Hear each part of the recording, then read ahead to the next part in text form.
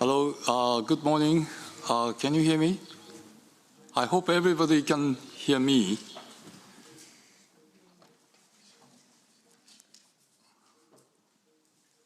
So, on the assumption that everybody can hear me, let me now start our meeting. Ladies and gentlemen, it is my pleasure to welcome you to part 3 of the open-ended intergovernmental working group in the framework of... Sorry, is this okay? I mean, yes. No. What I mean is everybody okay? Yeah. Because I heard the sound. Okay. Well, sorry. Maybe it's okay.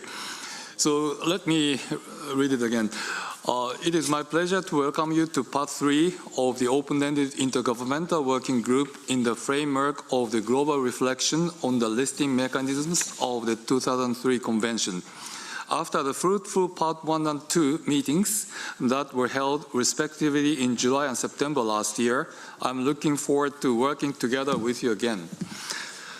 I can see that many delegates have connected to attend this meeting. Thank you so much for your interest in supporting the reform at hand, which I'm convinced to be crucial for the further development of our convention. Part 1 and Part 2 sessions benefit from the excellent cooperation from the Bureau members of the working group, who also acted as rapporteurs. They are Germany, Poland, Peru, Cote d'Ivoire, and Kuwait. I count once again on their help and wish to appreciate their support and availability in advance. Without further ado, well, here I was expecting the welcome speech by the ADG Culture, but he is not currently available. He is going to join us very shortly, but he's not in the room at this moment in time. So I would like to welcome him at around 10 o'clock. So pending his speech, let me proceed to the organizational matters. Now, for the sake of organization of the 2 days we have, I would like now to ask the Secretary of the Convention, Mr. Curtis, to provide some practical information. Mr. Curtis. Thank you, Mr. Chairperson, and I'd like to also take the opportunity to greet everyone who's come and to welcome you all to this meeting, and to welcome you back to the third part of this meeting of the Open-Ended Intergovernmental Working Group. This is to say that the agenda, objectives and working methodology of this Part 3 meeting will be dealt with in more detail in the next item, so I won't dwell on them now.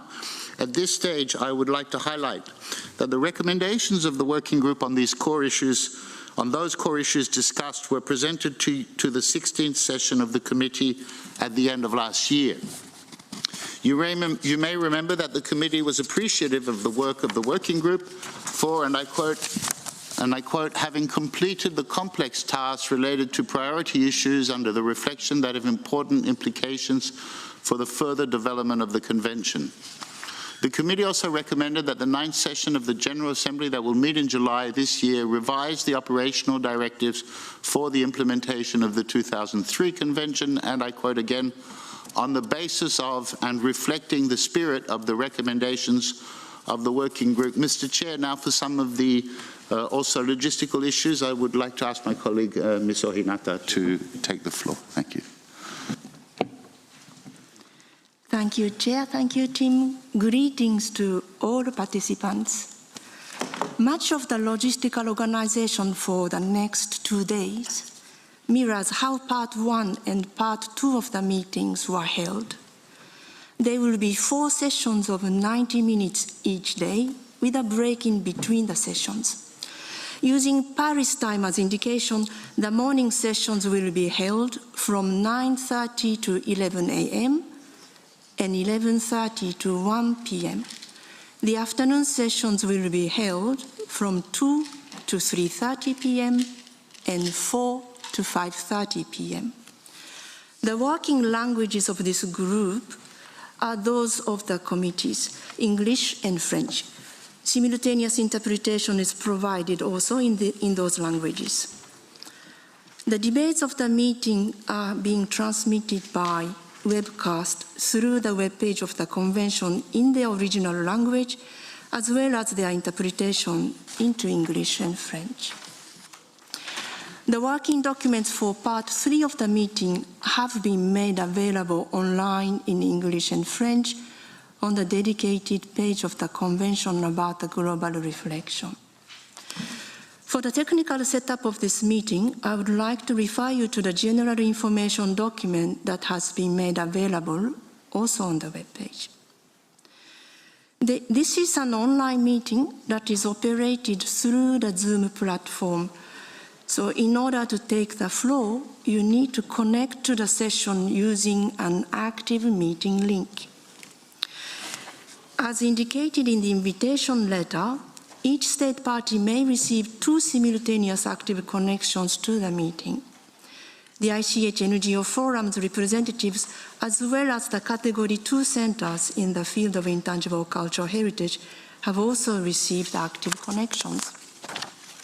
If you require an active connection, please make sure that you are registered through our online registration form on the website of the convention, and please send us a request by using the email address indicated on the screens. The recordings of part 2 of the meeting have been made available, as well as that of part 1 on the dedicated web page, together with the summary records. The recordings of the discussions and the summary records of this part 3 meeting will also be made public through the web page as soon as they will become available. To request the floor, please press the raise hand button, which will display a hand beside the participant's name. This button can be found at the bottom of the screen after pressing the icon Reactions. The Secretariat will be using the chat function to communicate general technical information. The participants are kindly requested to refrain from using it during the sessions, except when you wish to signal a point of order. In this case, the participant should raise their hand to indicate that they wish to speak, and please type point of order in the chat box. The working group will be adopting a set of recommendations building on those already adopted during the previous sessions of the working group. As before, only states parties can propose amendments, either orally by taking the floor or by sending proposals by email. We would like to request not to use the chat box for sending amendments. In case you wish to make written submissions, please send your texts by email to the ICH Amendments email address, and when doing so, kindly indicate the name of your country. Thank you very much. Thank you very much. Now, it would probably be better to have this welcome remarks by ADG Culture at this stage, but in order to make best use of our time available, let me now proceed to the history part of our discussions. That is what happened before in this working group. Now, in order to give a context to our part 3 meeting, allow me to briefly talk about what we managed to achieve through the previous 2 sessions. Now, given the extensive nature of the mandate, the working group was convened into parts, namely Part 1 and Part 2 meetings, taking place respectively in July and September last year. Our working group focused on 3 core priority issues of the reflection as identified by the committee. They are inscription criterion and, in particular, criterion R2. Specific procedures for removing or transferring elements from and between lists, and the extension of multinational and national files. For each of those topics, extensive discussions by the working group led to a set of specific recommendations, some of them with new procedures. The working group also recommended, amongst other things, initiating a separate reflection on the broader implementation of Article 18 of the Convention. This includes the continuation of the discussion on how to enhance dialogue and communication amongst stakeholders of the Convention, with a particular focus on communities, groups, and where appropriate, individuals.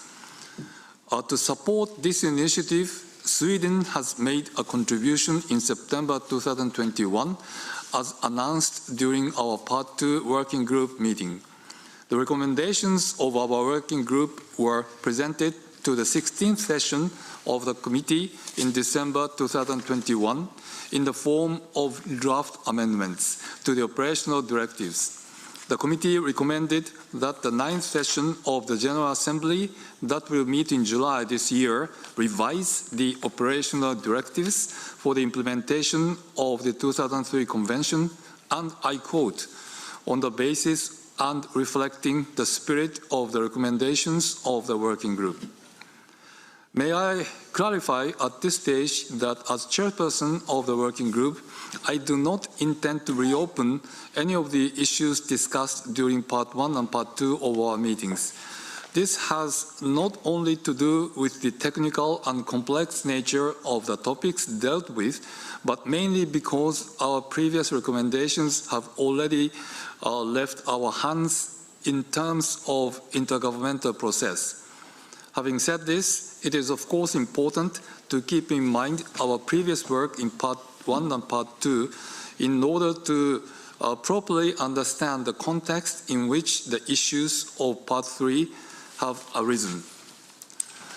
I am glad to be able to say that we have managed to deal with all key priority issues entrusted to us. This is not a small achievement. I wish to take this opportunity to thank our experts as well as the members of the working group for their significant engagement and cooperation that allowed those concrete results so far. Going forward, why are we meeting again for this Part 3 meeting? This is because there were quite a few topics that the working group did not have time to deal with, or several new issues were identified. The 16th session of the committee, upon the request from the working group, decided to extend its mandate to further discuss and conclude on those topics, which could be grouped into two main categories. The issues related to the annual number of files, including related aspects such as the composition and working methods of the evaluation body, and any other technical issues that require further reflection. Now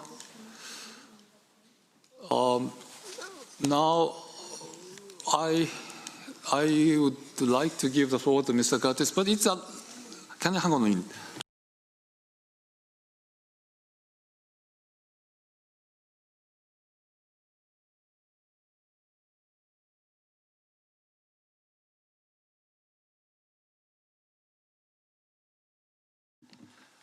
Okay, again, in order to make best use of time, I would like to ask Mr. Curtis to explain what are going to be discussed in the working group meetings ahead. Again, here I have to note that perhaps the welcome remarks by Mr. Otone, which talks about the priorities and substantive issues, that will be very important and relevant to our discussions, but I just want to make the best use of time. So I'd like to ask Mr. Curtis to take the floor now. Thank you. Thank you, Mr. Chairperson. Indeed, I'd just take this opportunity to ask the delegates to kindly refer to the working document 9, which concerns the agenda, objectives, and working methodology of this meeting. Because Part 3 is a continuation of Part 1 and Part 2 of the working group's meeting, the agenda and timetable are structured accordingly. In other words, Part 1 had agenda items 1 to 3, Part 2, 4 to 8, and therefore Part 3 continues the numbering and starts with agenda item 9, which is supported by document 9, and then 10, and so on. There are 3 main items on your agenda in order to cover 9 main reflection topics. Item 10 deals with 5 discussion topics that are ultimately linked to the annual number of files, even if they are not explicit about this in the language of the recommendations. This includes, most importantly, the composition and working methods of the evaluation body, and I say most importantly because the recommendation on the composition and the working methods of the evaluation body will necessarily have implications for the order of priorities as well as a number of other recommendations to follow. So working document 10, LHE/22/17.com WG/10 corresponds to this item. Item 11 focuses on 4 additional points requiring further reflection. They concern, firstly, the question of adjusting the order of priorities for states not having fulfilled their reporting obligations. Secondly, the possibility of obtaining additional information regarding nominations. Third, necessary procedures to examine exceptional cases. And fourth, the possibility of introducing a preliminary assessment in the evaluation process. And for this, I ask you to please refer to working document 11, LHE/22/17.com WG/11, which provides more information. Finally, the adoption of recommendations of the working group will happen under item 12, which will conclude the meeting based on the deliberations under item 10 and 11. Thank you, Mr. Chairperson. Thank you very much, Mr. Curtis. Now, I would like to say a few things about how I'm planning to proceed with this particular meeting. Now, as you are well aware, the number of files has been the most important issue. And it has been discussed many, many times. And therefore, priority has to be given to that particular item. Now, in doing so, in the following sessions, Secretariat will explain, right now, the Evaluation Body Secretariat are working very hard to its more or less maximum. So if you really want to increase the number of files to be processed every year, you have to make substantive changes in the current system. That practically means topic number 1, the evaluation body, and the Secretariat support for the evaluation body. So this topic number 1 is the most important topic. And if you look at other topics in the same category, topic 2, and particularly topic 4 and 5, those are very much related to our conclusions, to our discussion on topic 1. So, in this morning, I would like to hear your views on this topic, topic 1, in addition to your general statements. If there's no general statement to make, you don't have to make it. But please express your clear view about your wishes on the number of files, and also related issue of the working method and composition of the evaluation body, and also the Secretariat support. So that is a very important issue. I would like to see as many countries as possible to speak on this particular topic so that we can see where the majority lies. So in the following sessions, we will start with topic 1, and please clearly state your positions. I have an impression that this is a little bit divisive, in my impression, So it is all the more important for many countries to speak on this particular issue. And in the afternoon, I will try to see if we can settle some of the lower hanging fruits in my view. But that is topic 3, the Bureau's prerogative on international assistance, and also hopefully on the issue of backlog. The issue of backlog has been mentioned many, many times. The Secretariat has a very thorough research on what's going on there, and we are very clear about the situation in the backlog, and therefore this could also be a low-hanging fruit. So we will try those things in the afternoon, the first thing in the afternoon, and come back again to the topic 1. And hopefully, on the basis of discussions this morning, I would like to present draft recommendations on this part of the discussions. And then we will have another round of discussions on that particular topic. By that way, we would very much like to concentrate on topic 1 today. Now, can you hang on a minute, please?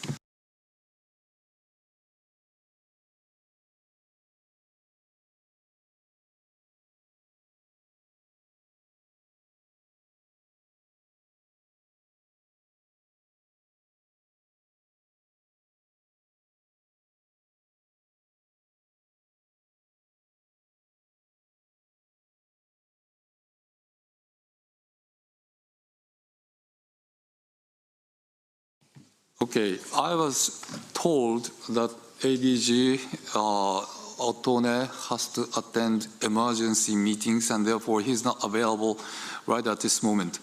So, of course, when he comes here, I would like to give him the floor. But in the meantime, again, to make the best use of time available, let us now deal with the issue of topic 1. So on that topic, Mr. Curtis, would you like to explain what it is?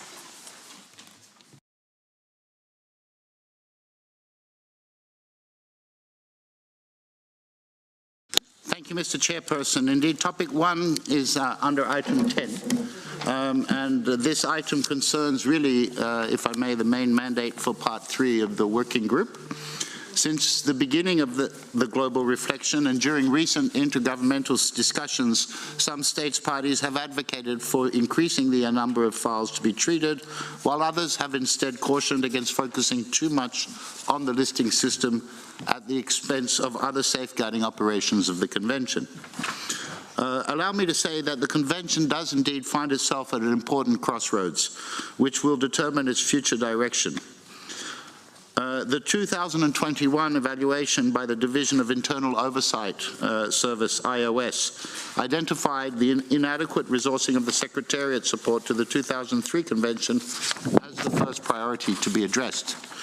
The IOS evaluation pointed to the need for the governing bodies of the Convention to clarify the priority areas to be pursued in order to avoid putting at risk the ability to respond adequately to both statutory requirements and programmatic work. I think the recommendation's on screen. I don't need to read it out. In this regard, the survey undertaken in the context of the IOS evaluation showed that member states considered the lack of national policies or legislative framework for intangible cultural heritage safeguarding as the most pressing issue. This underlines a continuously increasing demand that the Secretariat receives from states parties for capacity building support across all aspects of the Convention's implementation, and I might add not just for the listing purposes. Mr. Chairperson, allow me to present therefore document 10, which is structured in 4 main parts. Following a general introduction, part A represents the 5 topics that the working group is asked to consider under item 10, as shown on the screens. Topic 1, which you've mentioned. Topic 2, Topic 1 is about the adaptability and composition of the working methods of the evaluation body. Topic 2 is a proposal to examine 2 files per state every 3 years. Topic 3, moving into all international assistance requests to the Bureau. Topic 4 is whether the issue of transfers will be considered within the annual ceiling or not. And topic 5 is whether the issue of extensions to files will be considered within the annual ceiling or not. Given the issues identified by IOS as mentioned above, as well as the constraints in time faced by the members of the evaluation body in being able to assess all files submitted in a year, the issue of reviewing the composition and the working methods of the evaluation body, as you mentioned, seems to be the most significant of the 5 listed here. Once a clear conclusion can be given on this issue, then we will be able to better understand how to address a number of the other topics and conclude on the annual ceiling of nominations and the order of priorities. Part B of the document presents an analysis of the issues related to the current system, the annual ceiling, and the order of priorities. This part also includes the present situation regarding backlog files, as was requested by the 16th session of the committee, though it was not specifically included in the mandate of Part 3 working group. Part C provides an overview on the composition and working methods of the current evaluation body, emphasizing its workflow and explaining the costs associated with the nomination process. Part D of the document proposes for the consideration of the working group 2 broad options, option A and option B, and presents their respective implications and common considerations. In conclusion, Part E summarizes both options so the working group can conclude your recommendation on the issue of the number of nominations to be treated per cycle. Mr. Chairperson, the technical information provided under this item is both somewhat complex and voluminous. I hope nevertheless that the document is clear enough, and of course I remain ready to answer any questions that the members of the working group may have in this regard. In the meantime, I would like to highlight a few key points on the composition and working method of the evaluation body that may be important for the discussions to follow. The issues regarding the composition of the evaluation body essentially raise concerns as regards A, the quality and consistency of the evaluation, B, the cost involved, particularly for the Secretariat, and C, the timeline or time frame involved in the evaluation process. In that sense, doubling or splitting the body may raise issues in terms of consistency and coherence for quality and approach within a given cycle if 2 bodies are expected to raise separately. And I would like to take the opportunity to remind members that this is one of the reasons the previous 2-body system was merged into 1 body in 2015. And of course, the doubling or splitting the body would also effectively double the organizational workload of the Secretariat should it be expected to provide the same level of support that it currently does. Logically, should the number of meetings be doubled, the Secretariat would need to be substantially and proportionally reinforced in order to have the capacity to absorb such an increase and the means to adequately support the work of the evaluation body. One more thing is that I feel I must add is the production of concerns the production of the report of the evaluation body, which is intensive and must take place in about 3 months in order to meet all the statutory deadlines. The quality of these reports is really of utmost importance to the current and future credibility of the Convention, and it may be difficult to include considerably more files in the yearly cycle and expect that the same level quality of recommendations be delivered to the committee within the same time frame. And finally, there is a reference to the possibility otherwise of outsourcing the organization of the work of the evaluation body, but which comes with a number of other questions such as who would the task be entrusted to, how much would it cost, and how would the committee be able to ensure the continuity and quality of evaluations as well as their coherence with the principles of the conventions, and would it bring in risks in terms of fairness of treatment.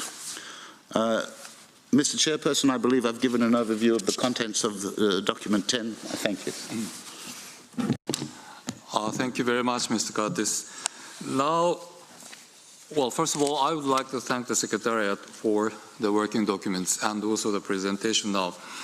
I think we understand the issue, and therefore, may I propose to start this item with a general discussion plus specific comments on this particular topic.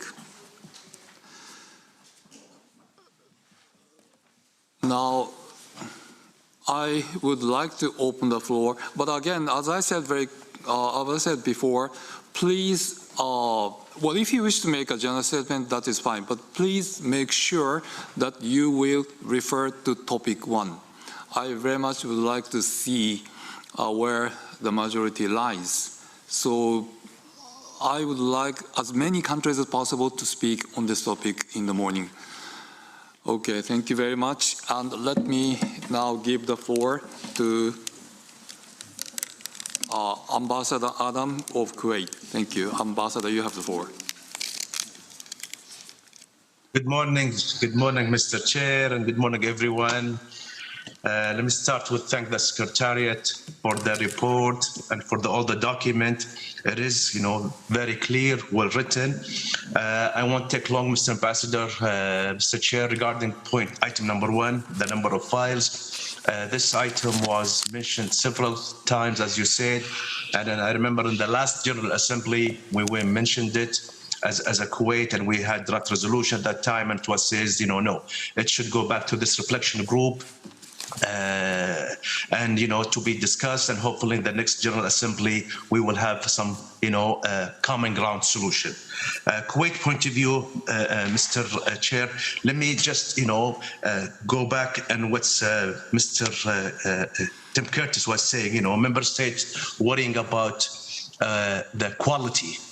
And I would like also later on to hear, this is a question, how we are measuring if the quality, went down or it's maintained, and what's based on what, some numbers, do they have any indicators saying, if the number of evaluators differ from 12 to different numbers.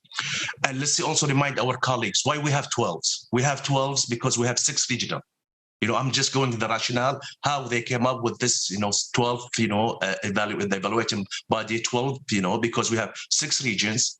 And, we have 6 experts and 6 NGOs, so total 12. So if UNESCO has 3 regions, we will have 6 evaluators, 3 from each region, 3 from NGOs. If we have 10 regions, we will have 20. If we have 10 regions, we will have 20 evaluators, 10 from each region and 10 from NGOs. So the number, it just came based on the number of regions. So there's no scientific, that determine the quality that gives number 12. Again, I'm saying number 12.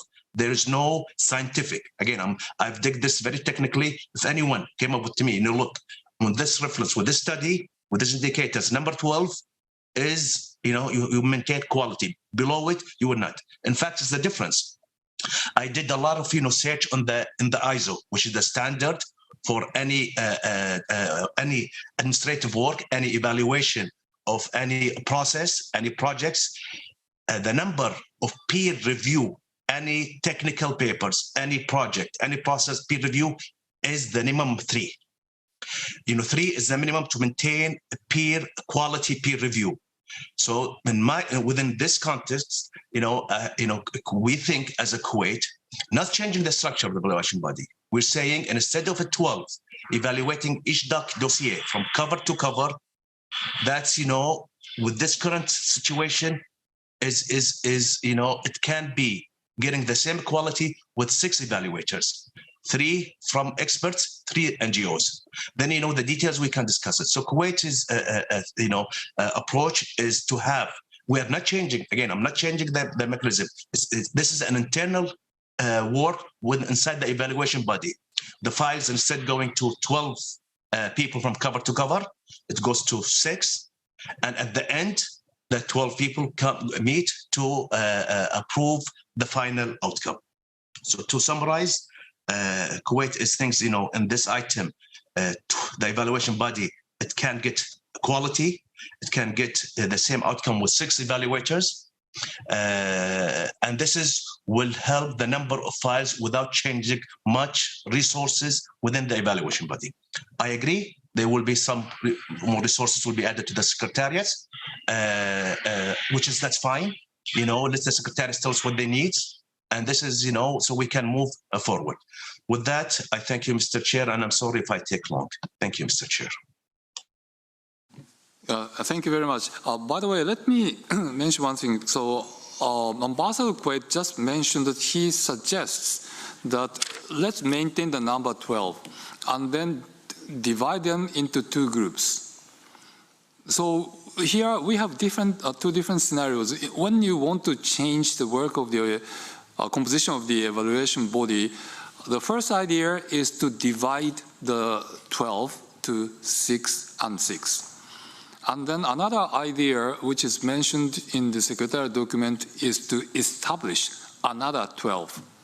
So there are 2 options here, 12 times 2 or 12 divided by 2. So those are the 2 ideas indicated in the secretariat. And if the delegation can mention their preference, if the delegations want to have a change in the working method and structure of the evaluation body, please try to mention which option you prefer, 12 times 2 or 12 divided by 2. Thank you. And with that, now I would like to give the floor to Switzerland, please. Merci, Monsieur le Président. Thank you, Chair. Switzerland would like to thank the Chair as well as the Bureau of this working group and the Secretariat for having prepared this crucial item. Now, the approach that is suggested, considering the various issues at hand, are very relevant, and in particular, we have detailed information on institutional implications, organizational and financial implications on changing the file number per cycle. And so this is extremely helpful to our work, as Mr. Curtis reminded us. Now, we will have to adapt our evaluation processes to respond to these challenges, but without destabilizing a system that works and thereby limit the scope of our convention. And so Switzerland would favor maintaining the current ceiling, but to adapt the order of priority in order to guarantee quality, equity, and better geographical representation. And we will give more information under the relevant item. Thank you, Chair. Very much. Now, Japan to be followed by Burkina Faso. Japan, please. Merci, Monsieur le Président. Thank you, Chair. Japan is happy with the work that has been accomplished under the framework of the global reflection, particularly as regards transferring and removing elements and the enlarged scope. We look forward to a fruitful discussion, and we also believe that it is fundamental to maintain the priority 0. Otherwise, if state parties could not have guaranteed inscription on a regular basis, that would be counterproductive in the framework of safeguarding cultural heritage. Now, on topic 1, we believe that the suggestion made by Kuwait could work. However, we believe that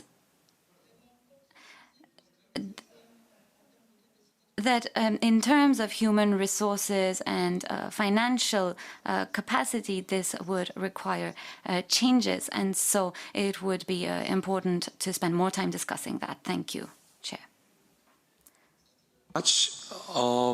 Now, Burkina Faso to be followed by Saudi Arabia. Burkina Faso, please. Thank you, Chair.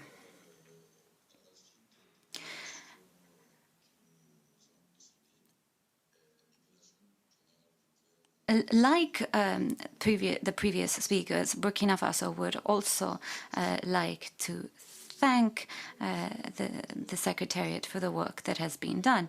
And we would like to make a general comment on the subject of the number of files submitted each year.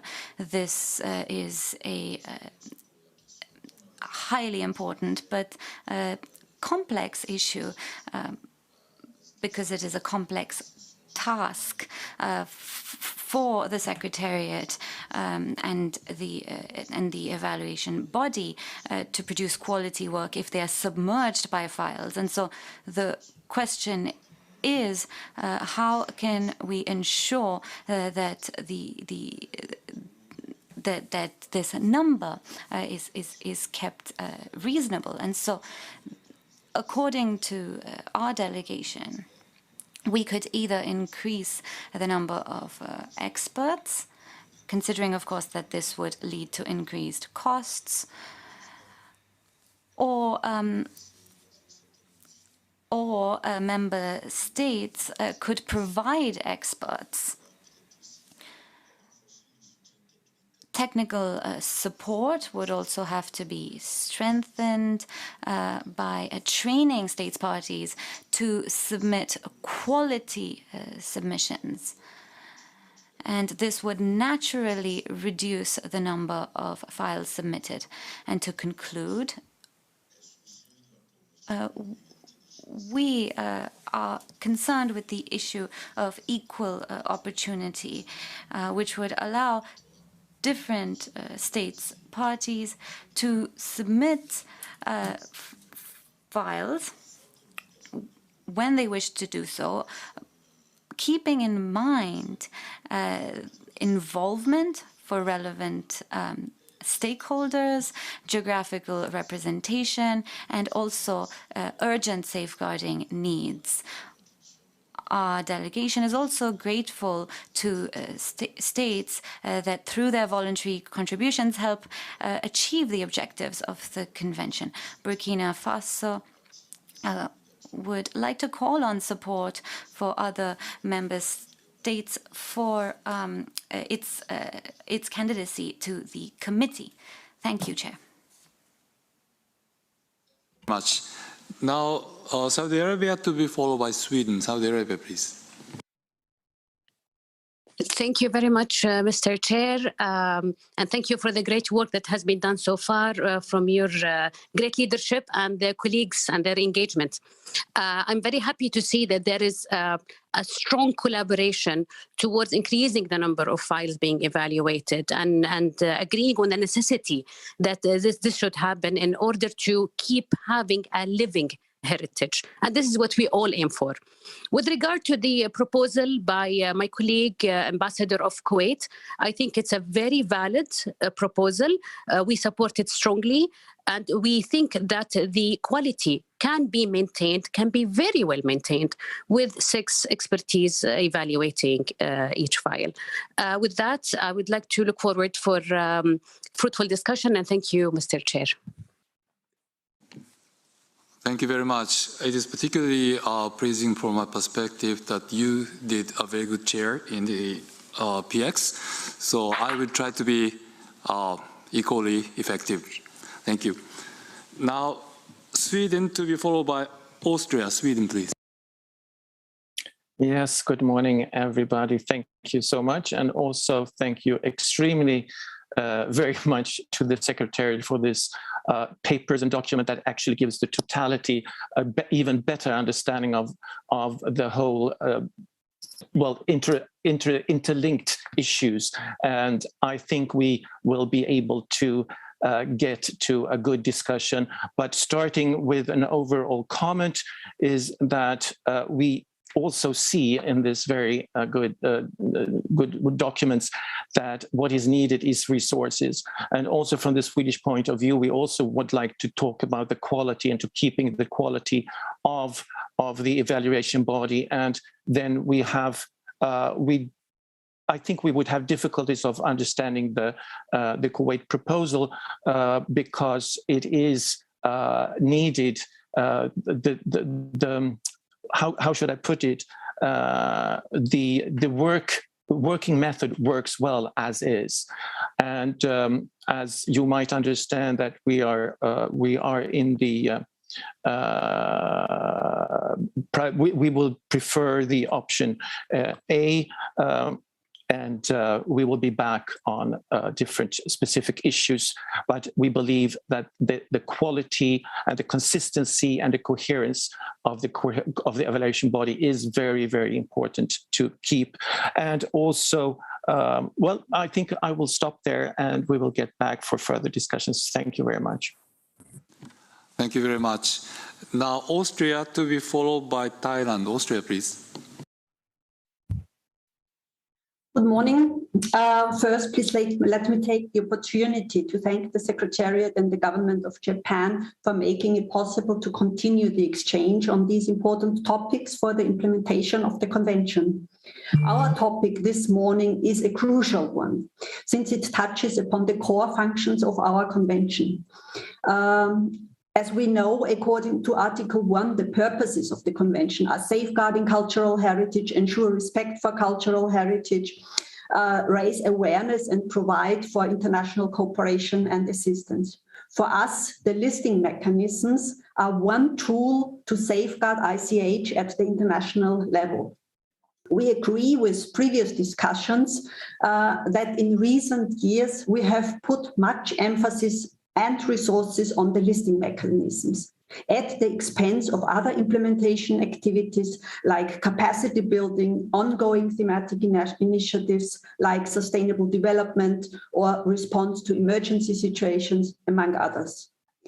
Taking into account the IOS recommendation that we have to set priority areas, and also taking into account that we are already spending $1 to $1.2 million yearly on the current listing mechanism, it seems difficult to justify more investments in the listing mechanisms, where additionally we would also risk inconsistent evaluations within a cycle, for instance, by splitting the evaluation body or doubling it.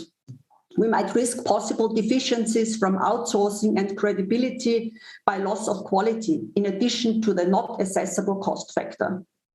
As the Secretariat states clearly, an increased number of submitted files is not manageable for different reasons.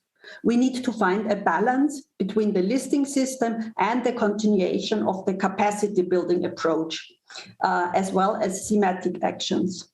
Capacity building activities have the potential of bringing benefits to various stakeholders, including communities, associations, and experts. To sum up, our delegation is in favor of option A as outlined in document 10. Thank you. Thank you very much. Now, Thailand to be followed by the Netherlands. Thailand, please. Thank you very much, Chair. First of all, we would like to congratulate UNESCO and the Chair for having organized this meeting online successfully, and this is the third time. We are very happy and honored to have been as a part of this meeting from the very beginning. On the issue in front of us now, we would like to emphasize the following principles. First, quality. This should be maintained. But to maintain quality, we will be supportive of either mechanism, either the 12 members time 2 or 12 divided into 2 groups as necessary and as effective. The second principle we would like to support is equal opportunity. This is always important in UNESCO, and we support the view expressed earlier by a colleague that all party members should be able to nominate to the ICH list as they wish. This should be perhaps accompanied by the principle of capacity building, or the mechanism of capacity building, to be able to enable the member countries to be able to nominate for quality. Thank you very much, Chair. Thank you very much. Now, Netherlands to be followed by Colombia. Netherlands, please. Thank you, Mr. Chair. The Netherlands would like to thank the Secretariat for the excellent preparation of this meeting and the clear documents they provided. They were very helpful. And we would also like to thank Japan for the support for the organization of this expert meeting, which we value highly. Concerning the issue of the annual number of files, the Netherlands has always stressed that we have to follow as much as possible the expertise and the evaluations of the evaluation body. We highly value their work and the consistency and quality of their reports. Furthermore, countering the geographical imbalance, not only for the lists, but also, for instance, for the NGO forum, should have our highest priority. We do not think, however, that setting the annual ceiling at a higher number will improve the regional balance. Capacity building and simplified nomination procedures play a much bigger role in this, we think. Considering practicability and viability, we therefore tend towards the option to continue the current de facto system, which is option A. Thank you very much. Thank you very much. Now, Colombia to be followed by Venezuela. Colombia, please. Thank you very much, Mr. Chair, and it's a pleasure again to have you here, and thank you to Japan for making this meeting happen. So I would like to join some previous of my colleagues saying that our evaluation body and the methodology that we have in place is working very well. It's known for its quality, it's known for its high level, and the augmentation of division in two groups can be problematic. And here I want to stress as well the problem that we'll have the Secretariat. And in this sense, I believe we need to have, we need to reflect more on this issue, since we know it's not for us here or the committee to put more people or more staff in the Secretariat to do the work and the technical work they have to do. So we need to have that in mind when we choose one of these options. For Colombia, actually, it will be better to maintain what we have and strengthen the capacity building. We joined Austria and Sweden, I believe it was, where they said that we really need to reinforce the other aspects of the convention. We know the listing is very important, not only for us as state parties, but also for our communities. There's a huge work behind it. It's actually for them a very important thing to achieve, to be in the list of World Heritage. So we need to think this in a more broad way, and the implications, I mean, as well as we need more evaluations or more success in these files, we need to see it as a comprehensive situation. So in that sense, Colombia would prefer option A with some comments, but as well, we really want to have in mind that we need to have a proper balance between the listing and the rest, especially reinforcing the capacity building. And in that, and I will join the Netherlands in this, allowing with that capacity building to have better files. And that equity in succeeding the files can be done differently, and we will talk further about it. But I would really like to stress the problem that we have now with this success of this convention and the low staff we have in the Secretariat. So thank you very much, Mr. President. Thank you very much. Now, Venezuela to be followed by Lithuania. Venezuela, please. Thank you very much, Mr. President. And once again, I want to congratulate you. You have led this meeting in the previous sessions, and you've done so very well. I think we've been able to come forward and move ahead in a good pace for a very complicated situation. Also, I want to thank the Secretariat for the document that they presented. I think it allowed to have a good idea of what is the current scenario. However, I think the document is still missing some information.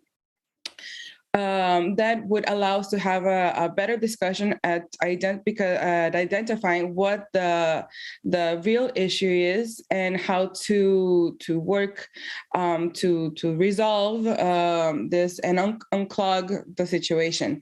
So I'll just to summarize it first, I would say that we, like Colombia just said, we prefer option A out of the proposals, with some comments that we could present for later on. However, I would also like to take the moment to identify that I think we have two problems, because as we see the document, as it was presented at least, and especially in the document Annex 2, for example, it would have been good, or it would be good to know the year in which the dossiers that are in backlog have been presented, especially when we see that there are 22, 23, 21 by a number of countries, or a few number of countries, because that basically makes up 50% of the backlog. And the other ones seem to be less, a more feasible number to which to deal with. So then I would have questions whether the number of files that we're talking about increasing or remaining the same, are they just files that are being introduced all at the same time, or are we dealing with the backlog? Or what happens if a country decides that a file that they presented, they want to take it, not consider it? So that would mean that we'll come back to priority 0? Like I think there are many questions that need to be responded in this regard, so we can actually have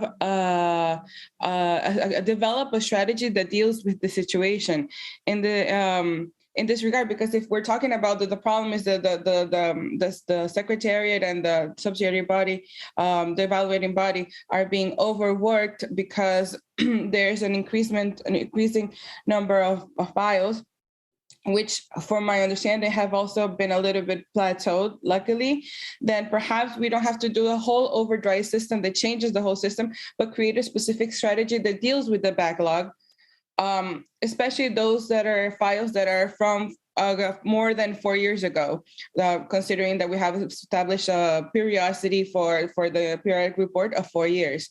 So that is my observation. Thank you very much. Thank you very much. Thank you, first of all, for your kind words, and also some questions. Now, can I just take a moment to give the floor to Tim so that he can clarify the issues of quality as well as backlog? Thank you. Thank you, Mr. Chairperson. No, I think there was two questions sort of posed to the Secretariat at the moment. One concerns the definition of quality, or what is meant by quality.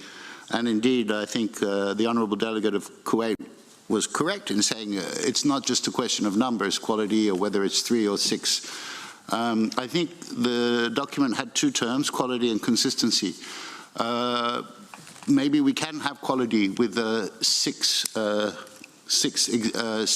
evaluators. That's not really the core.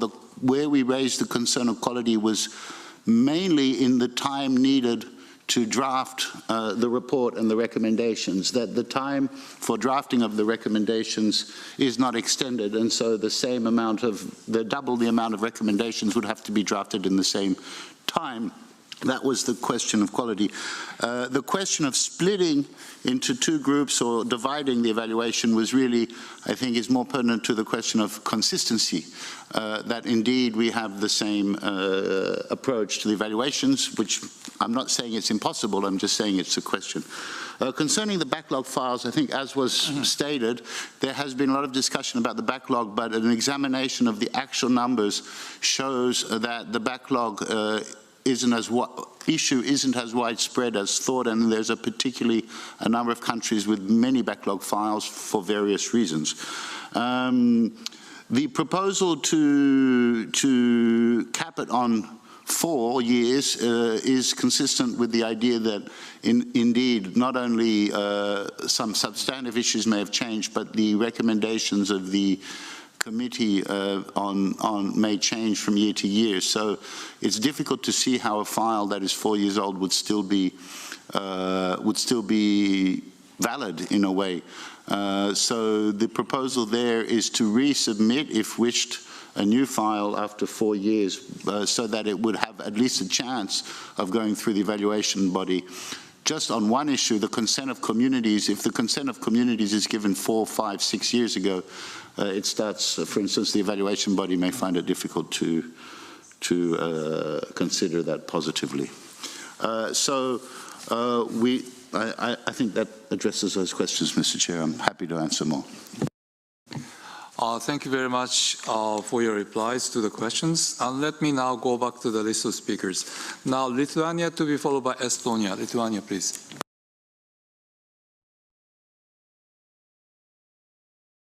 Merci, Monsieur le Président. Thank you, Chair.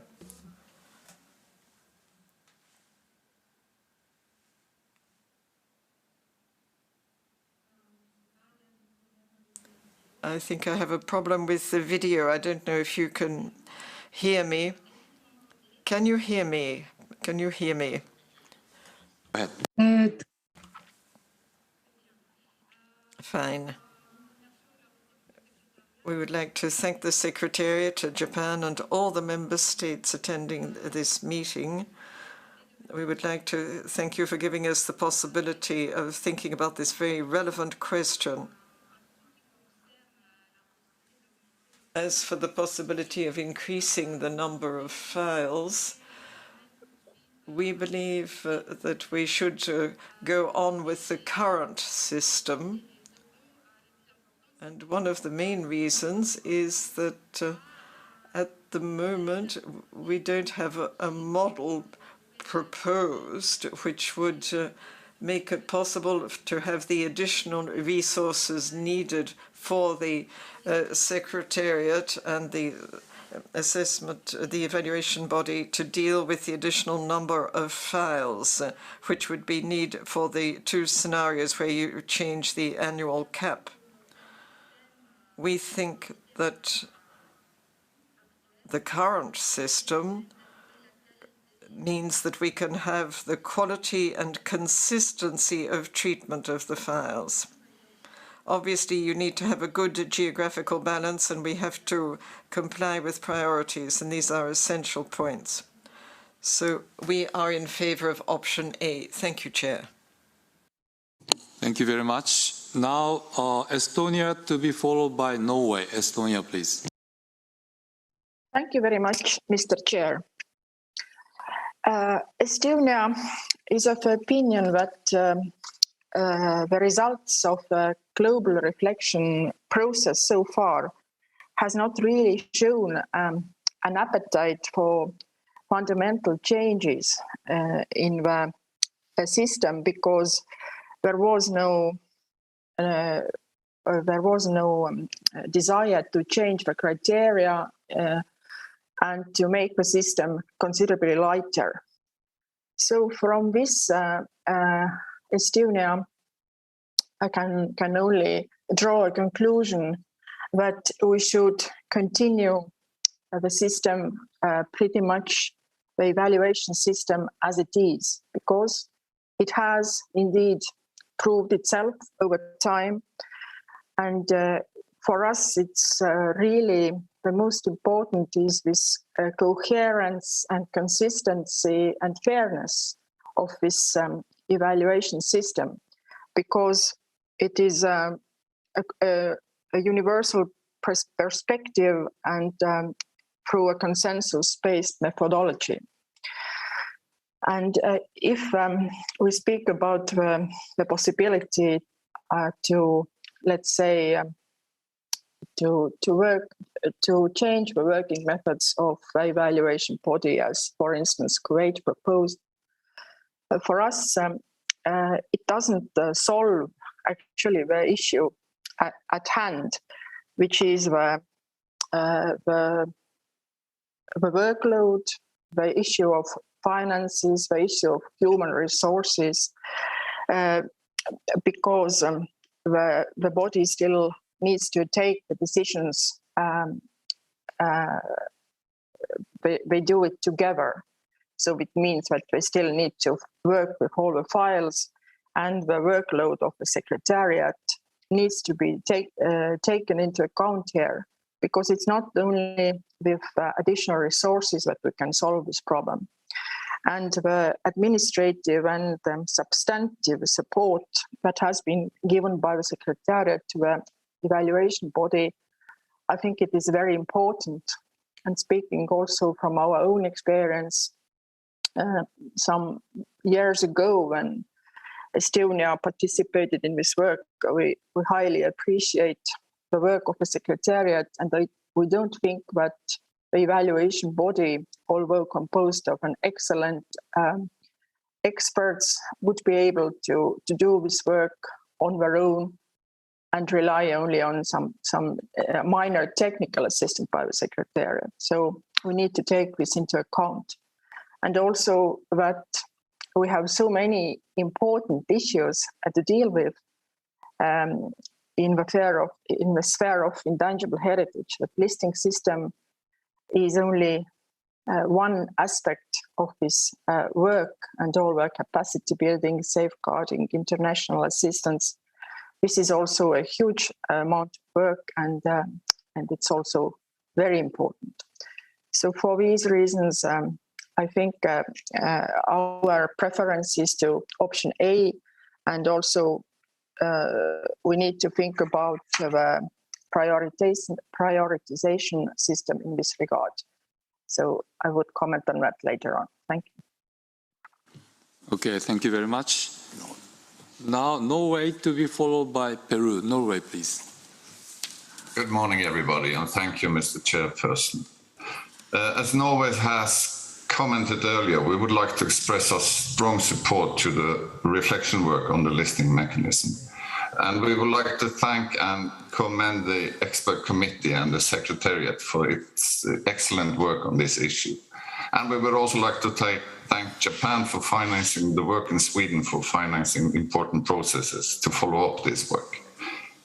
As Norway has pointed out earlier, we think it's important to ensure that the experts' assessments are followed in the processing of the nominations. And we think it's of utmost importance to ensure equal treatment of the nominations, and that this must be taken into account in the composition and the working methods established in the evaluation body.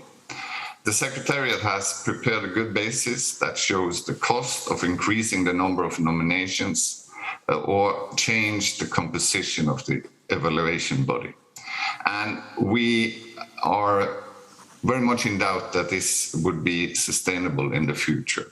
So the short statement from Norway at this point is that we would like to echo both Colombia, Austria, and Sweden in this topic, and several others, and would clearly state that we are in favor of the option A. Thank you. Thank you very much. Now, Peru to be followed by Mexico. Peru, please. Thank you very much, Mr. President. First of all, we would like to thank you for the work done in preparing this meeting. We believe that it is important to address this topic today, which is very relevant for the future development of the work within the framework of this convention, especially given the growing demand for inscribing new files in the Intangible Cultural Heritage Convention list, which we consider it's very good, it's good. However, always bearing in mind the objective of not diminishing the quality, the coherence and consistency of the evaluation body's work, we considered it important that a way should be found so that this body can evaluate more files. We are open to consensus, obviously, but we insist on this and the importance of making efforts to increase the number of files that can be evaluated per cycle. So in that case, we would support option B. Thank you, Mr. President. Can I clarify? Did you say that you support option B? Yeah, increasing the number of files, more than 65 per year. And in saying so, do you also support the changes in the evaluation body or the working method? If that implies, yes. If this increase implies changes, yes. Okay, thank you very much. Now, Mexico to be followed by Finland. Mexico, please. Thank you, Mr. Chair. The Mexican delegation would like to congratulate you and the Secretariat for conducting this important process. And while related to item 10, we stress our support to option A, as we think we have to focus on other issues related to the implementation of the convention. For example, the evaluation of the impact of the inscriptions and the strengthening of the capacity building strategy, as my previous colleagues have stressed out, but also to give the correct message about the main objectives of the convention. Thank you very much. Thank you very much. Now, Finland to be followed by China. Finland, please.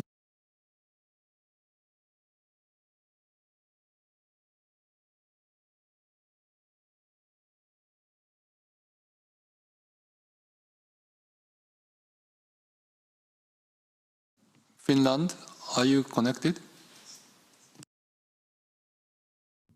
Yes, sorry for that. Thank you, Mr. Chair, and sorry for the problem with my camera this morning.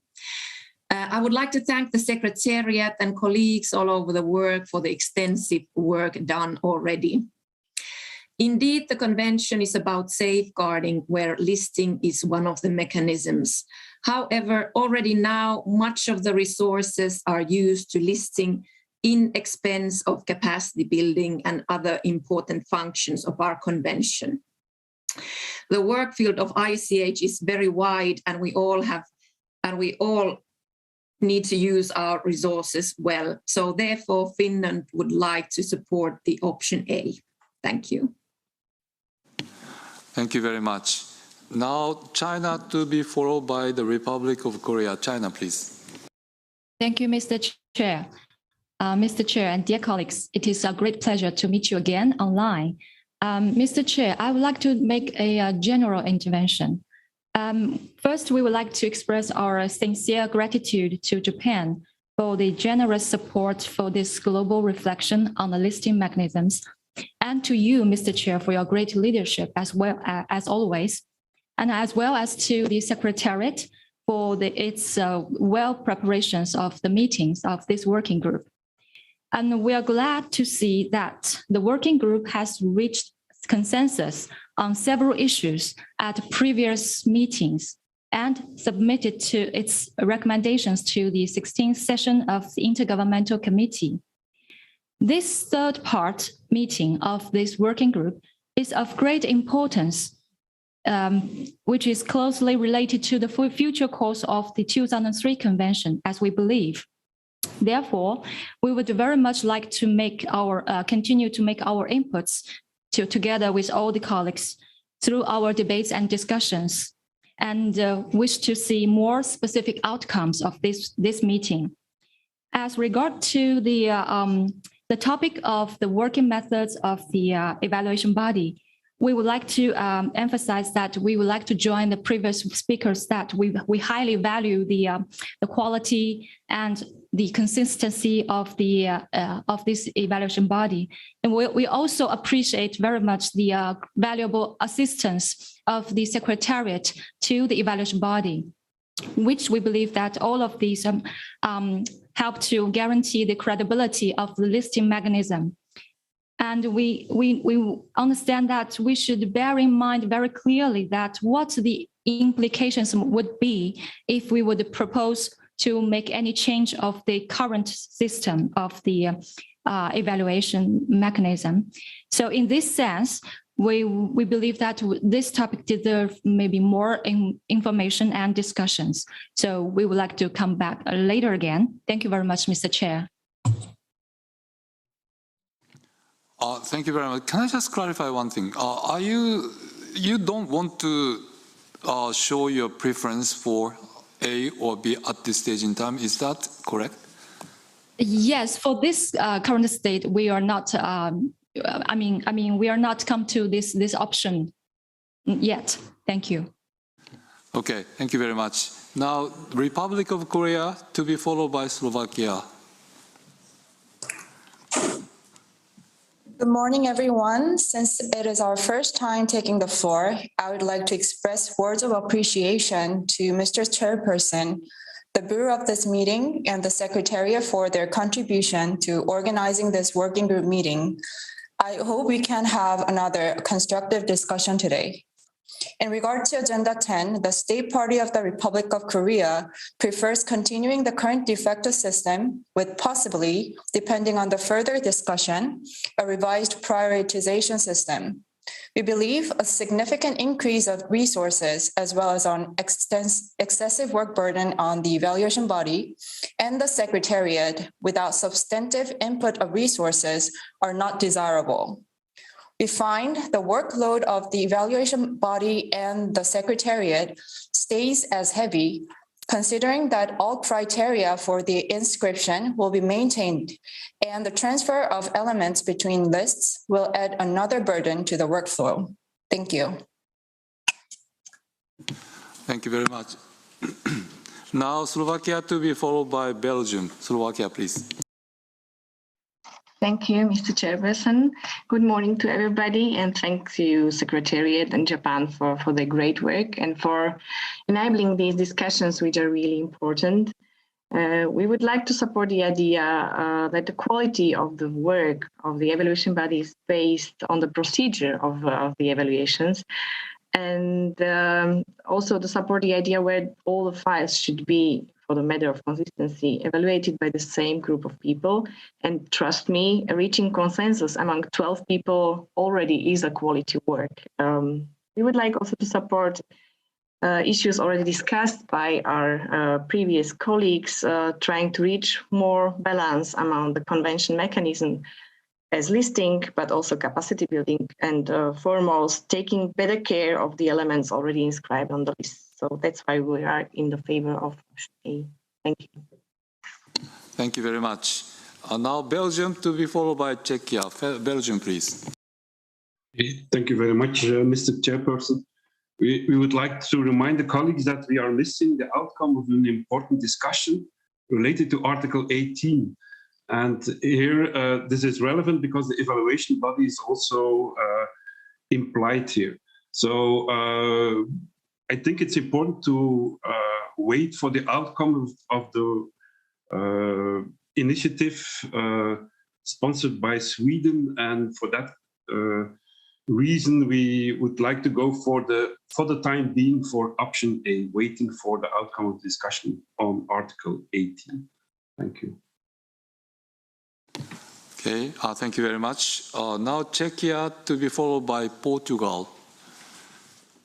Thank you very much, Mr. Chair. I apologize that I cannot switch on my video. Firstly, thank you everyone who has been participating at preparing this meeting. In our opinion, it is not an easy issue to extend the size of the evaluation body or to divide the task between two groups, because the consequences go far beyond the evaluation body. And they impact, first of all, the Secretariat and our budget. We had a chance to introduce quite radical changes in the whole system and to lighten it considerably, but we decided for a more conservative approach. So maybe now we do not have much space to work with the ceiling with regard to these two things that I mentioned. The idea of dividing the existing evaluation body into two groups would not be totally unacceptable for us, but the dynamic of each group would probably be different. And we must count on it that the results of each group may influence the overall picture of the entire cycle, and the consistency of the evaluation may be impacted, as has been explained already. It is definitely not possible, if we divide the work, to expect that all 12 members will validate evaluation of all files in the cycle. That obviously is not possible, so we would always have like two different sets of evaluations. We are also worried about the costs, and first of all, about human resources, because we know very well what it entails on the part of the Secretariat. For us, the priorities in terms of funding do not lie only in the listing mechanisms, except for the urgent safeguarding list, of course. And about good safeguarding practices, we will speak later at our next meeting. Although just like our previous speakers, we also acknowledge the importance of listing and the importance it has for the communities and for the safeguarding of the elements itself. For us, the priorities still lie particularly in capacity building and assistance to countries concerning implementation of the Convention on their territories. We would prefer concentrating on regional balance among the inscribed elements as one of the priorities within our today's discussions. Talking about the initial proposal by Kuwait, we consider the division of the evaluation body into two groups as the easy part. But we would like to hear from the state parties who are supporting this idea, how, in their perspective, we should deal with the increased amount of work for the Secretariat and for the committee, because the time would double also for the committee and that we would spend on the files, and which budget items should be cut to secure resources for the potential new procedures. And if we do not come up with clear and satisfactory answers to these questions during this meeting, then we definitely prefer continuing with the current system. Thank you. Thank you very much. Now I would like to give the floor to Portugal and stop there because we need to have a break from 11. So Portugal, please. Thank you, Mr. Chair. Good morning, all. As a general statement, we are open to consider enlarging the evaluation body and adjusting working methods, while recognizing that these would raise concerns in itself that should be addressed. But for us, the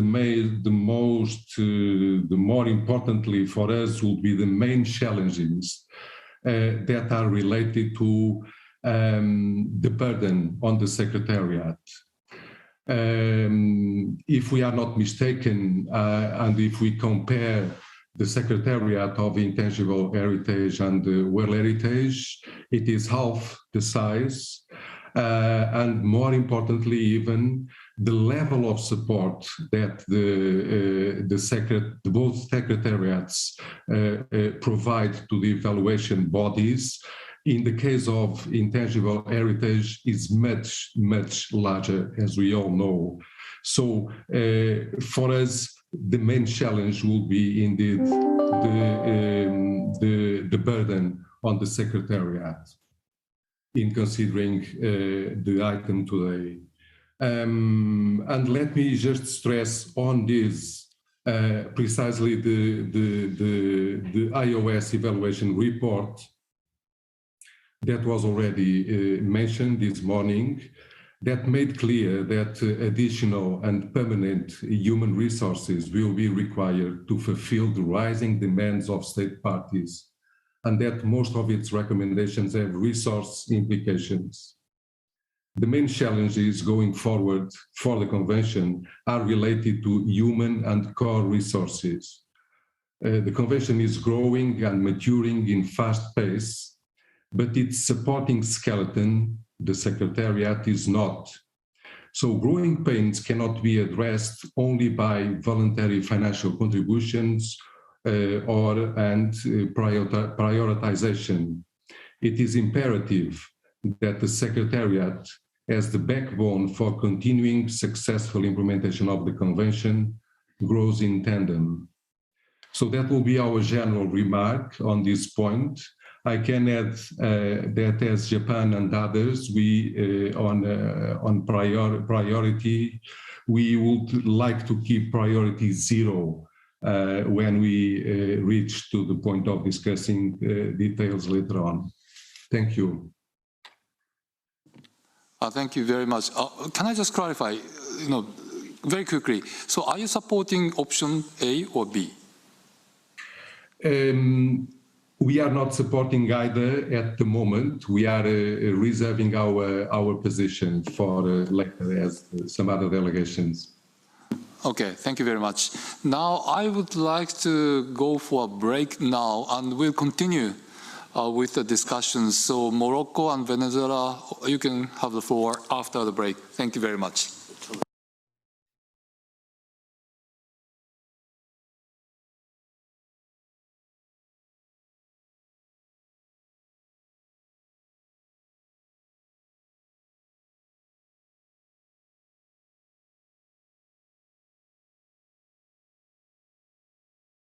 I'm sure they will. Dear participants, just to remind you, please do stay connected in Zoom, although you might want to remember to turn off your microphones, of course, and so that you remain in the virtual room to facilitate the return and not move to another one. And please be back in half an hour at 11:30. Thank you.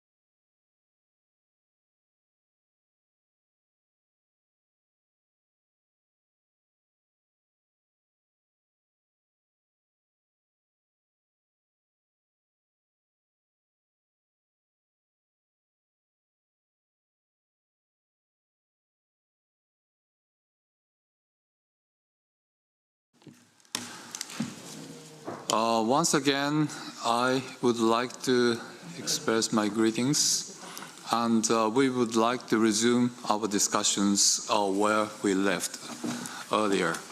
So we still have two hands, Morocco and Venezuela. So I'll give the floor to those two delegations.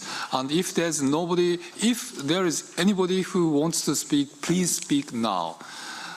Otherwise, at least there are 4 countries which express some reservations about the position in relation to our topic, to the issue of priority. So let us just finish all the views on topic 1. And if we have time, we would like to touch on the issue of topic 2, because for some delegations, those two things are related. Now, I would like to give the floor to the Ambassador of Morocco. Thank you for joining us.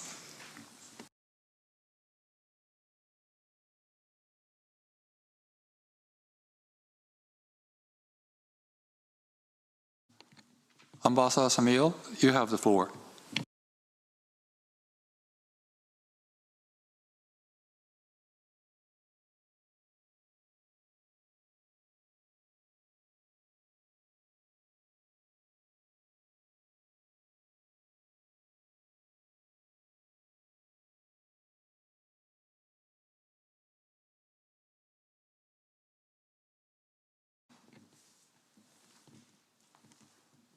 Hello, I can't hear you, Samuel.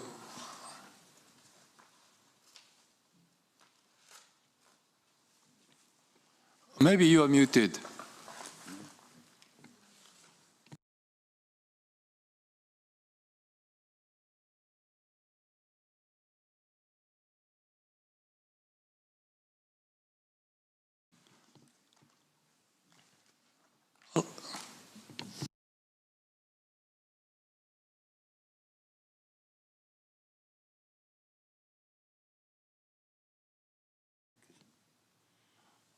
Ambassador Samuel.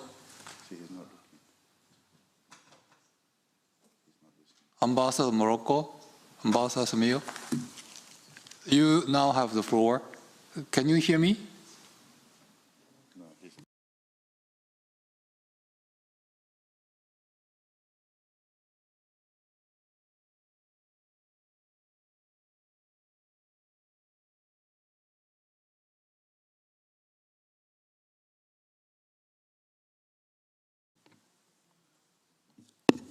Hello, Ambassador Samuel. He's writing in the chat. Okay, I understand that you have a bit of a problem, technical problem. So in that case, can I go to Venezuela? And in the meantime, I promise to go back to Morocco later. Venezuela, please. Thank you very much, Chair, and thank you for allowing me to take the floor once again on on this subject. Evidently, is a subject that is very concerning to everyone. But I once again would like to stress some of the questions I made regarding the backlog, in which what was the average. Or when was this the big concentration of backlog made? Like, as in when have these files been introduced that require to be reviewed? As in, are they older than 4 years or etc.? Again, because I think this would also allow us on how to identify on how to move forward, and to identify the specific steps that we should take to resolve the situation, and perhaps also adding on to that, I would kindly like to know if there's an average of, at the moment, how many new files are coming in, be it national and also when they are multinational. to understand how we are developing this, how this situation is developing. And one final that I forgot to mention before is that I've been made aware by my experts that in the past, at least before around 2011, there was a mechanism in which the evaluating body worked in closer cooperation with the national experts, etc., which allowed for the revision of many files and without additional cost to the Secretariat. I understand that this wasn't a perfect mechanism. However, as it was a mechanism that it did have also some positive aspects, perhaps when we are evaluating, considering regarding raising or dealing with the current situation at hand, but instead of outsourcing or adding additional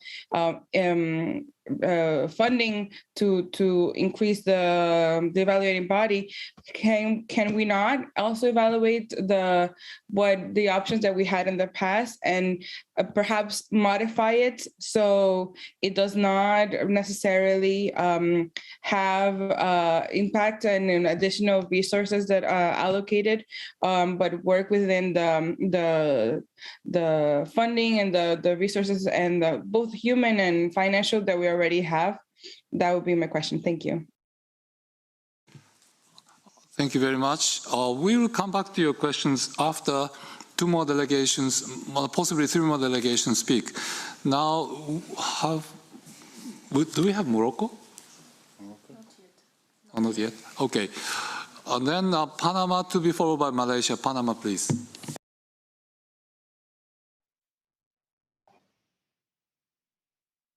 Good day to all. Can you hear me? Yes, please. Thank you very much. Being this the first time, I would like to give thanks to you for preceding this meeting and for the Secretariat and the rest of the delegations for taking the time to see such important topics. That said, the delegation of Panama strongly supports option A, which will need to be discussed as well.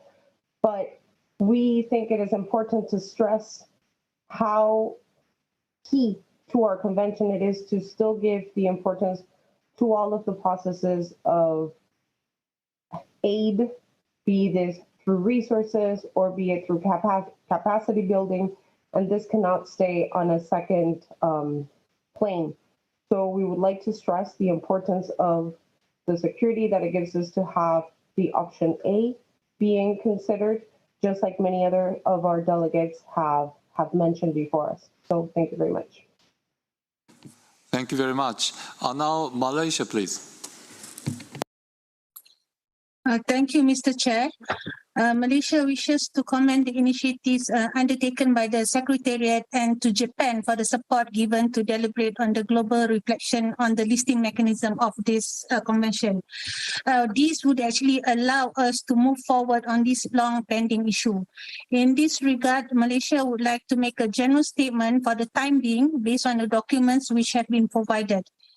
Emphasis should be given to capacity building as well as to reiterate on the monitoring of reporting of the elements which have been inscribed as required by the convention. Malaysia understands the constraints and challenges faced by the evaluation bodies due to the limited number of experts as compared to the overwhelming dossiers received on annual basis, which led to having backlog files. Based on this option given, Malaysia is inclined to option A, but would like to listen further as we move along based on the suggestions provided by Kuwait a while ago. Thank you. Thank you very much. Now Saudi Arabia and Colombia, and then I will have some reactions to the questions posed by Venezuela after those two delegations. Saudi Arabia, please. Thank you very much, Mr. Chair, and apologies for taking the floor again, but there was a question raised by one of the distinguished representatives saying that how can we foresee, even if we divide and have 6 evaluators for and keep the same number as 12, while there will be an extra burden on the Secretariat. And would there, I mean, I really appreciate the work that they are doing. I know Tim and the team, they do have a lot of burden on them. And that's why the answer is to increase the resources. I don't see why is it a forbidden topic to look at increasing the resources if it's going to increase the efficiency, if it's going to yield results, if we are going to preserve the living heritage. Why not increase it? And we can look at multiple options there. I think we do have a lot of options within UNESCO. I think we can call now and discuss. This is the real cause for having this intergovernmental discussion here today, is to find a solution for that. So why wait? Why postpone? Why say we want more clarity or more options? Let's discuss the options now. I think raising the resources is a very good answer. Thank you. Thank you very much, Mr. Chair. Thank you very much. Now, Colombia, please. Thank you very much, Mr. Chair, for giving me the floor again. So I would like to stress two things. Well, first of all, what Ambassador of Saudi Arabia just said, and I totally agree that it's something that we have to discuss and we have to acknowledge, and we have to find a solution within the options that are given in this document, meaning that it shouldn't be a limitation, but something to further discuss or further decide. And maybe this won't be the place, but we need to find where can we define it. And also my other point is regarding the question from Venezuela, because I have the same question, because it will be interesting to know what causes this backlog, if it is the same for everyone, like for the whole situation, if it changes between regions, and how can we address this? Because if we can solve this clogging in the backlog, maybe we can also find a better solution to the augmentation of the number of files or not. And I think that is a very, very important situation. So I don't know if the Secretariat can answer that just now, or if we wait to the other where we get to that item to be very precise and give more specific questions, which I have a couple. Thank you very much, Mr. Chair. Thank you very much. Now we have Ambassador Samir. Are you online now? Yes, do you hear me, Chair? Yes, I do, please. Oh, thank you. Merci, Monsieur le Président. Je m'exprime. Well, thank you very much. It's my first time taking the floor this morning. I'd like to thank you, first of all, for the wonderful organization of this extremely important meeting, congratulate the Secretariat for the excellent work done, and for the documents we have been provided. Thank you very much for that. I just wanted to say that we're breaching a very important subject this morning, one that we should take a forward-looking approach to, because we are starting from a real situation whereby more and more of the parties to the convention are taking an interest in it, so that increasingly we are going to be faced with pressure about proposals for inclusion. It seems, therefore, that we need to be much more interactive than we have been in the face of this changed situation. I'd like to thank all of the member states and representatives who have already spoken today. I fully understand, of course, their concerns and their apprehensions about making changes to the mechanism, but I do feel that ultimately we will have to do so if we are to interact in a positive way in the face of this increasing level of demands. I think the suggestion from the Ambassador of Kuwait is a very relevant one. That would not affect the consistency, the quality, or the geographical balance, it seems to me, given that the criteria would remain unchanged, and of course provide for the consistency of our approach. I feel then that it is important for us, and that is also part of our role, isn't it, not to be satisfied with a certain level of comfort when we see that there is a growing demand and pressure from the number of files which are being submitted. There are frustrations expressed when it comes to the communities in a lot of the member states who are parties to the convention. I do think we need to grapple with that changing reality. The ambassador of Saudi Arabia was rightly emphasizing that we need to strengthen the resources the Secretariat has at its disposal. I fully understand, of course, that given the current situation, needless to say, the Secretariat is not able to process all of the files. It needs strengthening or stronger resources. And if we do not do this, if we stay with the existing mechanism, we're going to run into a brick wall, a dead end. And so I do think we need to have a forward-looking, longer-term vision when it comes to the inclusion of files. I think that we should be able to find mechanisms. We should not consider that things are set in stone. We have to be able to interact and to bring about reforms. I would be more favorable to option B, option 2, as suggested by the Ambassador of Kuwait. Thank you very much for your attention. Now, Ambassador of Kuwait, Adam, you have the floor.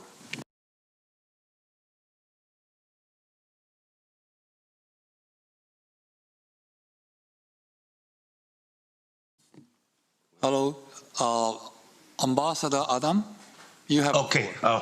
Okay, thank you. Thank you, Mr. Chair, and I'm really sorry to take the floor again. Just, a quick last remark.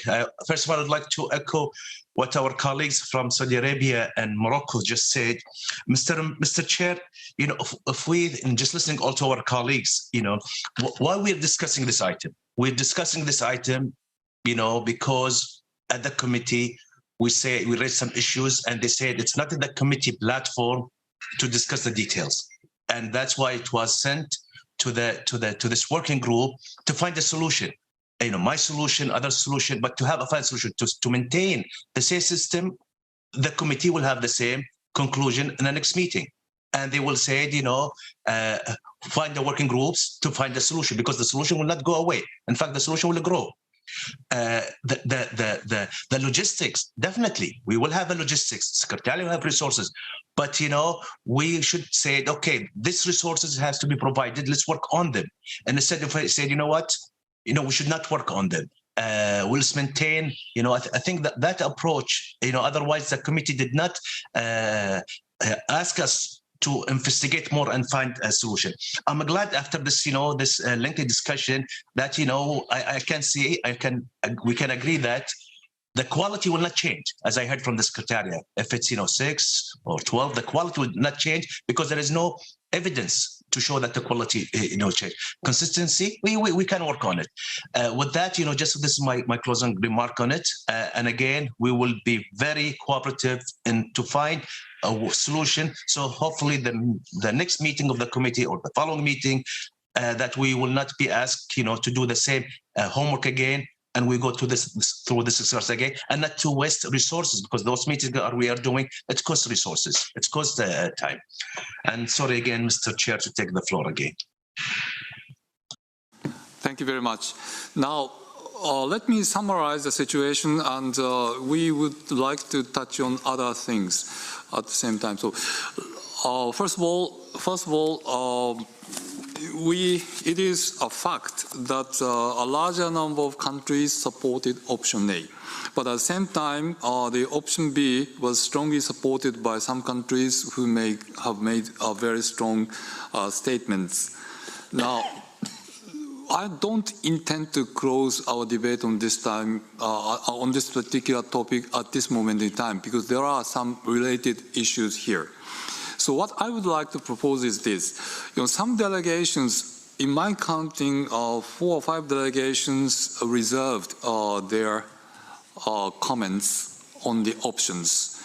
And maybe, well, at least 2 delegations made it quite clear that their reservation is related to the issue of priority, the order of priority. That is topic 2. So I would like to now go to topic 2 for discussion. Now, after that, we will also have a discussion on topic 3.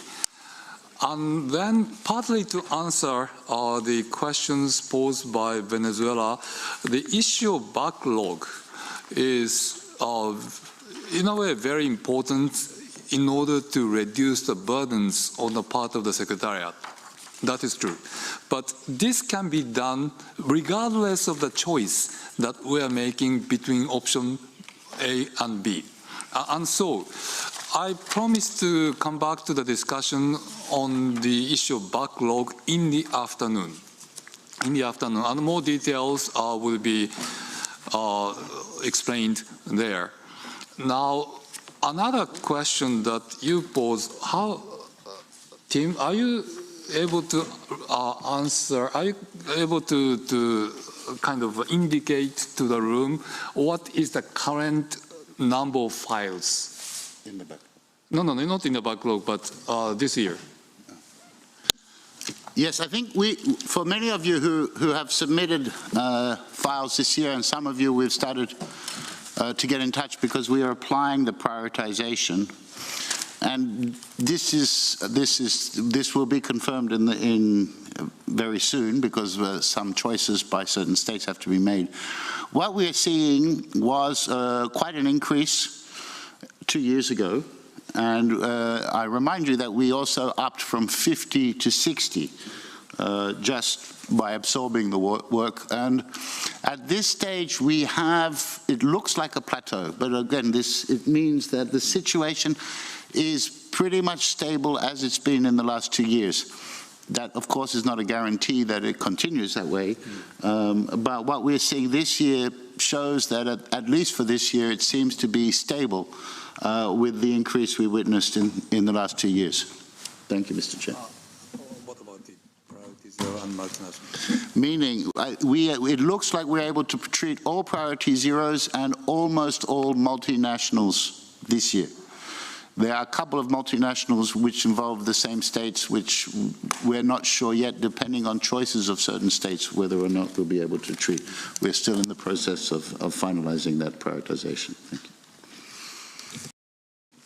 Okay, thank you very much. So with that information, now I would like to proceed. This is a little bit different from what I said earlier, but let me now draw your attention to topic 2. Because topic 2 is the order of priority, and some delegations did make some reservations on topic 1, and their discussion may depend on topic 2 in terms of priority. And after that, perhaps we will deal with topic 3, and then the issue of backlog, in that order. So let me now turn to, if you don't mind, if there's any objection to this, please raise your hand now. But otherwise, we would like to open our discussions on topic 2. I don't see any objection. So now let me move to topic 2. So, Mr. Curtis, would you like to make a presentation? Thank you, Mr. Chairperson. So the topic 2 was a proposal to examine 2 files per state every 3 years, alternating between a nomination to the representative list and the urgent safeguarding list, or the register of good safeguarding practice. So in short, I think this proposal can be understood as a means to encourage submissions for the urgent safeguarding list or the registration, and to balance the current imbalance between the lists, both through priority 0 and priority 1 categories. But of course, this topic, the possibility, the feasibility, let us say, the feasibility of implementing this is of course related to the overall number of files, and therefore the feasibility of this approach would, just from a mathematical point of view, would depend on how many files are treated or how many are submitted per year. I think I could leave it at that. It's relatively self-explanatory. Thank you, Mr. Chairperson.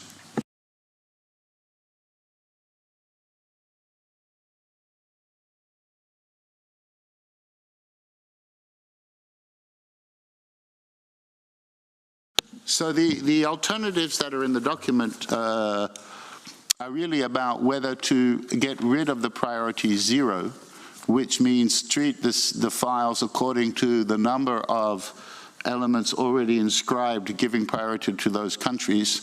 This, of course, may have an effect on balancing the files, but of course would mean that there would be no more guarantee of one file every 2 years. It would be dependent on the number of other files submitted. And the final proposal, should the number increase exponentially, which it doesn't seem to be doing, would be to remove priority 0 to 1 every 3 years. I think both of those are mentioned in the document. And also multinationals.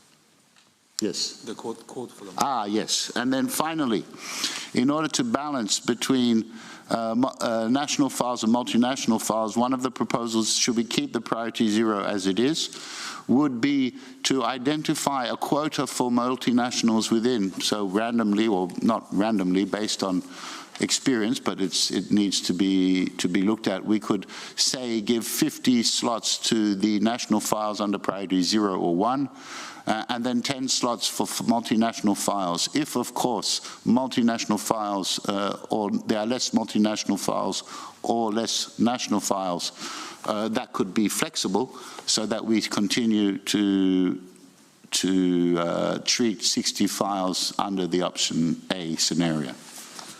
Thank you, Mr. Chairperson. Thank you very much. So there are several issues in this order of priority, and this order of priority becomes very important when we go for option A, because in option A you still have 60 files maximum, and therefore, those issues, the issue of priority becomes more important, and that is why, I wanted to touch on this topic. If we go for option B, the increase of files to be examined, then in that case, those questions may not be so important anymore. That is one of the realities. So, with that, I would like to open the floor for comments. I see Venezuela to be followed by Colombia. Venezuela, please. Thank you very much, Chair. And Mr. Curtis, thank you very much. Also, I know you're doing a great effort to support us and guide us through this situation that we have found ourselves in. So just, again, a couple of questions regarding this item specifically, but if you do have the information available at hand, the question I did was to know the average, at least between last year and this cycle, how many new files, whether national and also multinational, were presented for nomination. And also, I have a question regarding on how we are considering, we're contemplating, for example, what are the extensions of files that are up for extension, or when they are also as best practices, because of my understanding is that, first of all, those that are up for extension, perhaps they should not be considered as a whole new file, as they benefit a lot from what is the information on the periodic reports, and are just extension. There's already information that has already been reviewed for its consideration. And also, for example, for best practices, they do not necessarily have to go through all the criteria when an element is being described. So these are evaluated with perhaps, I don't want to say the word more flexibility, but the complexity, I will say it like that, associated to one versus to the other has to be considered.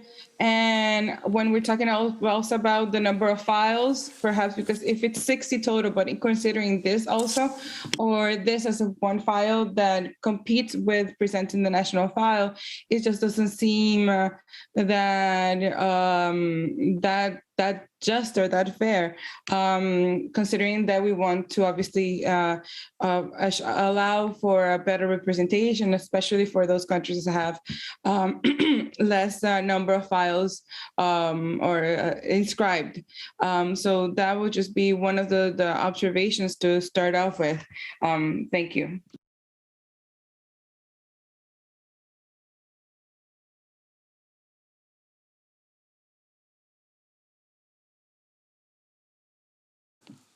Okay, well, thank you for the questions. But by the way, the first question, the Secretariat should be able to come back on the numbers. So they are confirming the numbers of the files. On the other hand, the question of extension, this is actually topic number 5. No, my proposal originally was topics 4 and 5 are relative to the conclusions on topic 1, and therefore I just wanted to leave it to a later stage. So as you are well aware, if we are with the option 1, then the point that you made is very relevant. So we will come back to your point later in any case. This is topic number 5. Having said that, with a promise to give you the numbers at a later stage, can I just go to Colombia to be followed by Netherlands? Colombia, please. Thank you very much, Mr. Chair, and I will be brief, I hope, in my intervention. Just to say that we are not very keen into this idea of 2 files every 3 years. We really don't see how this would solve any of our current problems. We can be more thorough, moreover, with the backlog files situation when the Secretariat comes with the number, and I have other comments about it, but let's wait till we get there.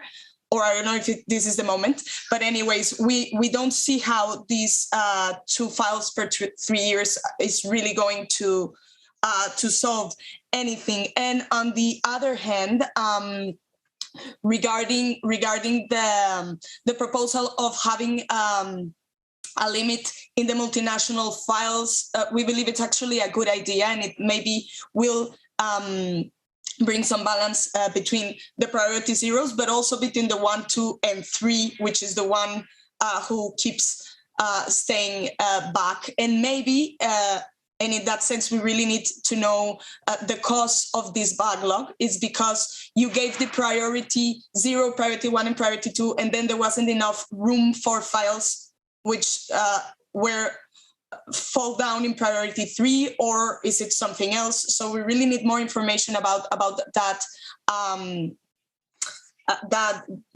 that annex. I think it was annex 2 information. If that Le Petit Cadre thing. So those were the 2 things. Like no sense in 2 for 3 years, and maybe considering the ceiling for the multinational files. Thank you very much, Mr. Chair.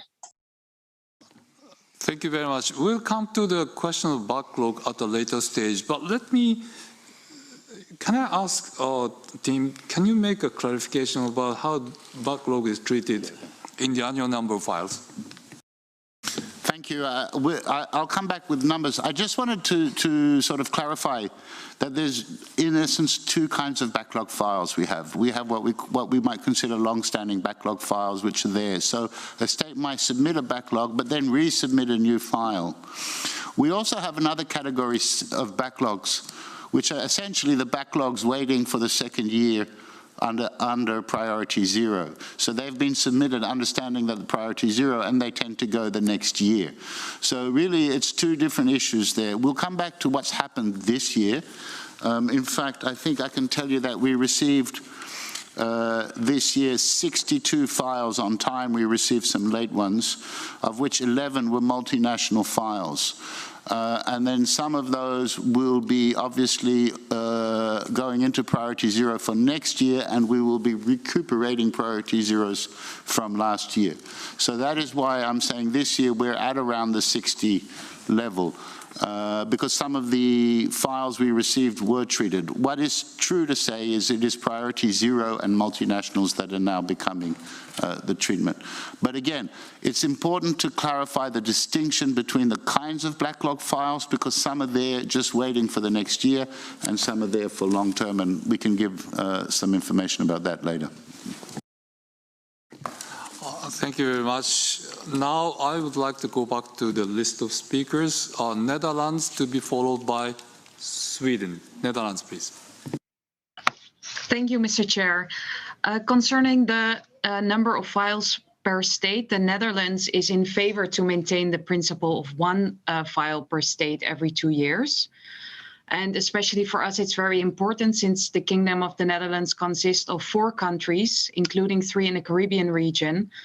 We would very much like to have the option open to nominate every 2 years. And of course, we will consider our nominations very carefully. And we also intend to give priority to the nominations of the Caribbean region to improve regional balance. And we would also like to support Colombia's statement on the quota for the files the quota of multinational files. We also think it's a good idea to have a quota for that because it keeps the option open for smaller communities and smaller states to keep on nominating instead of having all these huge nominations, which are also very important, but we should keep the option open also for smaller nominations. Thank you. Thank you very much. Now Sweden to be followed by Malaysia. Sweden, please. Thank you very much, Mr. Chair. I have to admit that it's quite tricky to keep track on all options and different topics and options within the options, but I will at least say that Sweden knows what our priorities are. And it is clear for us that what we need is a better balance between the lists and the register, and we would like to promote the number of nominations to the for example, to the register of good practices. And if we have understood the very well elaborated documents, we understand that this would best be pursued by doing the 16B option, which is basically what, if we understand correctly, if we would choose, if the option A would be in discussion, it would be it is on the page 8 in the document 10, and that is what you say, that it is probably the way to encourage submissions from states parties without any inscribed elements, with a low number of inscribed elements, as well as the use of urgent safeguarding list and the register of good safeguarding practices. So this is what we would support. And if we understand correctly, this would be discontinuing the principle of one file per state part every 2 years. But I hope we have got it right. Thank you. Yes, I think you have got it right. Thank you very much for your comment. Now, Malaysia to be followed by Japan. Thank you, Mr. Chair. So basically, I would like to know more about the backlog files, but as Mr. Curtis has mentioned, that we will come back to that later. But with regard to the number of files per year, Malaysia feels that it'll be good to have like one files for every 2 years, because if it's going to be 3 years, then it will be a bit long. And with regard to the multinational files, since this is an option where most state parties are pursuing to this path, and it will be good to have a certain quota for multinational files, because we know that now that this convention has gained traction, that more submissions are given towards the submission for these multinational files. So perhaps it would be good to have this also a certain quota for these multinational files. Thank you. Thank you very much. Now, Japan to be followed by Venezuela. Japan, please. Thank you, Chair. As I said in my first intervention, we believe that it's very important to keep the priority 0, so one file every 2 years to encourage all the countries to submit their files. We are not very fond of the 2 years, 3 years, and 2 files as alternative, because it would be difficult to all do the thinking of the submission. And I think that it would be an interesting idea to explore to have a quota in the international multinational files, because that's where the volume is increasing a lot, and we should be exploring some options. Thank you, Mr. Chair. Thank you very much. Now, Venezuela to be followed by Thailand. Venezuela, please. Thank you very much, Chair. Thank you for allowing me to take the floor on this item again. I think with the other things that I had to say, I forgot to express my position in regards to topic 2. We, as many others, do have many concerns with topic 2. We would not favor the proposal of examining 2 files every 3 years because they will implicate the alternation between the nomination to representative and the urgent safeguarding, which does not necessarily follow how our experts are working with the communities on the creation of these files. So we perhaps 1 every 3 years. We prefer to maintain priority 0. And just one small observation or position. I know that like the few times that I have spoken, I have mentioned a lot the situation of the backlog. It's just for my understanding is that I understand that we'll talk about it further on. However, I think it's important to consider this also part of the discussion as we go through it, because in the end, it is completely linked to the situation that we have at hand and how we're trying to move forward on how to deal with it. If we cannot completely separate the two, like as a backlog as a one thing, and the nomination process and the listing mechanism as it was something else, because in the end, what we're facing today is the problem associated also to the backlog. So that's why also I have made in my previous interventions also observations associated to this. But I just wanted to make also very clear our stance on topic 2. Thank you very much. Okay, thank you very much. Now, Thailand, to be followed by Colombia. Thailand, please. Yes, thank you, Mr. Chair. On topic 2, Thailand has no objection to the principle of annual number of files per country every 3 years. But again, as you mentioned earlier, this principle is interrelated with other issues. In my humble opinion, I don't think this principle will be effective without the application of the quality to the total system of listing. Quality of the files nominated by party member is basically essential to the quality of consideration by the evaluation body. In this sense, capacity building is again called for to promote the nomination of urgent, good practice, and especially multinational nominations, which are more complex and perhaps are more needed at this stage. Therefore, in principle, we have no objection to the annual number of files per country every 3 years, but I think this would not be effective without other supportive principles. Thank you.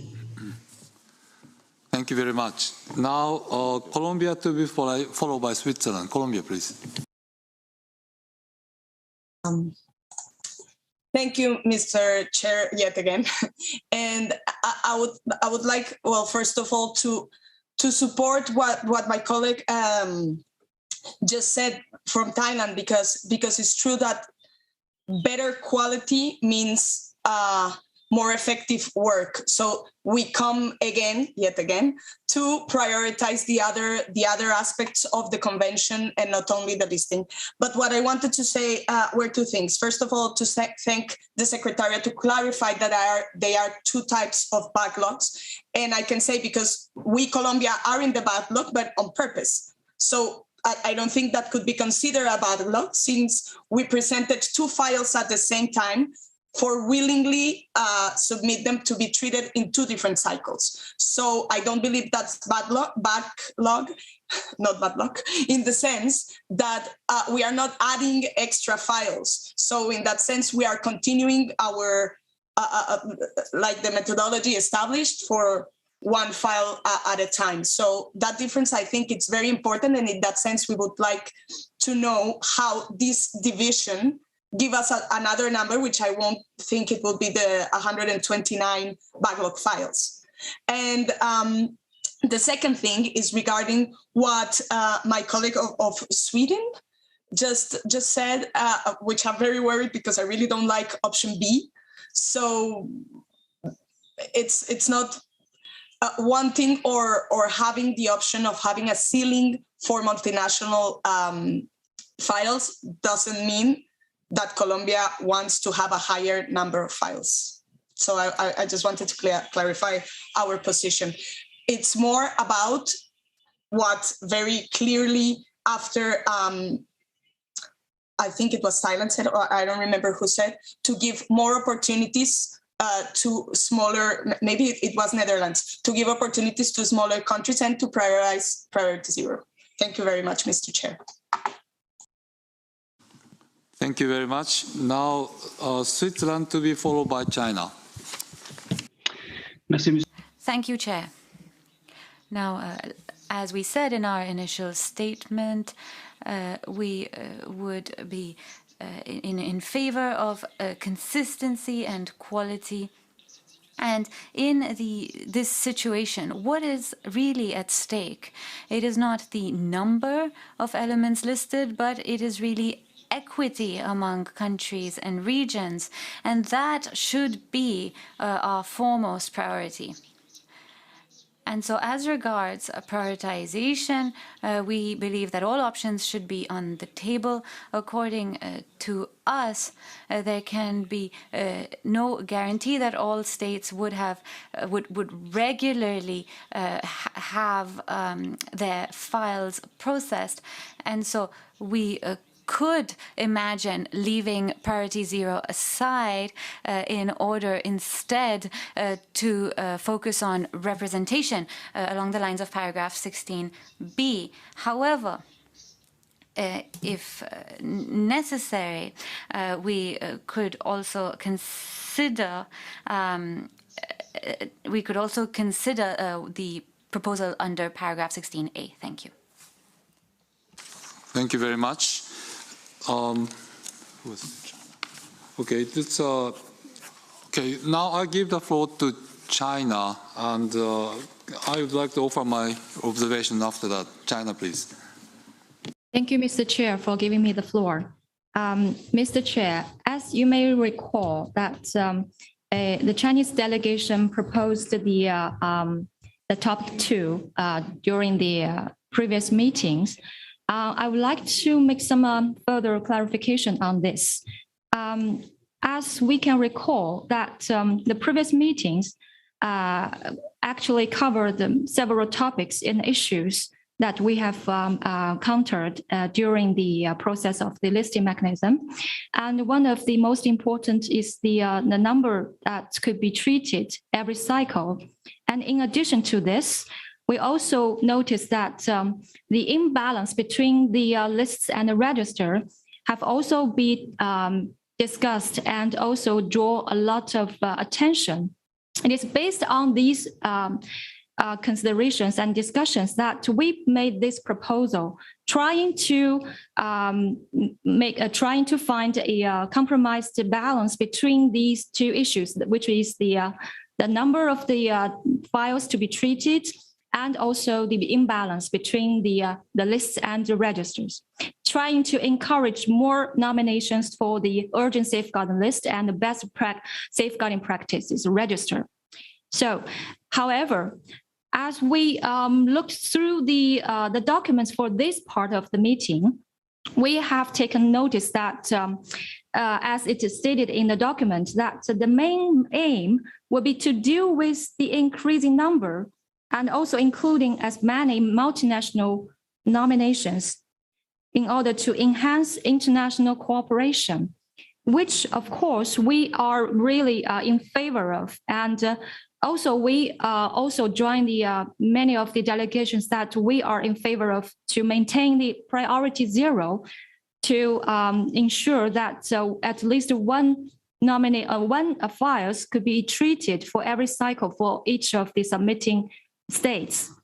So having taken considering of this, we are very flexible to adjust our way of thinking and trying to find a new solution and focus on the, as mentioned in this document, that focusing on the number of the nominations to be treated for every cycle or every 2 cycles, and also as well as in trying to include as many multinational nominations to enhance the international cooperations.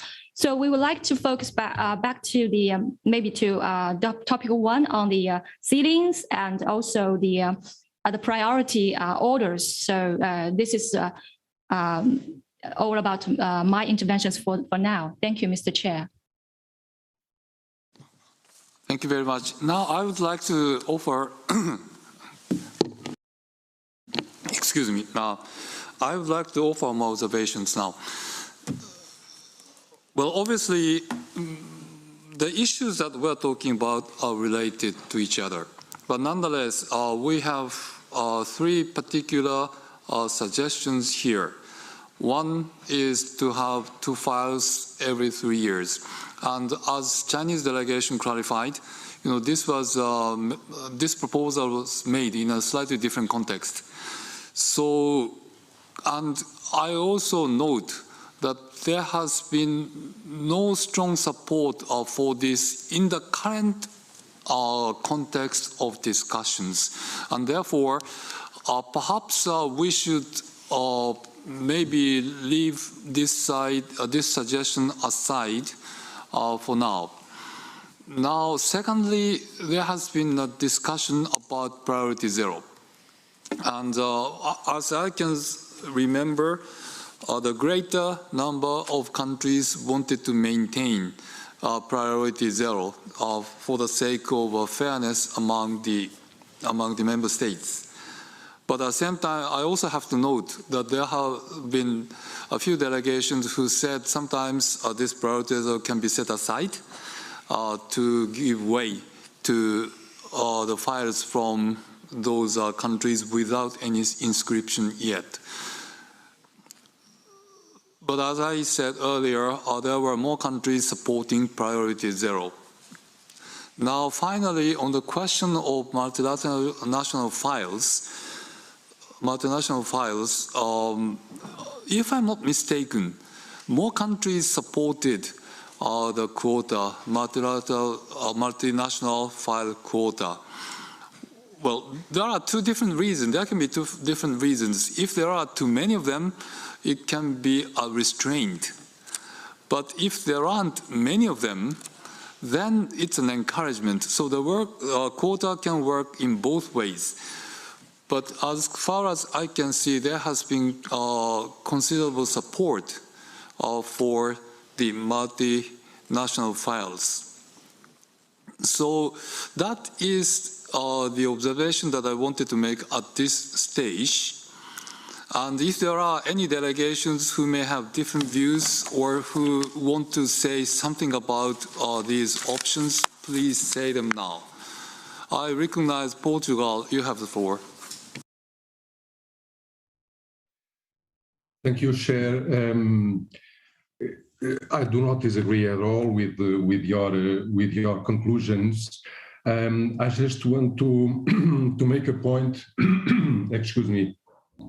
To make a point and address a question to the Secretariat, to Mr. Curtis.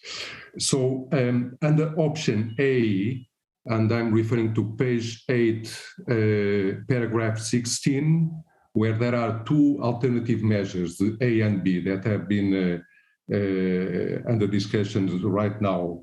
So if we understand those options, those alternatives well, as we read it, it would mean that we will not keep priority 0 in the sense that of 1 file every 2 years.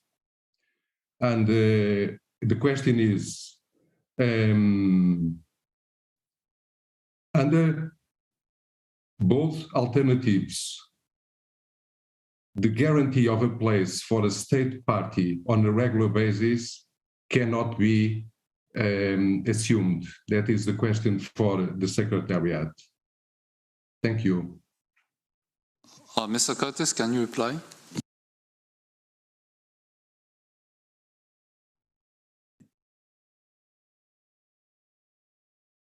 Thank you, Mr. Chairperson, and I thank the delegate of Portugal for asking this question in order to be able to clarify.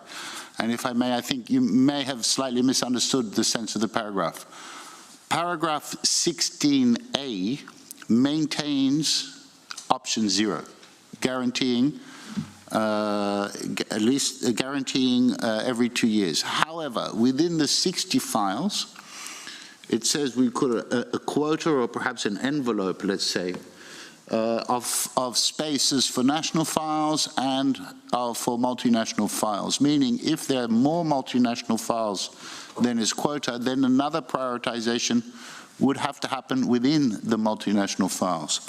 But option A maintains the category, the priority 0, meaning once every 2 years. Option B, 16B, we're talking not about 1 now, we're talking about options, paragraph 16B, gets rid of option 0 and just applies the priorities that are in the operational directives. And I remind all state parties that the operational directives don't have an option 0.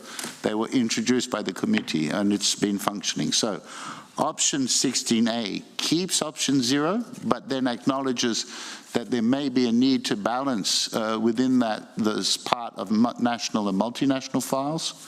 And option 16B removes the priority 0, and so forcibly those with the lesser, necessarily those with lesser nominations go higher up the priority. I hope that's clear. Thank you very much. Thank you very much. Portugal, was it clear to you? Yes, indeed, Mr. Chair. So the priority as such is maintained, but under the condition and under the overall ceiling for that cycle. Understood perfectly. Thank you. Thank you very much. Now we have Colombia to be followed by Malaysia. Colombia, please. Thank you, Mr. Chair.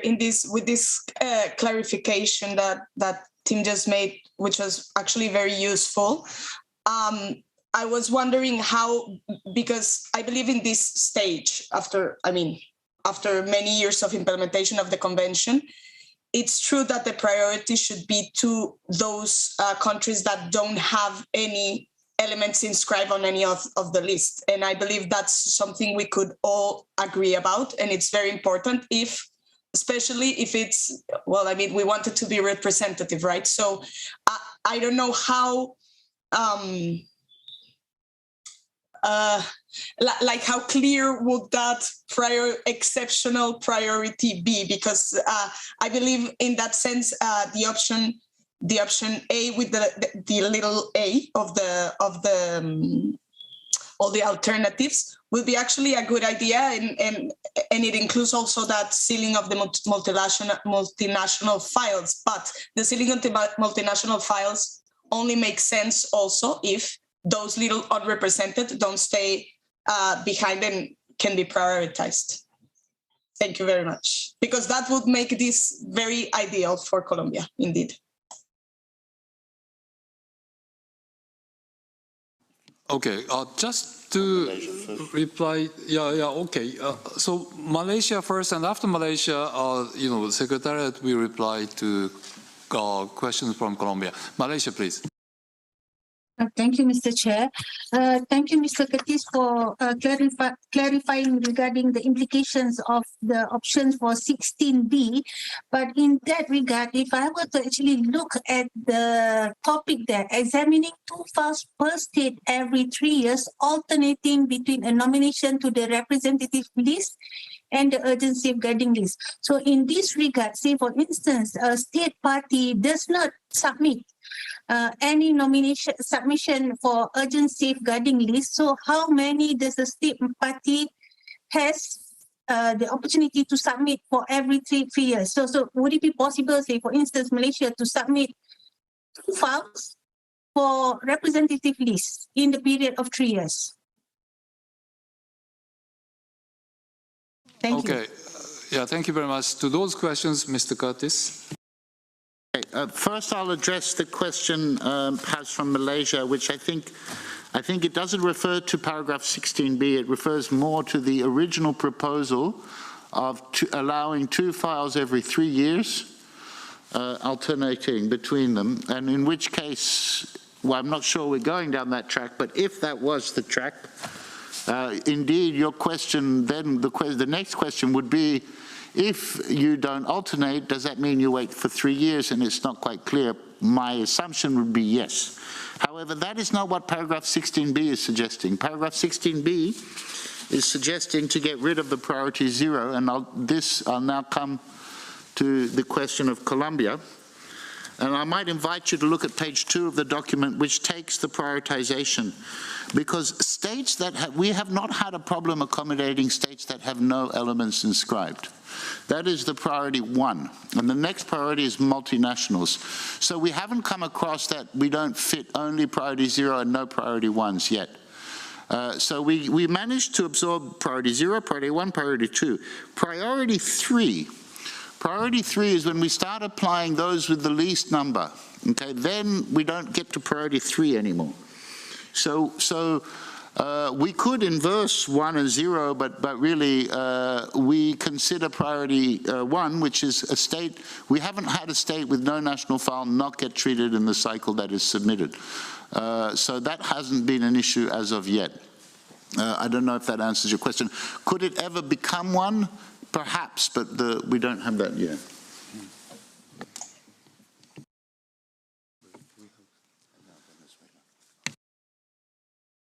Okay, maybe Colombia, the reply from Mr. Curtis was on your question. Are you satisfied? Yes, but just to extra clarification, in the sense that then there are not backlogs from criterion 3 because it's not enough, because the ceiling in the number of files, it's not enough.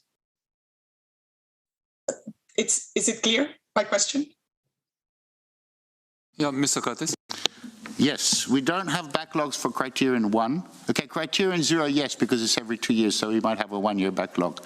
But we have backlogs in criterion 3, and since 2 years ago, after criterion 2 with multinationals, and that was the first time we had them with the multinationals. But I don't count criterion 0 there, as for the reasons you said you yourselves submitted the file. Thank you. Okay, Venezuela, please. Thank you very much, Chair, and thank you very much, Tim, for the information that you provided just to try to clear some of the questions. Again, we prefer to retain priority 0, but trying to understand everything, if priority 0 will be to stricken out, so we have bigger, also more priority to those who have no nominations or lesser nominations. Is this a range that would be considered like globally or within each regional group? So, for example, would that mean that some countries that perhaps at this moment have many inscriptions would not be able to present nominations for how long?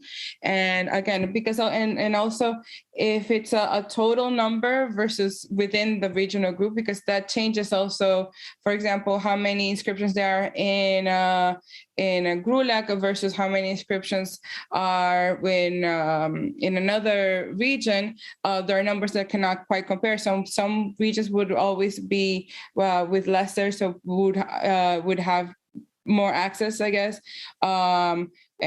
But at the same time, some, if it's a global, would not be able to perhaps present, and we would not be able to like ensure that during the cycle there is a geographic balance between the evaluation of nominations. I don't know, that's also my concern of us taking out priority 0. It seems that would have many implications. We will have to consider also like on a, I don't know if a case by basis, but also regional basis, etc. Thank you.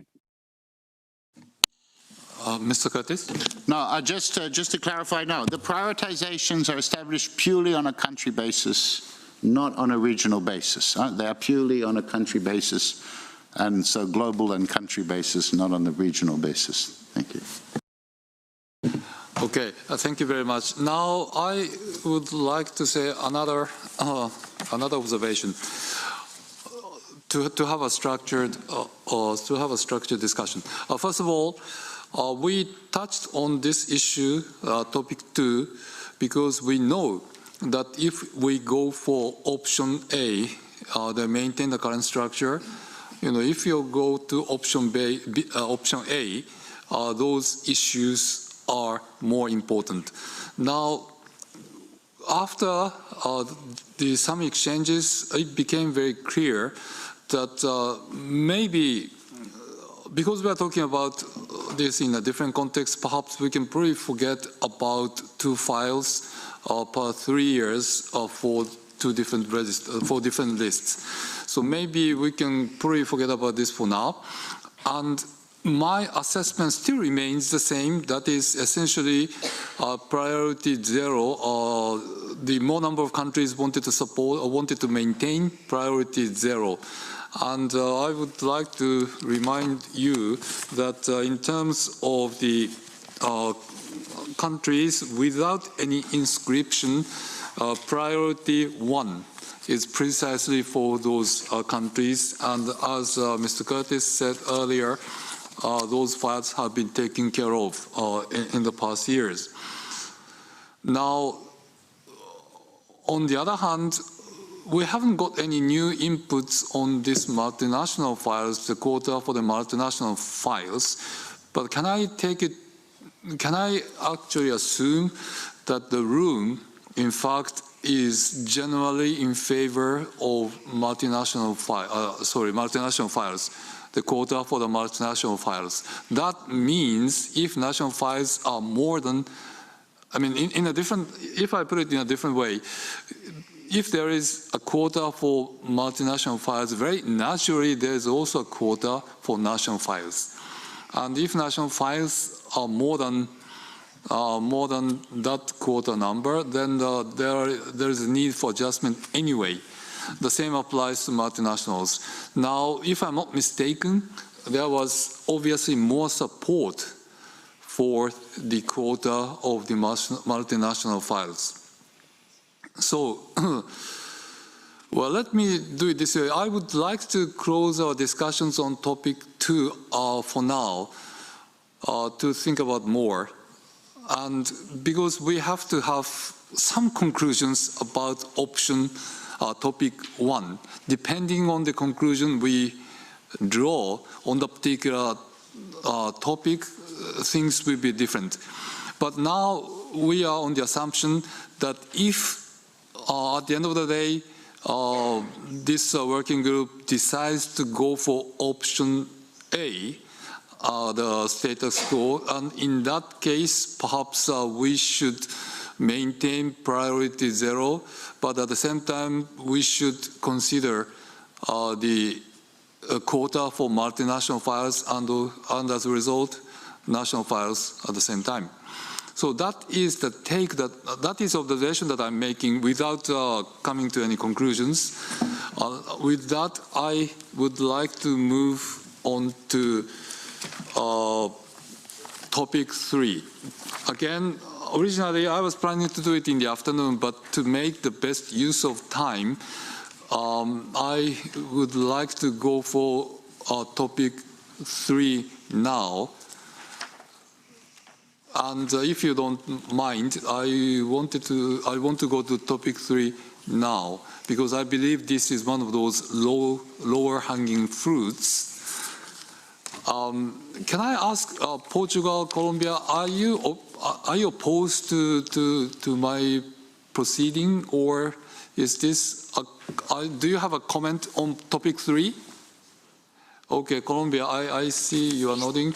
And Portugal, are you opposed to the way I'm proceeding now? Mr. Chair, if you allow me, very briefly.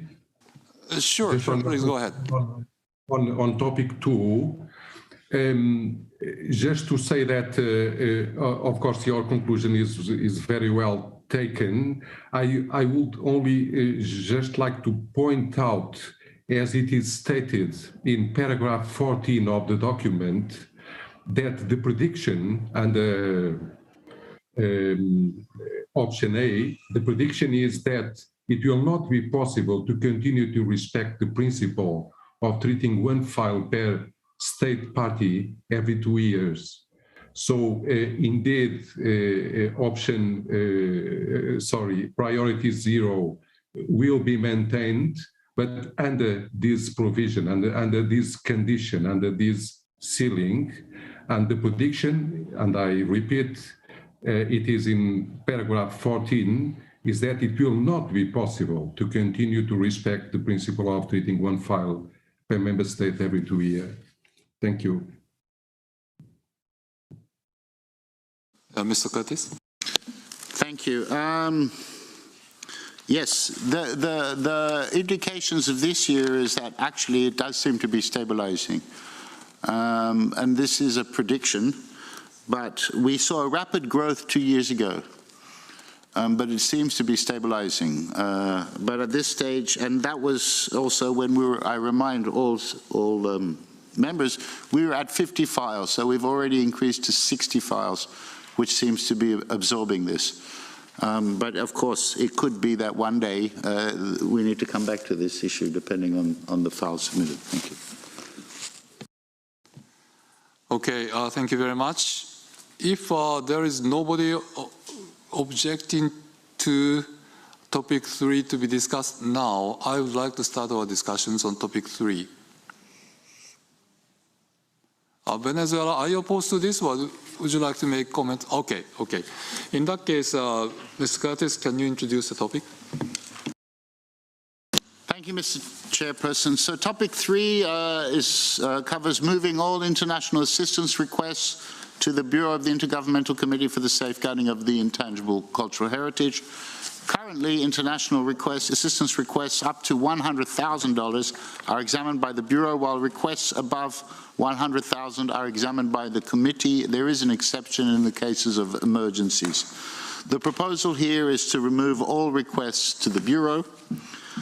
The Secretary considers the proposal is not problematic, although it won't be majorly impactful on the number of files, since in reality, only a handful of international assistance requests above $100,000 are submitted for the attention of the committee each cycle. But so in that sense, moving them to the Bureau would indeed free up a few spaces in the annual ceiling. However, we do have concerns about the capping of the amount of these requests, so that the fund would not be depleted with a few very, very large requests. And in that sense, there has to be exceptions, of course, for emergency requests, perhaps for some priority least developed countries.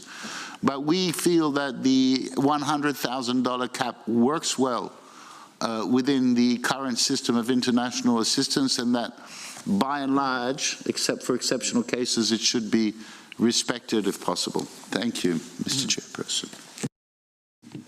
Thank you very much. So obviously there are two issues here. One is to move everything about international assistance to the Bureau. That's one, regardless of the scale. The other thing is the question of capping. Capping at $100,000 in principle, with possible exceptions from emergency cases or under least developing countries. So those exceptions are there, but nonetheless, essentially the cap is placed at $100,000. Those are two different issues, and I would like to open the floor now. Colombia to be followed by Venezuela. Colombia, please. Thank you, Mr. Chair. We very much agree with this idea. We think it would work very much.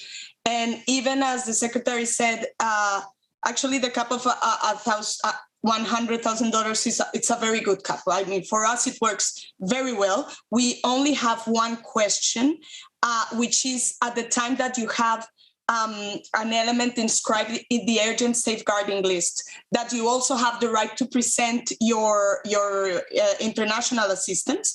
Would we then have to do two different files, or it can be somehow worked out that the Bureau gives in advance I mean, I don't know because of the timings, because you cannot have it in advance if it's not recommended, or I think that the Secretary could answer that, but that's just a practicality. But we are very much in favor of this to be done. Thank you very much, Mr. Chair. Thank you very much. Mr. Curtis?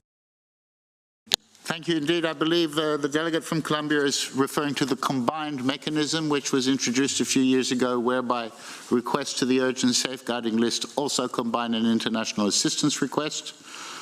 At the moment, such combined mechanisms are only considered one file. So they only take up one space anyway. So that doesn't impact on the number of files or the number of spaces.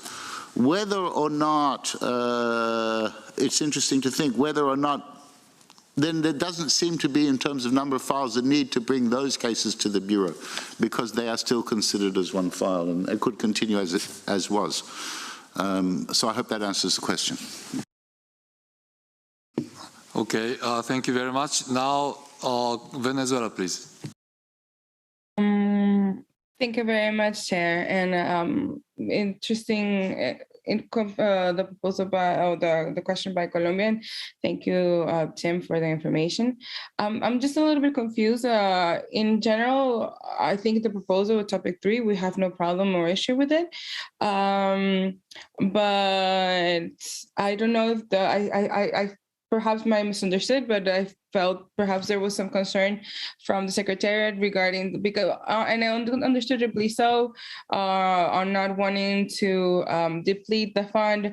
So, but I am, from my understanding, is that right now, all requests that are below $100,000 are already going to the Bureau. So are we talking about changing the cap, or all international assistance requests, regardless of the fund, to the cap? To go to the Bureau? Because for us, we couldn't understand that it all goes to the Bureau, but as in the response that I understood, at least from Tim, was that there is a little bit of concern regarding not to deplete the fund, and that this does not imply also a big strain in the committee. So perhaps it wouldn't be so. So I just want to understand exactly what is the proposal, or what is the position. In any case, we can support that this goes to the Bureau, at least in general, in principle. Thank you. Thank you. Now I'll give the floor to the Ambassador Kuwait, and after that to the Secretariat for response. So Kuwait, you have the floor. Thank you, Mr. Chair. Mr. Chair, Kuwait's point of view on this item is maintaining the existing system, is up to 100,000. I think the Bureau is doing well in it, and there is no need. We're not seeing that have above 100,000 that was supposed to be discussed in the committee, and the committee did not have the time. So we have requests that's been pending and waiting. I think keeping it at the Bureau up to 100,000, the existing system. I think this is our position, and not to change the current system. Thank you, Mr. Chair. Thank you very much. Well, after the intervention by the Ambassador of Kuwait, it may not be a low-hanging fruit anymore, but can I ask for views from other delegations? Austria, please.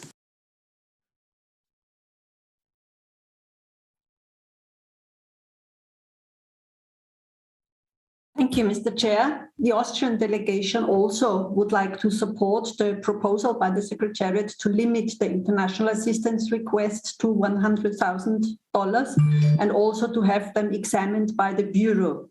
What we also might consider is, on the one hand, to focus on priority themes and groups as specified in the current C5, like gender, Africa, SIDS, youth, and so. And on the other hand, we might also focus on a diversity among beneficiary countries, so that as many countries as possible may benefit from international assistance. An exception will, of course, always be emergency situations, as we see. Thank you. Thank you very much. Switzerland, please. Merci, Monsieur le Président. Thank you, Mr. Chairman. On this third topic, we'll be very brief. We are very much favorable in delegating the decisions to the Bureau, but we suppose that this does not impact many cases, as was mentioned by Mr. Curtis, and possibly this modification will not have major consequences. And therefore, we believe that a serious discussion on revising the priorities will be necessary. Thank you. Thank you very much. Any more views? I very much like to welcome the views expressed.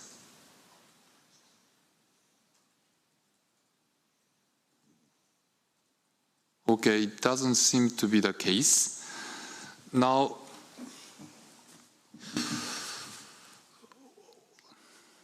okay, Saudi Arabia, please. Good afternoon, Your Excellency, and good afternoon, everyone. I don't know if you can hear me. Yes, I can hear you perfectly. Perfect. Your Excellency, I agree with the intervention made by His Excellency, the Ambassador of Kuwait. We believe that the committee's involvement in such a decision is quite paramount and important. So we support leaving the cap at 100,000 for the Bureau, and beyond that, it shall be considered by the committee. Thank you, Your Excellency. Thank you very much. Colombia? Thank you, Mr. Chair. It's just that I wanted to make a comment regarding the position of Kuwait and Saudi Arabia, which I agree. But the reality is that what's happening is that everybody makes projects for under, like for 99.99, so it will be faster to have those projects and not to charge them only at the end of the year for the committee. So if we are being practical, it doesn't change actually that much the reality that we are having now, and it could help a little with the reducing the files that have to be examined by the evaluation body. But then again, it's not the most controversial topic neither. Thank you. Thank you very much. Netherlands to be followed by Sweden. Netherlands, please. Thank you, Mr. Chair. We would like to support Austria with the idea of capping at 100,000 and also to move the request to the Bureau. Thank you. Thank you very much. Sweden. Okay, Sweden to be followed by Morocco. Sweden, please. Thank you very much. Just echoing, I think I put it in the not in the right order, but Austria, Netherlands, and Switzerland. Thank you. Thank you very much. Ambassador Samil, please. Merci, Monsieur le Président. Thank you, Mr. Chairman. The Secretariat's proposal is, I think, interesting, and I would like to echo what was just expressed by the Colombian representative. Indeed, keeping to the $100,000 limit for examination by the Bureau. And according to the explanations provided by our friend Tim Curtis, the requests beyond the $100,000 are very rare, so it doesn't change much. And therefore, I think, yes, indeed, we can move in that direction as suggested by the Secretariat. Thank you, Mr. Chairman. Thank you very much. Who is? Ambassador Adam, please. To be clarified, Mr. Chair, I've been hearing from, Austria, Netherlands, and Sweden saying, they agree with the 100,000 cap and the Bureau. Isn't that the existing system? Because, and they're saying that it's a Secretariat's option. Secretariat's option is, removing the cap and bringing everything to the Bureau. And the existing system is 100,000 cap and then the Bureau. Just to clarify that, because I get lost with the intervention. Thank you, Mr. Chair. Okay, Tim. Yeah, just I think to clarify, and I think the option, again, the option presented is the option given by the working group, which we then translated into the document. So it was an option given by the working group. Indeed, the current system is, just to be clear, all requests up to 100,000 go to the Bureau. And that has advantages, which allows us to process them obviously much quicker. And for those of you who remember, we were able to absorb this through the creation of some staff support under the fund a few years ago. And we have seen a dramatic increase in the effectiveness of the international assistance mechanism since then. The current system is that above 100,000, it goes through a 2-year cycle, same as a nomination, to the evaluation body first, and it gets treated like a nomination file, and then to the committee for its decision. So above 100,000 takes as long as a nomination. So that's the current system. What is being proposed in the document on the basis of the recommendations of the first 2 sessions of the working group is to move all of them to the Bureau. However, as the Secretariat, we feel that there has to be some conditions so that, for instance, above 100,000, because if we start getting lots of high requests because there's no cap, it could become a problem, so that they be limited to emergency situations and perhaps some least developed or priority countries to be defined. So I hope that explains that issue. Thank you very much. Thank you very much. I think the issue has become very clear. Now, Peru, please. Thank you, Mr. President. Well, regarding this issue, we believe that the system as it has been working until today should be maintained, since there are not many cases that are seen per year. I think, as I heard, it was 3 to 4 cases per year. So, in that sense, we support that the evaluating body continues to see the demands of more than $100,000. Thank you, Mr. President. Thank you very much. Now we are approaching 1 o'clock, so we should stop here. Now, let me make one observation. Well, things were a little bit confusing earlier, so let me sort out. Well, Tim has made a very good intervention now. So, what makes some difference is, in fact, right now, evaluation body has to spend time to look at the requests for more than $100,000. And if this is moved to the Bureau with the conditions explained by Mr. Curtis earlier, then that will certainly reduce the burden of the evaluation body.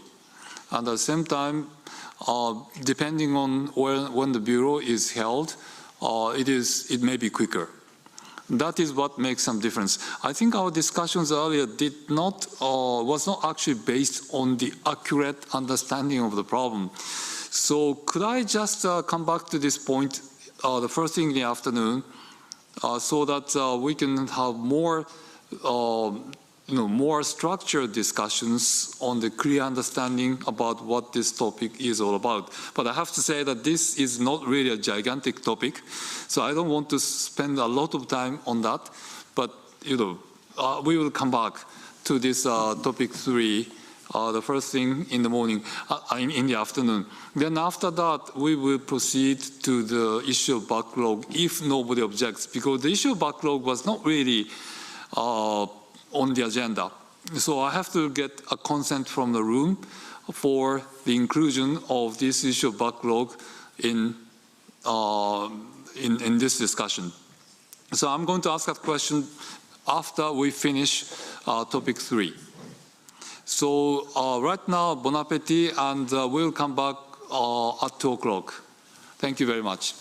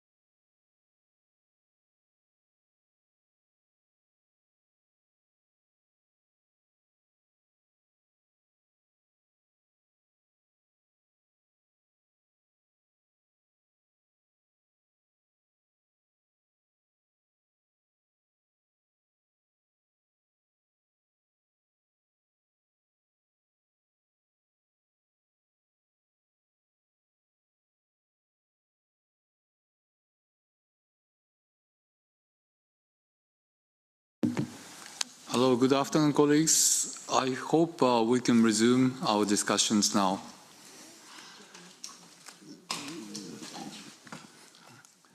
So as I said earlier, at the end of this morning, the issue of international assistance has been clarified by what the Secretariat said towards the end of the discussions.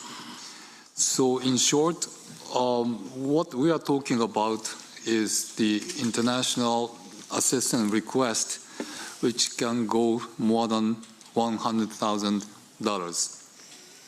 Now, the Secretariat proposal is to leave it to the Bureau. But if Bureau is faced with a lot of big requests, that would be a big burden on the part of the Bureau, and therefore there's a proposal for a capping of $100,000 with exceptions of emergency cases and also requests from the LDCs. That's what the Secretariat proposed. So that is where we are at this moment. And with that clarification, I would like to open the floor again. Honestly, I don't seem to remember who are the remaining two countries. I think it was one of them was Morocco in my memory, but I'm not sure. So could I ask delegations to raise hands again to take the floor?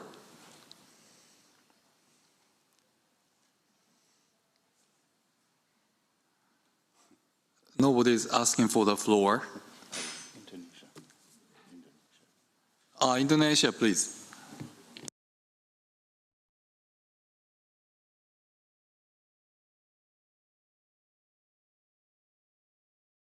Sorry, I cannot hear you. Maybe you're muted.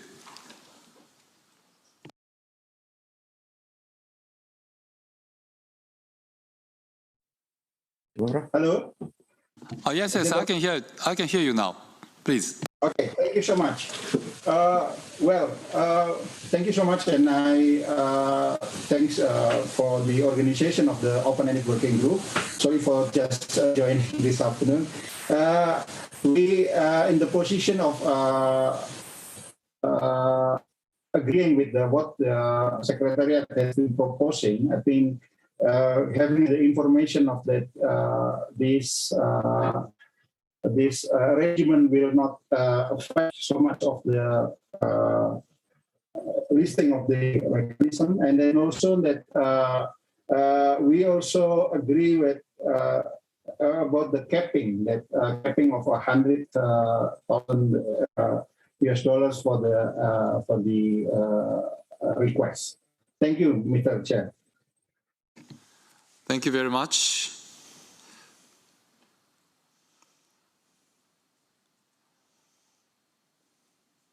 So the difference, as I remember, the difference is at least every evaluation body does not have to spend time to evaluate a request for assistance which goes beyond $100,000 US. So by that way, we can reduce the burden on the Secretariat, on the evaluation body. That is essentially what it is. I see the face of Adam, and can I ask you to take the floor? Yes, thank you, Mr. Chair. Mr. Chair, I think, like what we heard, just to clarify, currently we have a cap of 100,000, and what the Secretariat is proposing is to bring to the Bureau above 100,000, yet to keep a cap. To summarize that, I think what the Secretariat is saying, to increase the cap of the files to be discussed in the Bureau. Because, if we put a cap, let's say $500,000, what's happened for the files that's beyond $500,000? Does that mean no more? So that means, the evaluation body will never evaluate. So to me, when I look at it, it's basically increasing the cap of the Bureau from 100,000 to another number, which is that we know at this moment we don't agree upon. And what I heard from the floor is everyone to keep the international assistance at the Bureau given a cap of 100,000, which is existing. I'm not clear about the other member states were saying that. Does that mean no more financial assistance over 100,000? This is still, I'm not clear, because to me, no, I wanted to have over 100,000, but to keep it with the existing mechanism. Thank you, Mr. Chair. Yes, thank you very much. Well, in fact, that's also the point that I want to know, because there were quite a few support coming from European countries and Latin American countries, but perhaps there may have been some misunderstanding on the issue. So now the issues in front of us are very clear. So I would like to encourage some of those European countries and Latin American countries who supported the proposal from the Secretariat to come in to express their views. Colombia, please.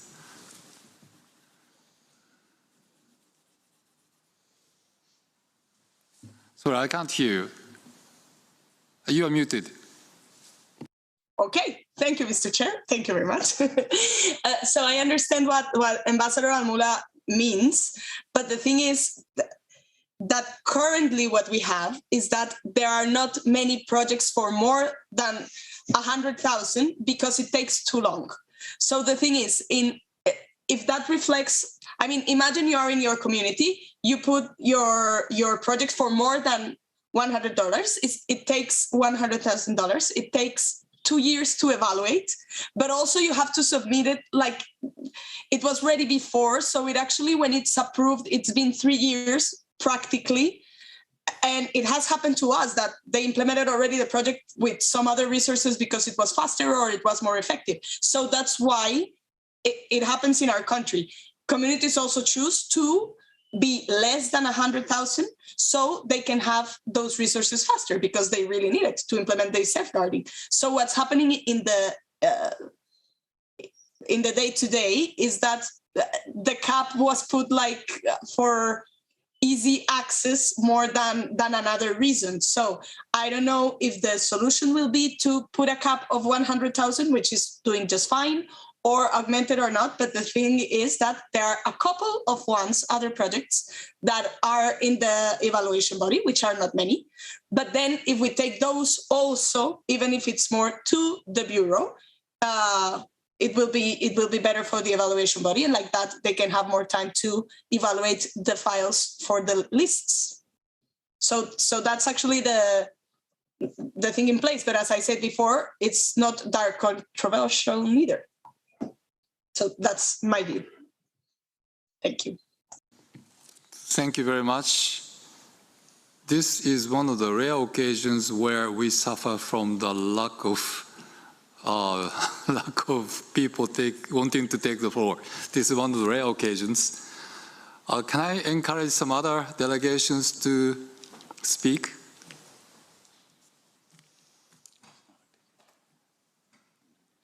Indonesia, would you like to take the floor again?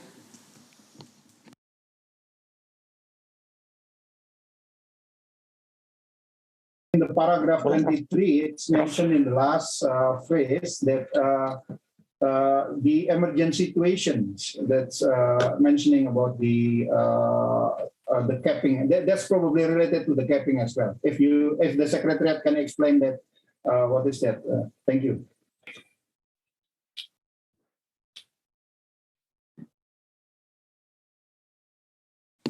Okay, well, thank you very much. The Secretariat will respond to your question after Sweden. Sweden, please.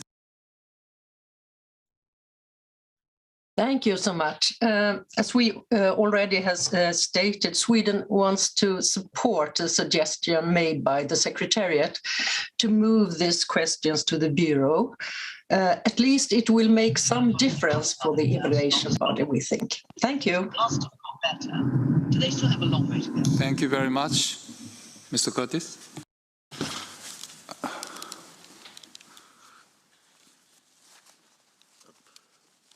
Sorry, I have too many masks and glasses. Thank you, Mr. Chairperson. Just to explain the emergency, the current situation is there is a cap on 100,000 to the Bureau except for situations of emergencies. Countries may come to the Bureau when in an emergency situation in order to fast track. Just for the historical note, it used to be capped at 25,000, and it was noted that states were not making use of the international assistance, and then it was raised to 100,000, and indeed that we have seen many, many more now going through the Bureau. Thank you very much. Now Venezuela to be followed by Thailand. Venezuela, please. Thank you very much, Chair. And kind of in the interest of what the discussion and what taking into consideration what Colombia has said within their own also experience,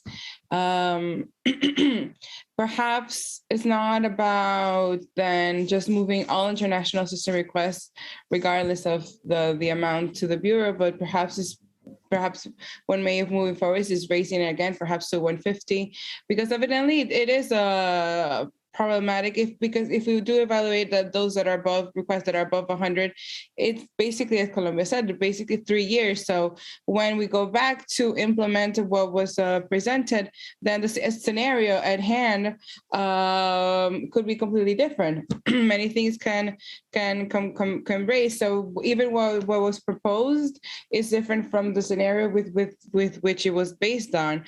So perhaps incrementing it at least somewhat that way, because if I'm not mistaken, Mr. Curtis also said about that there is a concern with this proposal that it would lead to depleting the funds, and obviously that is not something we want to happen, but that is a thing that is obviously a valid concern.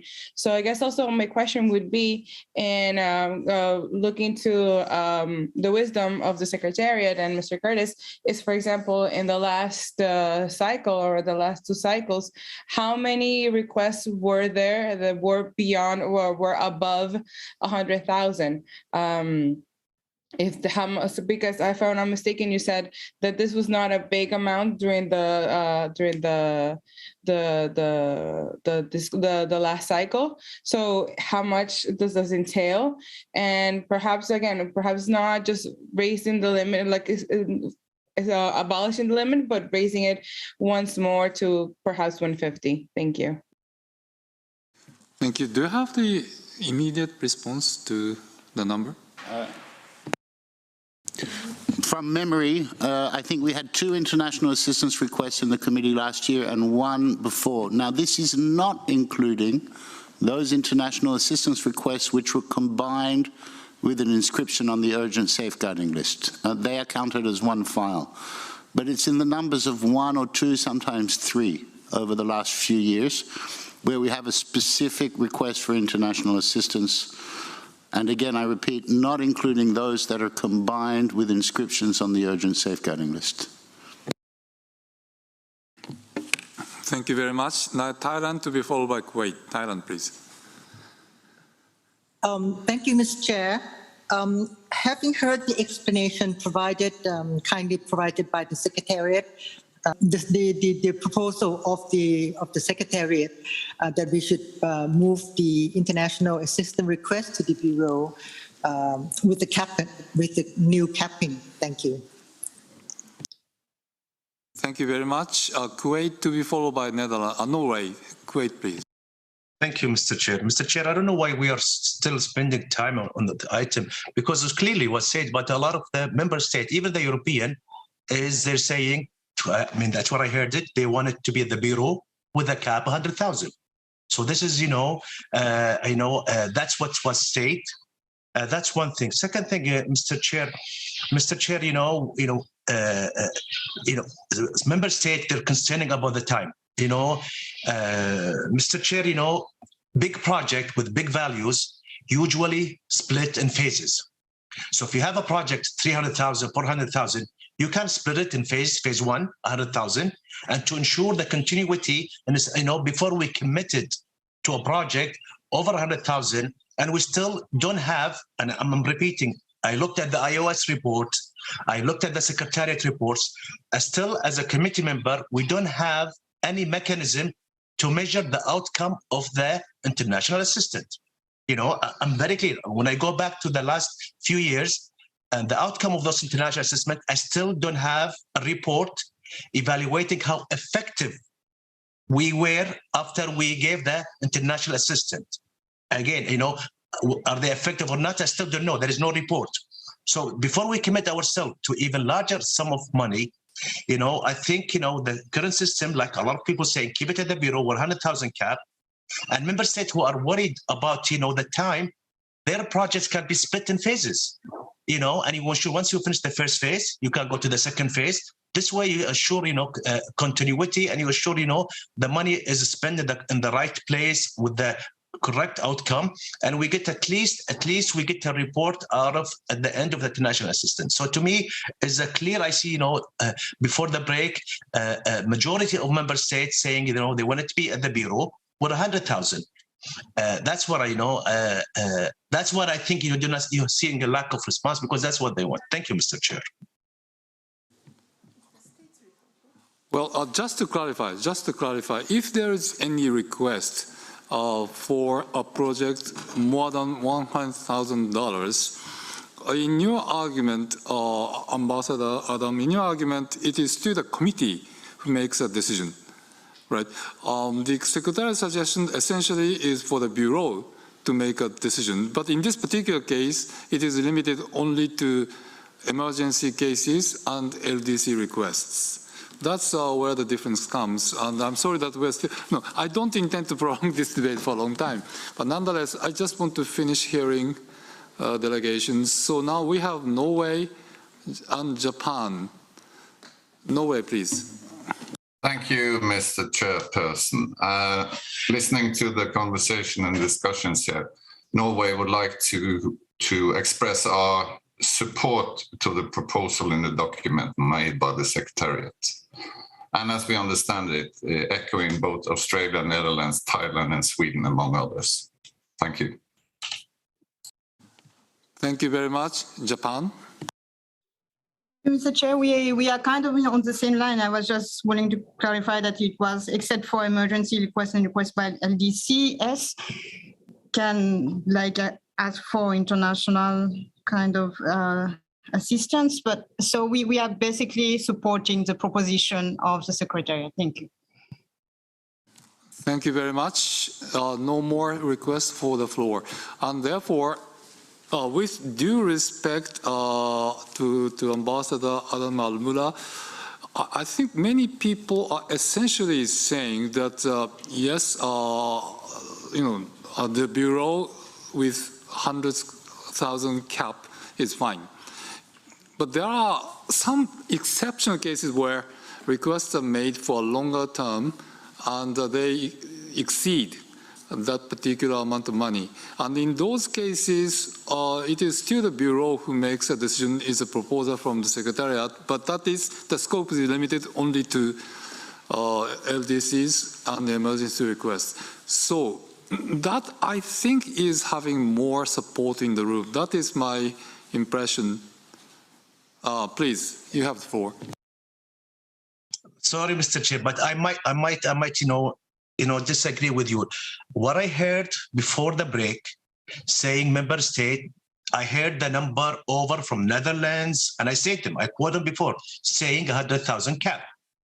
If I'm mistaken, we can go just, if I'm mistaken, please, they're saying, I heard that from the 100,000 cap. To me, translating 100,000 cap is the existing system at the Bureau. I did not hear anyone anyone saying, let's discuss a new cap. If I'm mistaken, please clarify to me what I heard, before the break. And there is a member state saying, we want to keep it. I heard from several Saudi Arabia, Morocco, we want to keep it. But, again, back to the European, and that's when I raise it, because I want to double check. I heard from them several times, they want to keep the $100,000 cap. If I'm wrong, please, if you can clarify me, please, Mr. Chair. Okay, I cannot dictate the statements by member states. So I think there were several countries who said that, I think it was Slovakia, Czechia. Well, I don't remember exactly who they are, but Austria, Switzerland, Netherlands has already said that. So the Switzerland, perhaps Austria, please. Maybe I can repeat what I have said, and I said that our delegation would like to support the proposal by the Secretariat to limit the international resistance requests to 100,000. That's what we said, and then have them examined, of course, by the Bureau. So maybe that's just to clarify. Thank you.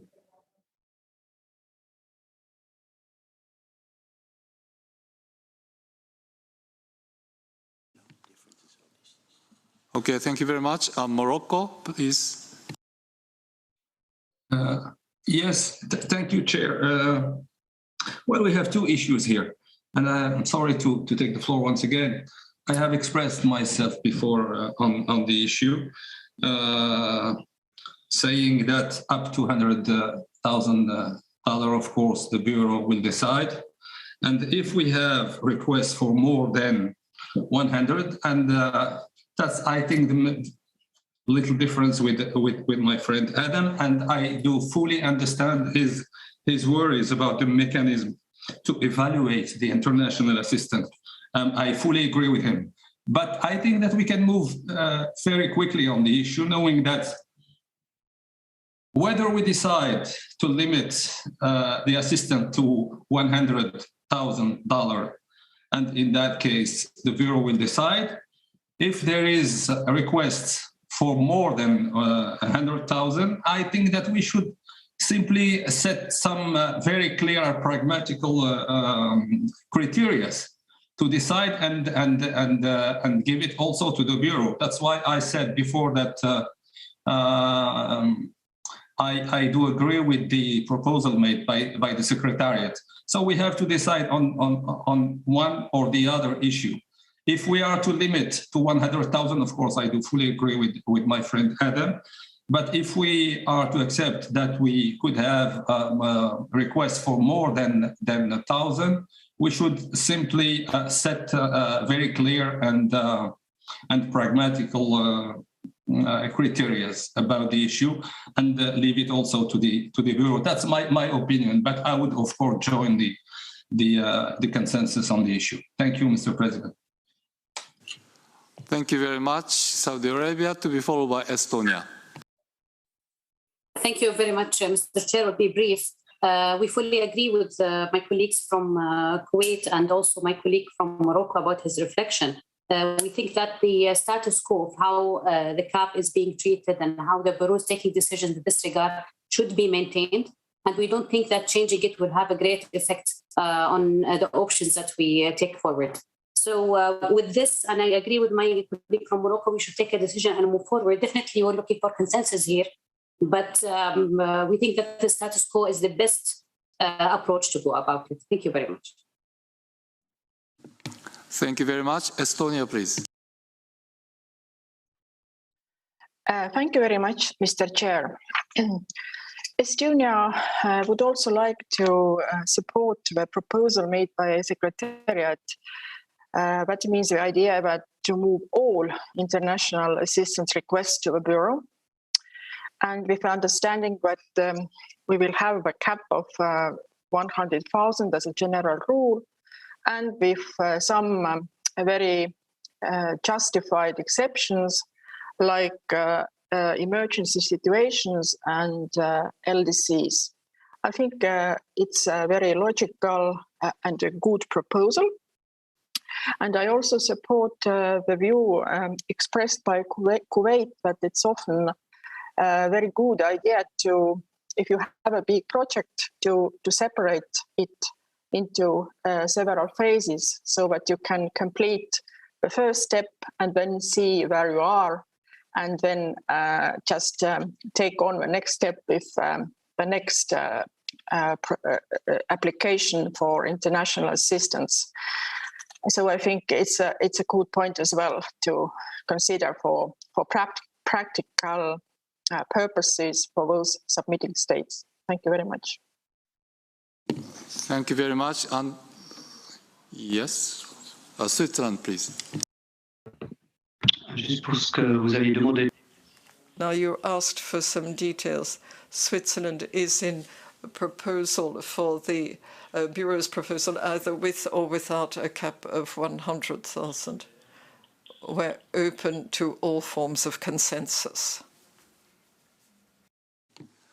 Thank you very much. Well, after hearing the views from delegations, this difference is not really a big one. So what about this? First of all, nobody has any problem with the arrangement, the current arrangement where, any request less than 100,000 is discussed in the Bureau, and the Bureau makes a decision. So nobody disputes that. And secondly, if there is any request for a bigger amount with a longer duration, right now it is a committee who makes a decision, but inevitably this involves some work on the part of the evaluation body. So can we say that on a provisional basis, can we agree that Bureau will make a decision on those larger projects, and maybe after 2 or 3 years' time, we will review if there's any problem or not? Would that be okay for the room?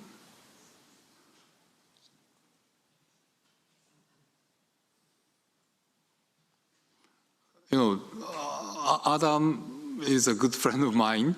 I have all the respect for him, but I think the number supporting this view is bigger than the number supporting for your proposal. That's the way I see it. Adam, you have the floor.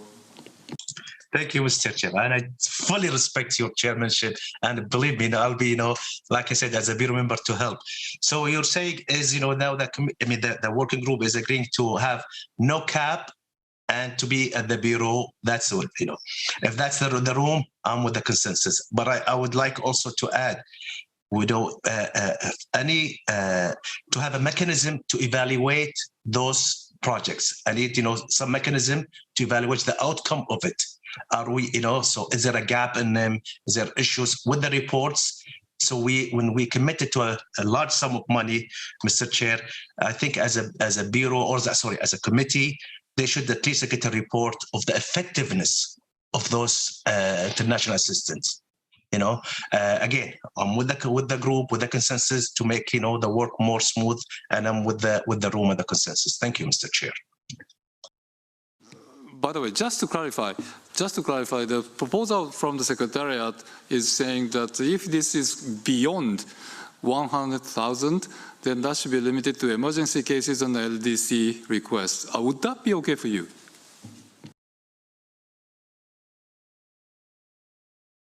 Okay, that seems to be the case. So thank you very much. I would like to wrap up our discussions on this item now. And we will reflect that in our recommendation, which we will discuss later. Okay, thank you very much. Now let's move on to the issue of backlog, which seems to be a very popular topic, the question of backlog.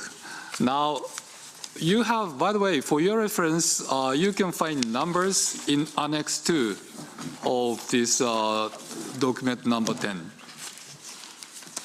And surprisingly, there are new findings there.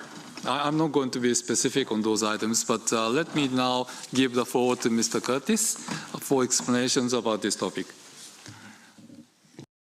Thank you, Mr. Chair. Concerning backlog files, I'll just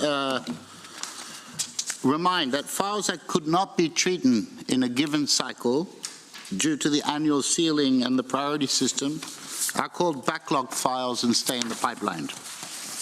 So currently, the overall number of backlog files is 129 in total. And they are distributed really quite unevenly over the various electoral groups, with the highest proportion, that is 57.4%, being found in Group 4, and the lowest, 3.9, in Group 5A. When priority 0 applies to a state, the Secretariat asks the concerned state if it wishes one of its backlog files to be considered for the upcoming cycle, regardless of a newly submitted file. So again, to explain how this works. If we received a file last year from a state when they were not in there, when they were in a, let's call it off year, given that they're now priority 0, every 2 years they submit a file. If no file is submitted next year, we write to them to ask them, do they wish that file to be treated the next year? If they resubmit a file, we ask them which of the two they wish to be submitted within their priority 0 allocation. Now, you could say the situation favors state parties with backlog sales with a certain advantage because they're not likely to let pass the opportunity for a file to be examined when the priority 0 applies to them. But in reality, of course, states are much more aware of what's going on and either reapply or apply, either reapply with a new file or ask for their file from the previous year to be submitted. However, backlog files submitted many years ago can require significant updating. The social functions, the inventorying periodicity, the consent of the communities may evolve and change over time and may need updating. And the committee encouraged at its 10th session in 2015 for state parties to retrieve backlog files submitted 4 years or more ago. That was decision 10-13. So far, only 6 states parties have withdrawn their backlog files, and these correspond to about 36 of the 129. Now, if I were to go further, I would invite you to look at the table. You will see that there's a large amount of backlog files in quite a small number of countries, and they are what we would call these older backlog files, rather than those currently waiting for a priority 0 treatment. Thank you, Mr. Chair. Thank you very much. So, suggestion here, in fact, is if those files are in the backlog for 4 years, they should be returned to the nominating state. And we had this discussion in the Bureau meeting, and there was a suggestion that if those member states are willing to update those files, they shouldn't be returned automatically to the country concerned. So that was one of those elements. So there are 2 things here. One is after 4 years, the backlog files should be returned. But another point which was raised in the Bureau is that if the countries concerned are willing to update them and submit them again, then they can stay in the backlog. So that's the kind of argument that we had in the Secretariat and also in the Bureau. So with that in mind, I would like to open the floor. Now we have Venezuela to be followed by Colombia. Venezuela, please. Thank you very much, Chair. And Tim, thank you very much for the information. So, okay, so we have been throughout the day made various comments regarding the backlog because evidently, as we consider that sorry, I think an ambulance is passing through. Okay. Many of the issues that we're facing today are evidently tied, linked to the situation of the backlog. It's not only so much the demand of the new files coming in, but the backlog. So although you didn't say it here, Tim, but he did say it in the morning, there is also some observations regarding to the document in Annex 2, because we were talking about, yes, 129 items, files. However, that is not really the case, because at least half of them, or a little bit, yes, around half of them or 24 of them, which are just one file. And in that case, Venezuela is also one country that has a backlog of one file, but it's not really because we're not adding on new items, but we just that we did not we were not able to have evaluated this year, but we have confirmed it to next year. So it's not really a backlog; it's just like a planned consideration. So I think it's important also to separate this understanding of what backlog versus just a presentation or evaluation that could be deferring one or two or the next year in any case, because the constraint and the burden that it implies to what the backlog is I think is different. So that would be just one observation. The other one again is I repeat is that it would be important to know, and I think you kind of addressed it, that some of these files are beyond 4 years old, so they're not considered that are current, or they require some updating. So how much of these 129 files refers to those? Because those I think are the most that we do consider that are really backlogged or what are causing a big strain in the system. Also, to have a better analysis of the document, it would be good to know also if from the 6 withdrawn nominations, how many if there were any reintroduced as a new file, like with an updated process, if that was a possibility, or if that actually happened, it would be good, perhaps for those who have a bigger concentration of a backlog to consider on how to go through it. And how many, and also out of the system that you say that you currently have, that there is a system of backlogs, that you request a confirmation from the member state that for it to be revised in the biennium or etc. How many actual files have confirmed they want to be revised or to be evaluated in one of the cycles? That would be good information to know. Thank you. Thank you very much. Now let me go to Colombia first and then to the Secretariat for responses. Colombia first. Thank you very much, Mr. Chair. And I also have a lot of questions, but I think a couple will be the same as Venezuela. So, well, the first one, it was clarified already, which was what was the cause of the backlog, and the Secretariat explained that there were some like short-term backlog and another more complex situation. So that's clarified. But I think it will be very useful to include to this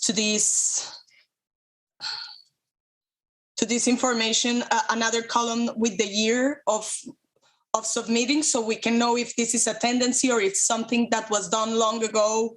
And that's why we have the cases of 12 or 22 or 23 files, or how do we get to that situation? That will be interesting to know, in the sense to find solutions to this alternative, which will include the 4-year term to give back to the state that presented it for clarifying or for the actualization of the file. Another question is regarding these 3 cases of 12, 22, and 23. Is there, like, if you had a realistic chronogram about how to evaluate those files, what would it be, and is it doable, or should we just really find something to deal with this situation? And if it is the case, is because if we have the information about the year of submission, then we can maybe understand, is this was like a one-time thing, or it has been building up during the years.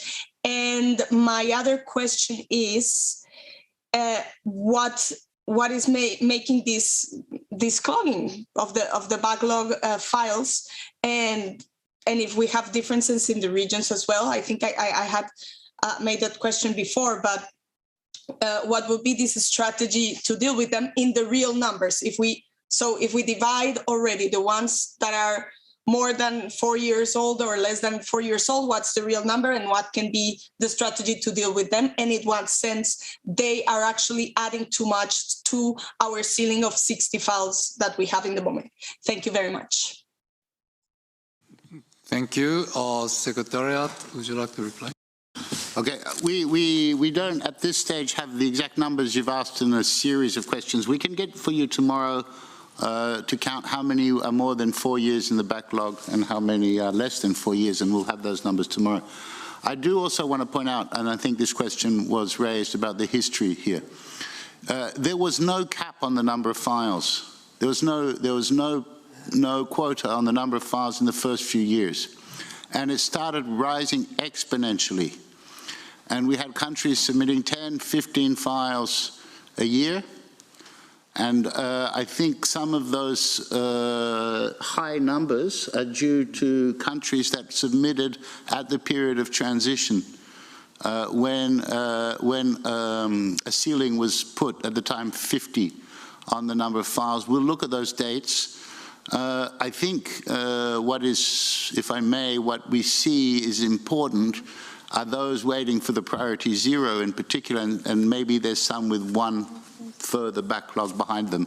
That's a hunch. I'll look at the numbers more carefully, but we have mainly some countries with maybe 2 backlogs, so coming back to back. A number of countries with just the one simple backlog, as you said, which is really waiting for the next year to come through under the priority 0. And then we have those with many, many backlogs, which I suspect are mainly related to the change in system in 2014. Thank you.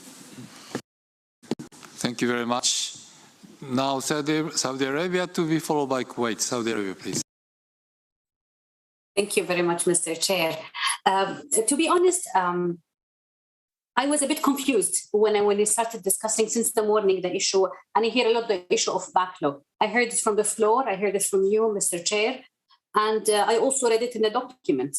I went back to the mandate of the working group, and I had to actually read through and through again and search for the word backlog, and I did not find it. Having said that, I trust your wisdom, Mr. Chair, that it is, as it says here, it is a consideration common to option A and option B, which is related to it, and it's worth discussion. And it's worth also, I mean, I see an interest from the floor, and I see your wisdom in raising this issue, Mr. Chair. Having said that, I still think, I find it a bit problematic when we look at if there is an item. I don't want to mention countries here because the list is already there. But let's say a country updates their own file in 4 years. And then 4 years goes by. What happens? Do they have to update it again?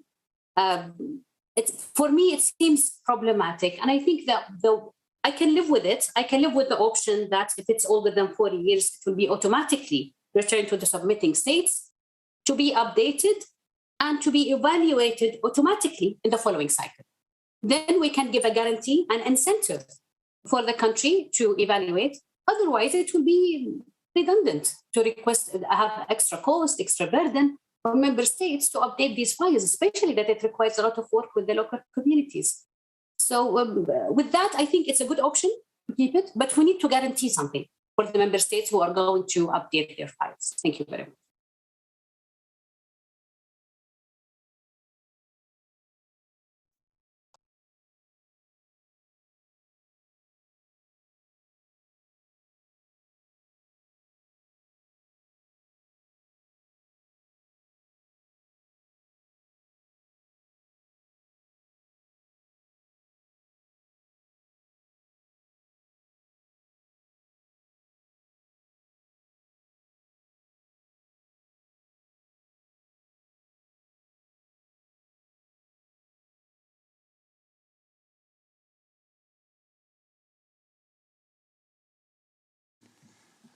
Okay, well, sorry for taking time. Now, what's the problem here? Okay, so honestly, as you get older, you tend to lose some of those memories. I should have asked the room to discuss this as an item. In fact, my understanding is that this particular issue of backlog has been requested by the committee, the last committee, for discussion. But the Secretariat paper did not include this as one of the topics to be discussed in this particular working group, and therefore that was missed out. But you know, I should have asked the consent of the room for discussions of this. That was a mistake on my part. So let me just quickly do it, because if nobody wants to discuss it now, we don't have to discuss it. So just, you know, I recognize two hands, but before giving the floor to those two countries, is there any delegation which has any opposition to this item as one of the items to be discussed in this working group?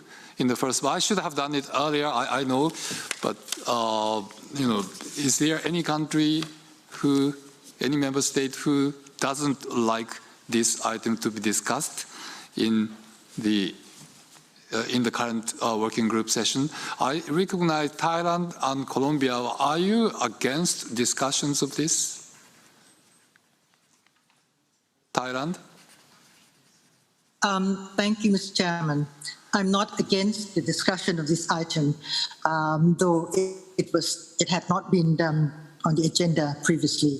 But we have to admit that backlog files are indeed of great concern to all, especially to the nominating communities and the governments who have invested their human and financial resources in putting up their nominations. We are therefore happy to see that this committee is at least trying to seek some solutions to this huge problem.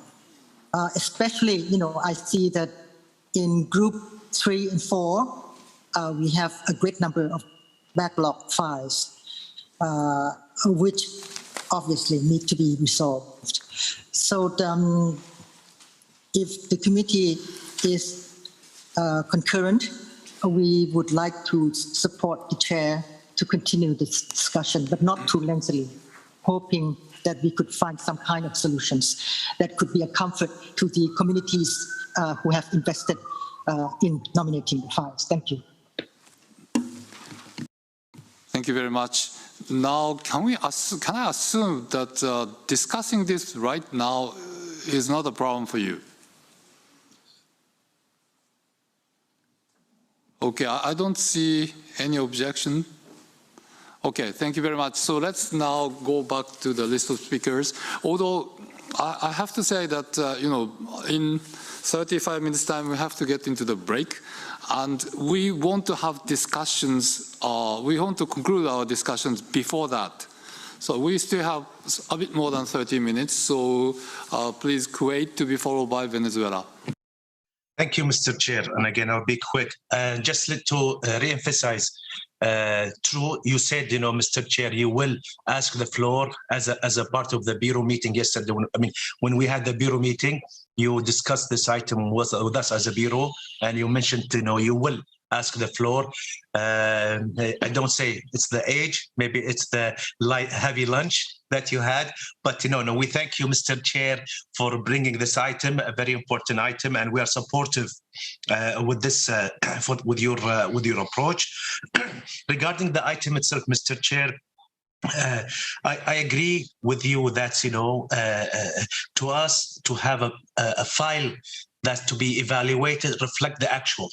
And sometimes with time, things change.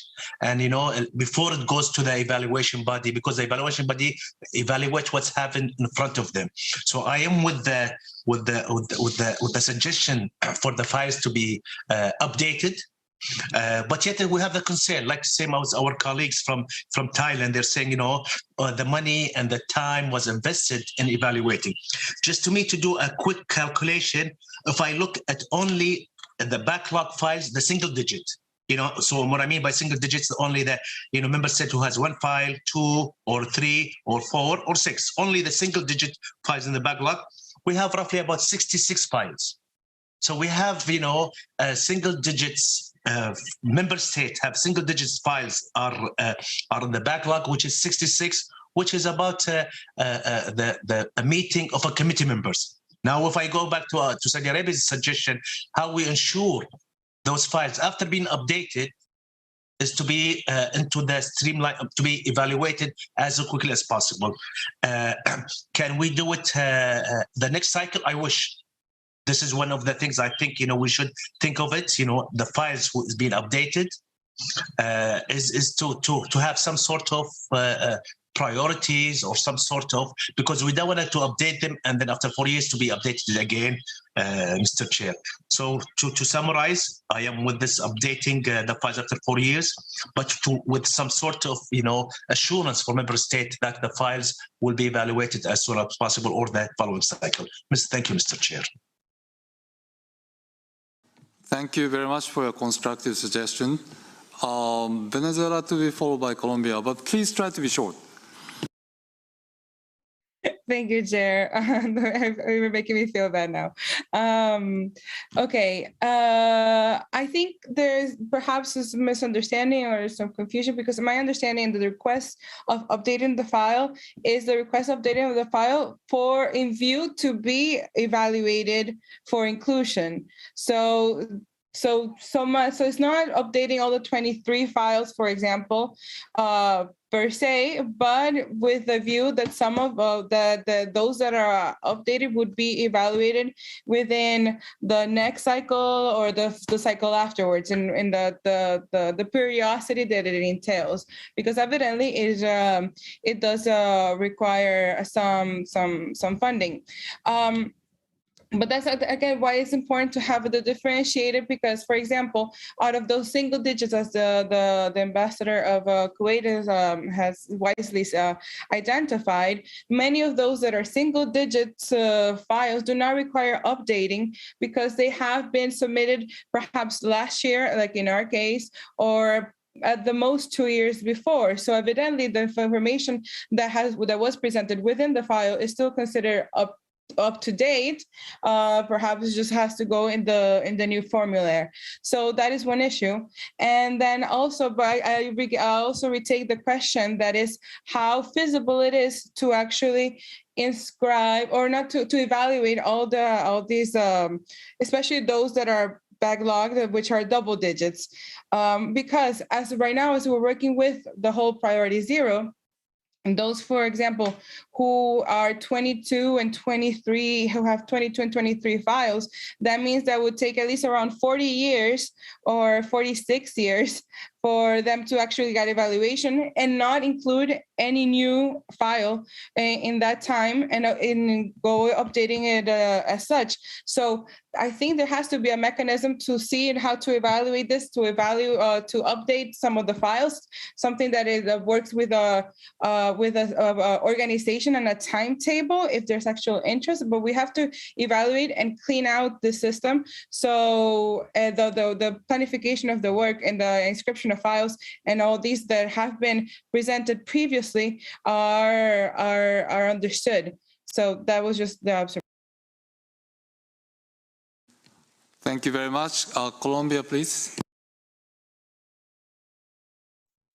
Thank you very much, Mr. Chair. Now, just to clarify, because the ambassador of Saudi Arabia, her questions, and I believe this discussion about the listing mechanism has opened a lot of subjects and issues that we didn't consider before at the beginning of this, and you, Mr. Chair, know this more than anyone. So this, actually, there are a lot of issues that we have to deal with, and this one in particular, I found very pertinent because we need to do because when you choose the 50 or 60 files that you are going to evaluate each year, you consider this as well. So this cannot keep going. I mean, this cannot keep happening. So we really, since we are in this discussion, it's good that we take some measures and some effective and dynamic solutions about it. And that's why I really appreciate the proposal of Tim to give to us the numbers so we maybe can understand this differently and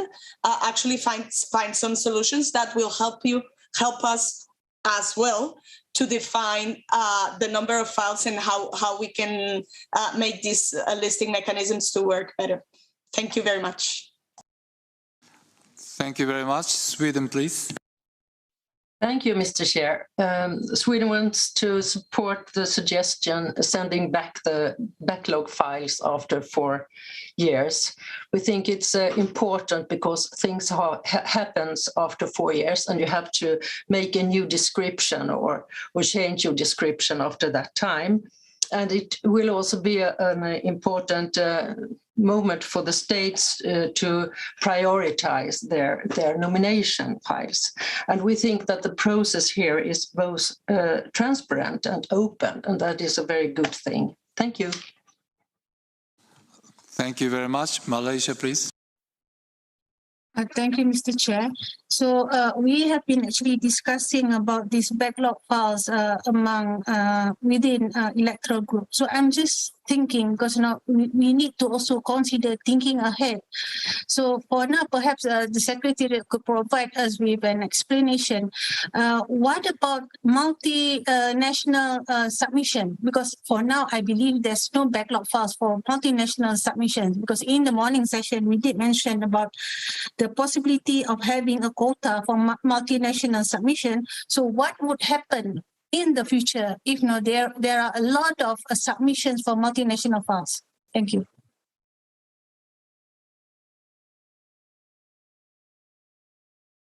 Okay, for that particular point, Mr. Curtis. Thank you, Madam. Thank you, Mr. Chairperson.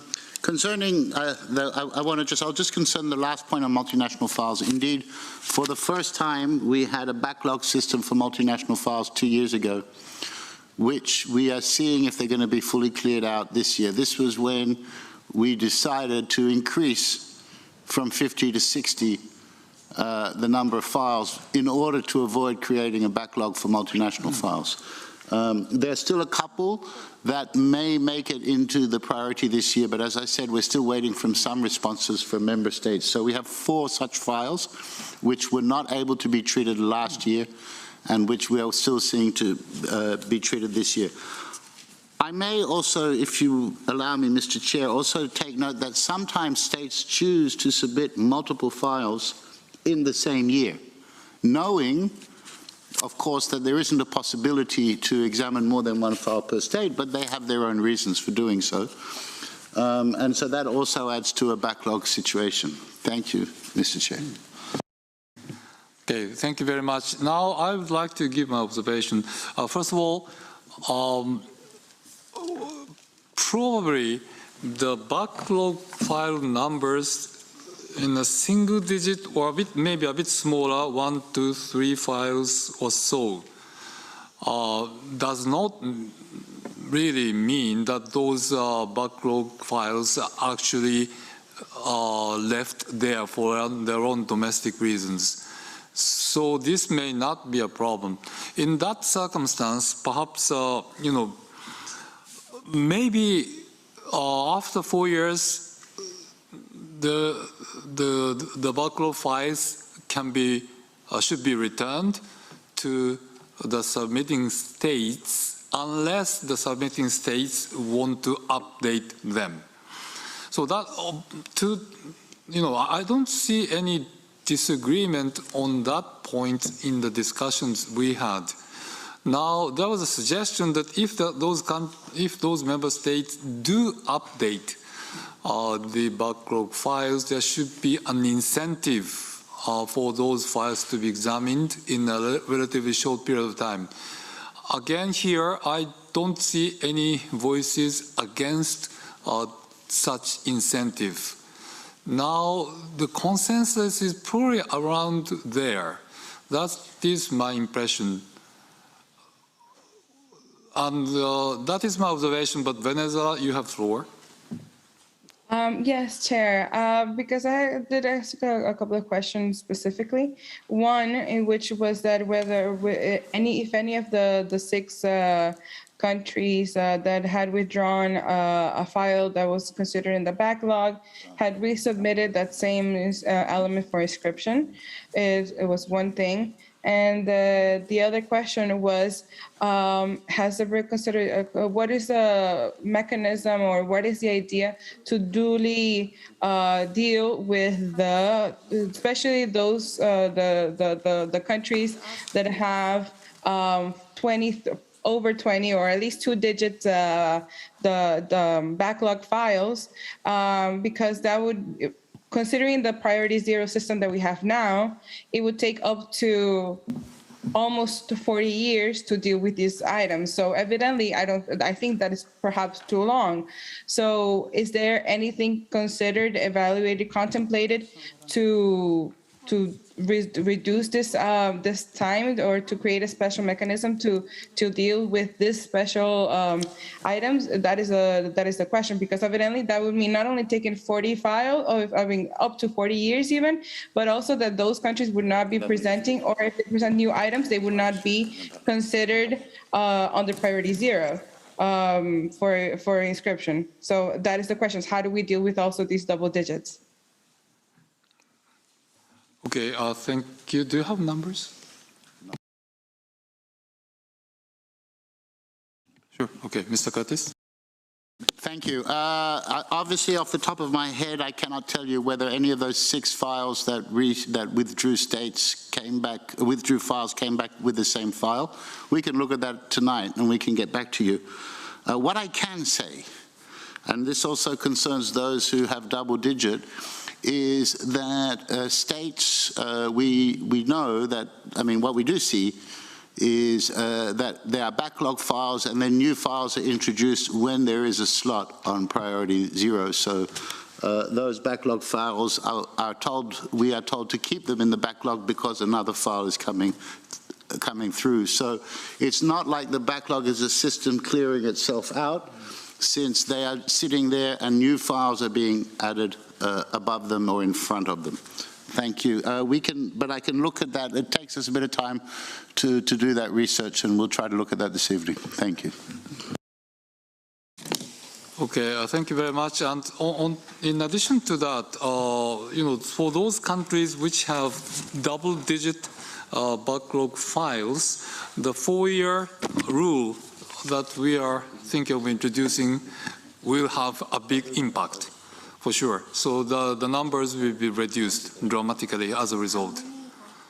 So once again, I want to see, nothing is final until the end. But for now, in order to make the best use of time, can I just conclude with the observation that at least nobody has spoken against the introduction of 4-year rule. That's one. But at the same time, the submitting states should be given an option to update the backlog file when they are told that this will be returned back to you. So they should have a chance to update it. Now, if they update the particular file, that probably means that they have a priority. They have attached importance to the file concerned, and therefore the files need to be treated. At least the file needs to be evaluated in the relatively short period of time. Now, of course, all the countries should be under the same principle, meaning priority zero. That means 1 file per 2 years. So their files, even if they update 2 files, the 2 files can't be examined in the same cycle. No, that's not what I mean. But at least those files need to be examined in the near future. That kind of guarantee. So I will, if nobody objects to it, I'm trying to draft resolution, our recommendation in line with that, in line with the points that I mentioned. And I think that's probably the consensus here. Would any delegation have any different views on that observation? Well, we are going to consult with you on the language. But in any case, I would just like to consult. I would just like to draft our recommendation in line with that. Any views? Venezuela? Thank you, Chair. I think you did a wonderful job at trying to summarize the observations, the perspective that were expressed. I just wanted to make one addition to see your wisdom on when something is drafted along this, is that I'm also aware that this process of cleansing the backlog of and such does have implications, especially for the communities, because they start to, those who participate in this, they start to follow this process from before the moment of presentation of the nomination and after the inscription, evidently.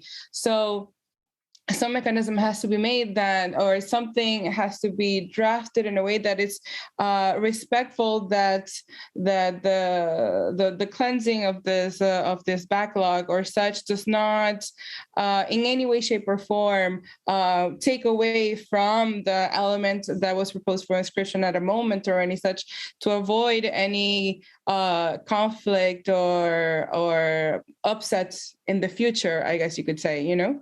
I'm sorry. So that is just the one thing, because we can't force states obviously to withdraw something they presented. We are trying to just make it more efficient, evidently. So I think something has to be considered and drafted with this sensibility at hand in mind. Thank you.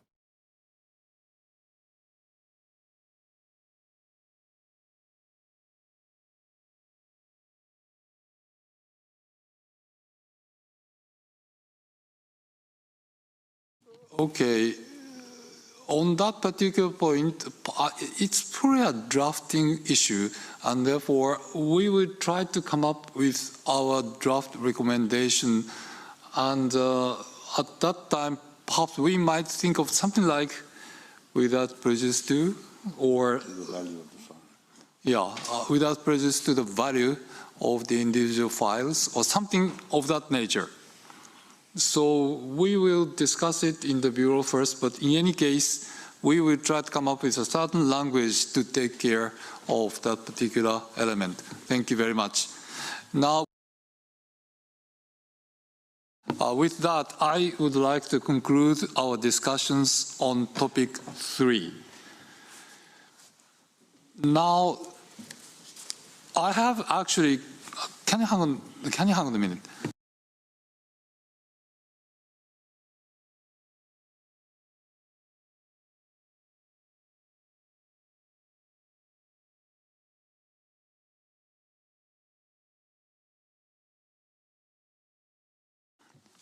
Okay, thank you very much. I would like to do it this way.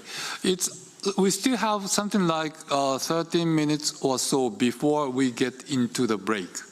But can I break the meeting for now and convene a Bureau meeting to discuss what should be the draft recommendations that we should be making in the in the meeting after that. My plan, in fact, is try to come up with a kind of draft recommendation, although it may not be final, some kind of language, and discuss it in the Bureau first, and then present it later in the meeting for discussions. And in doing so, the first topic, the topic 1, that is a very kind of divisive, it's a kind of difficult issue. So I will keep options there for those two different views. But at the same time, particularly in case of option A, there may be some points that we can discuss further, including 2 files, 3 years, or quota for international multinational files, or the priority zero issue. So on those points, we may have some drafting, and also the issue of international assistance, as well as the backlog that we just discussed. So I would like to consult with the Bureau for drafting, and then come back to you with those draft recommendations for further discussions. So for that, I would like to start a break now. It may take a bit more than 30 minutes. So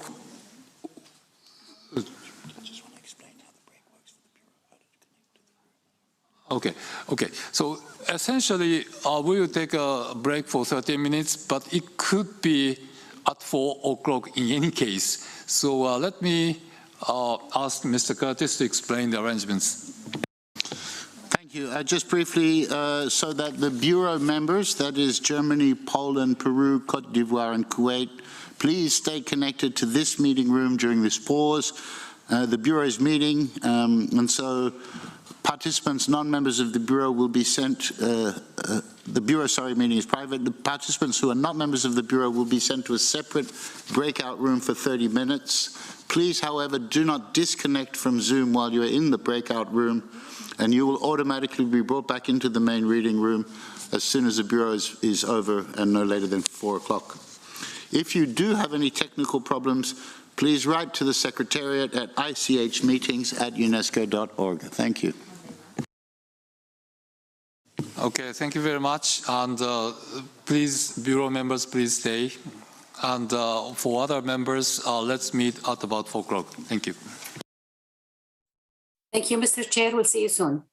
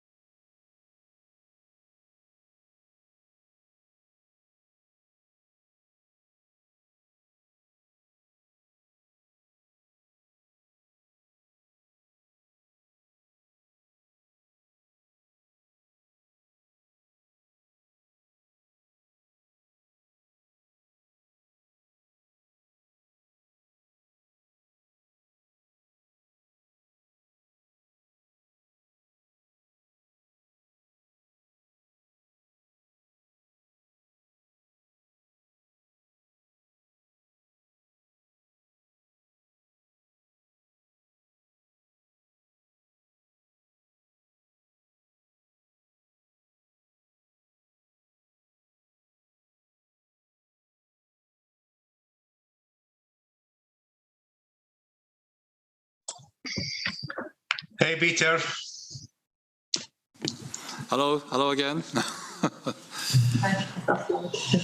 Okay, are we ready? Yes. Is everybody here? Cote d'Ivoire. Okay, right. Okay, so let's. Well, we have already sent it to you, but let's have discussions on the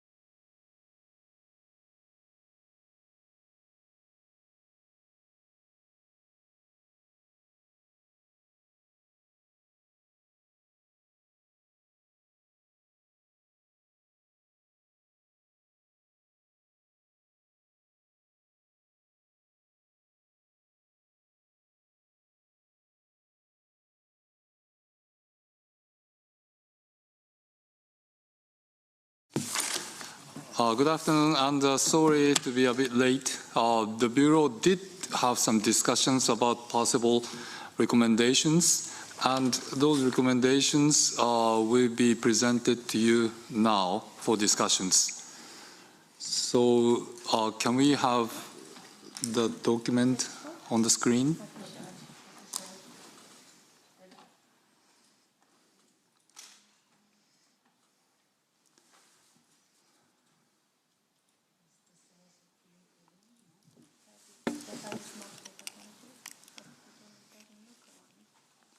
Okay, now let me explain a little bit about what it is. First of all, we do not draw any conclusion from the discussions this morning regarding whether we should go for option A or option B. Both options are mentioned here. You have option A there, and you also have option B. So I would like to put this for discussions in the room. We have about 1 hour and 15 minutes for discussions. Now, given the fact that while on the one hand there was a greater number of countries supporting option A, that is true. But at the same time, we have a substantial number of countries supporting option B, and they are fundamentally different. So what I would like to do here, first of all, is to look at the language there. And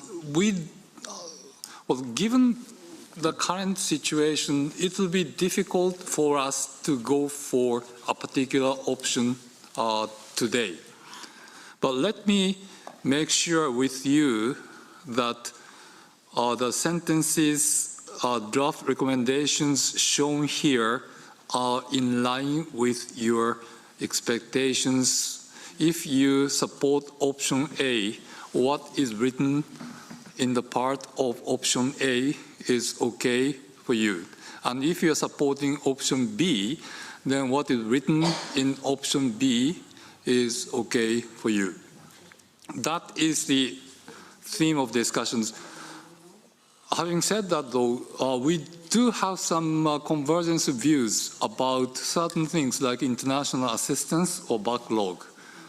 So on those things, the language in option A and language in option B are identical. So on that basis, let me just go through. I would like to read it now so that everybody understands how this working document is structured. First of all, sorry? Venezuela, can I just explain this first and go back to you later? Yes, yes, of course. Okay, thank you. Now, option A, the annual ceiling. The annual number of nominations to the urgent safeguarding list, the representative list, and to the register of good. Don't move it. It's hard for me to read. Okay. Okay. So anyway, the annual number of nominations to the urgent safeguarding list, the representative list, and to the register of good safeguarding practices that can be treated in total is to be set at least 55 and no more than 60. This is a kind of practice, and this is the description of what we are doing at the moment. So this is paragraph 1. The paragraph 2 is international assistance. And as agreed, in the meeting, all requests for international assistance are to be examined by the Bureau of the committee. The request should not exceed $100,000 except for emergency requests.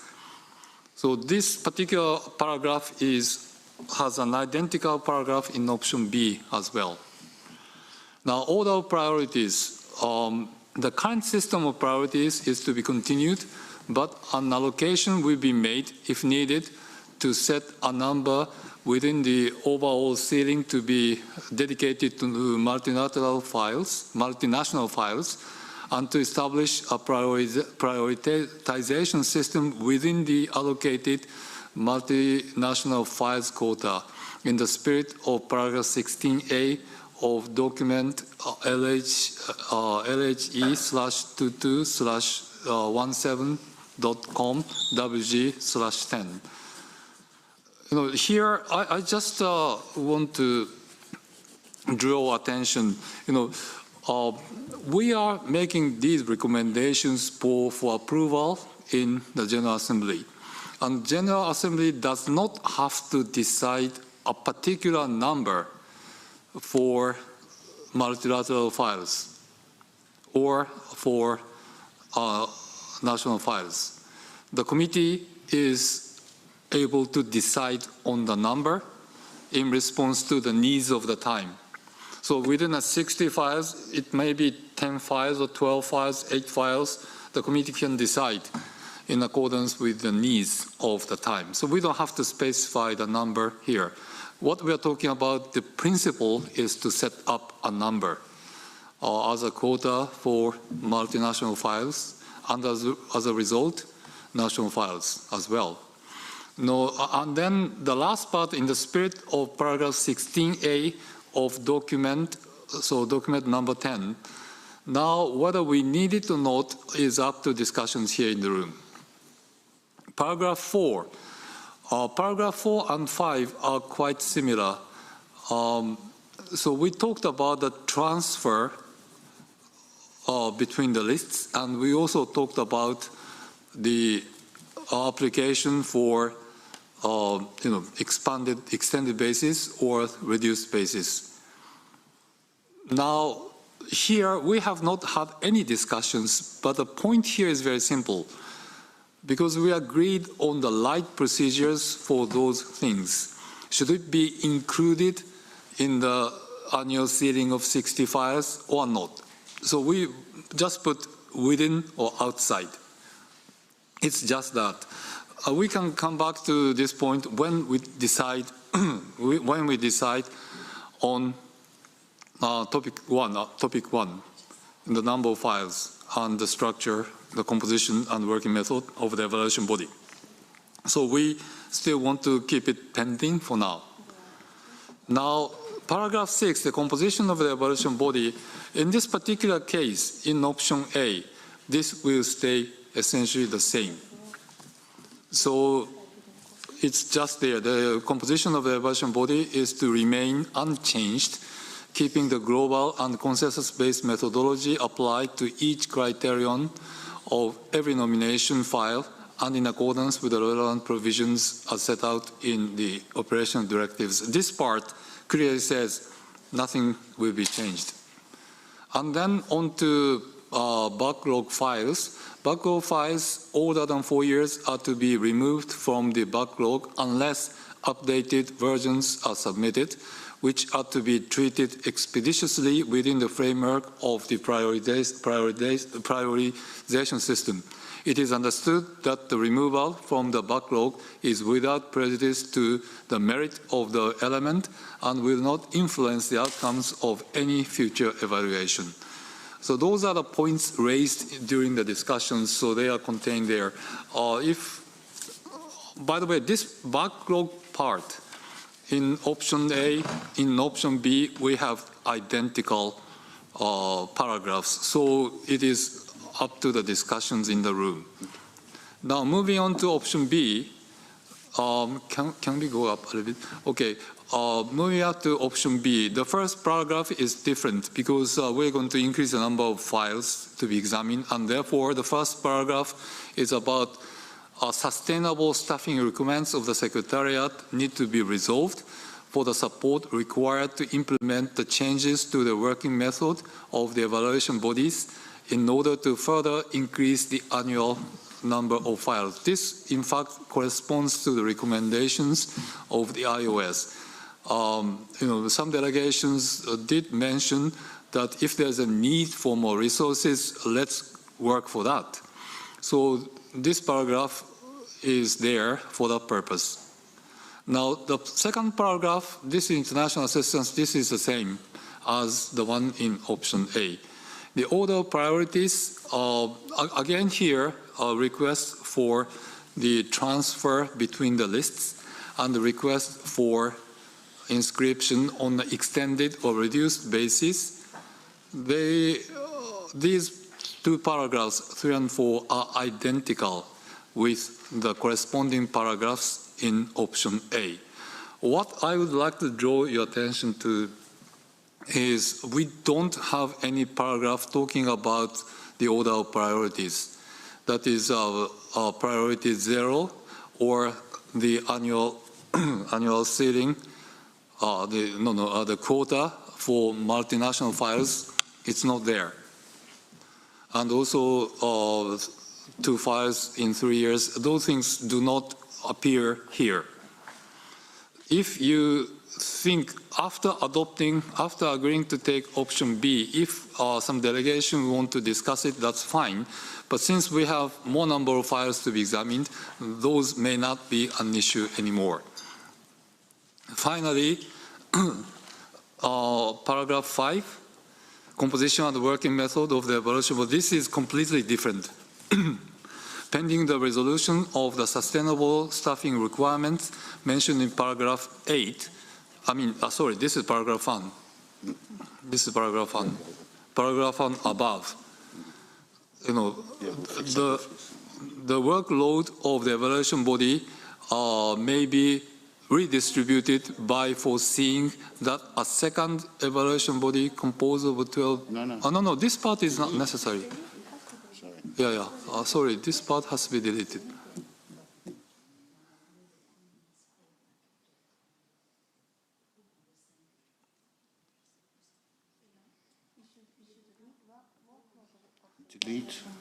Delete from after foreseeing, delete.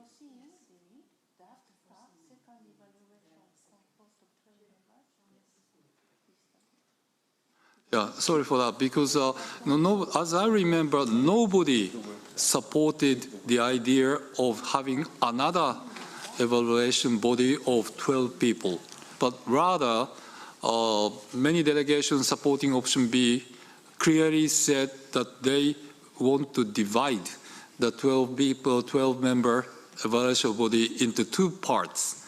So therefore, foreseeing that the number of evaluation body members remain at 12, with 2 groups of 6 members separately evaluating a different set of nominations. That is the language for the evaluation body. Finally, the backlog files, this is paragraph 6, but these are backlog files. This is the same as the one in option A. So this is how this document is structured. So what I would like to ask you to do, in fact, is if you are option A supporter, please say whether the language contained in option A is okay or not. If you are a supporter of option B, please say whether the language there is okay or not. And after that, if we still have time, we can have a debate as to which way we should be going. But I'm not very optimistic about the possibility of having a conclusion on this today. So today, we want to have solid draft recommendations in both options. Okay, with that, I would like to open the floor for debate. So, Venezuela, right? Not China. Venezuela to be followed by China. Venezuela, please. Thank you, Chair. And I want to thank you and the Bureau and the Secretary for trying to put into words the discussions that were held today. Just a couple of things. We are somewhat flexible. We do prefer still option A, but evidently we understand this is a process of negotiation. Just a couple of observations in regards to para 3 and 4. I know that in many of my statements in intervention, I focused quite a lot on the issue of the backlog. However, I did also express that for our understanding that both extending and the transfer of a list to another list should not be contained within the annual ceiling, because these are different, this is a different process that should already be fed by already evaluations such as and the information's already studied regarding the periodic reporting, and or because of they require less and when it comes to, for example, an extension, there's less criteria to be considered. So for us, it should be outside of the annual ceiling. And regarding the backlog, I'm just concerned as it's drafted currently, because, and here it does kind of bring to mind the observations made previously by Saudi Arabia and Kuwait, that those countries that do present an updated version, how we can guarantee that or ensure that their files are reviewed, because here it's very strong. It says just older files or older than 4 years must be to be removed from the backlog. So the issue is that we have files that we have countries that have from 6 to 12 to 22 to 23 files, and therefore considering that priority 0 is still a thing and would still be a constraint for them, then we are sure it's impossible to review all of these files at once, and therefore then it could be problematic having a wording as strong as this without creating an actual further mechanism to deal with this specific backlog. So that would just be my observation on that regard. But I think we are moving forward. Thank you. Thank you very much. Last part was, we were not quite sure if this last language in the last part, meaning unless updated versions are submitted, which are to be treated expeditiously within the framework of the prioritization system. Whether this is a good enough language or not, it's not very clear. But nevertheless, we try to capture the spirit there. But at the same time, we have to make sure that no country is able to get 2 files evaluated in the same year. No, this goes against the principle of prioritization system. So this is an effort to capture the thought within the framework of the current system. But I'm not sure, this is a good enough language. So perhaps this is up to the debate. Sorry, may I readdress the chair 1 second? It's just that perhaps in this, we could take a little bit of the experience of not to copy at all whatsoever, but for example, the experience that happened with MAB, with the process of to ensuring or to promote excellence within the network, etc., is obviously not the same situation. However, what it did call, it was that for a process in which the periodic reporting was not happening as it should be, on giving a time frame that allowed the member states to respond, to update, etc. So perhaps something with that sentiment could be considered to how to deal with the backlog files, understanding again priority 0, and but also allowing to deal with this specific issue. Thank you. That will be all from my side. Okay, thank you very much for your insight. Now, China to be followed by Saudi Arabia. China, please. Thank you, Mr. Chairman, for giving me the floor. As you may remember that during my first intervention, I didn't express very clearly which option my delegation is for. After following up the discussions during the past session, and also bearing in mind that the main aim for this part of the working committee is trying to deal with the increasing number of the nominations, my delegation, after looking through the paragraphs of the both options, we would like to propose that maybe we could try to make a fine-tuning proposal between these two options, which is exactly that we would like to propose that we try to propose that we could make a little bit slight increase on the top number of the nominations for each cycle based on option A. That we could make the annual ceiling of the nominations up to 5 to 10 more than 60, and also based on the priority 0, and then we set the certain quota between the multinational and the national files. So the reason that we might make this proposal are based on some observations. First, it is that we have noticed that the gap between the nomination and evaluation has been existing since the very first cycle of the listing mechanism started in 2009.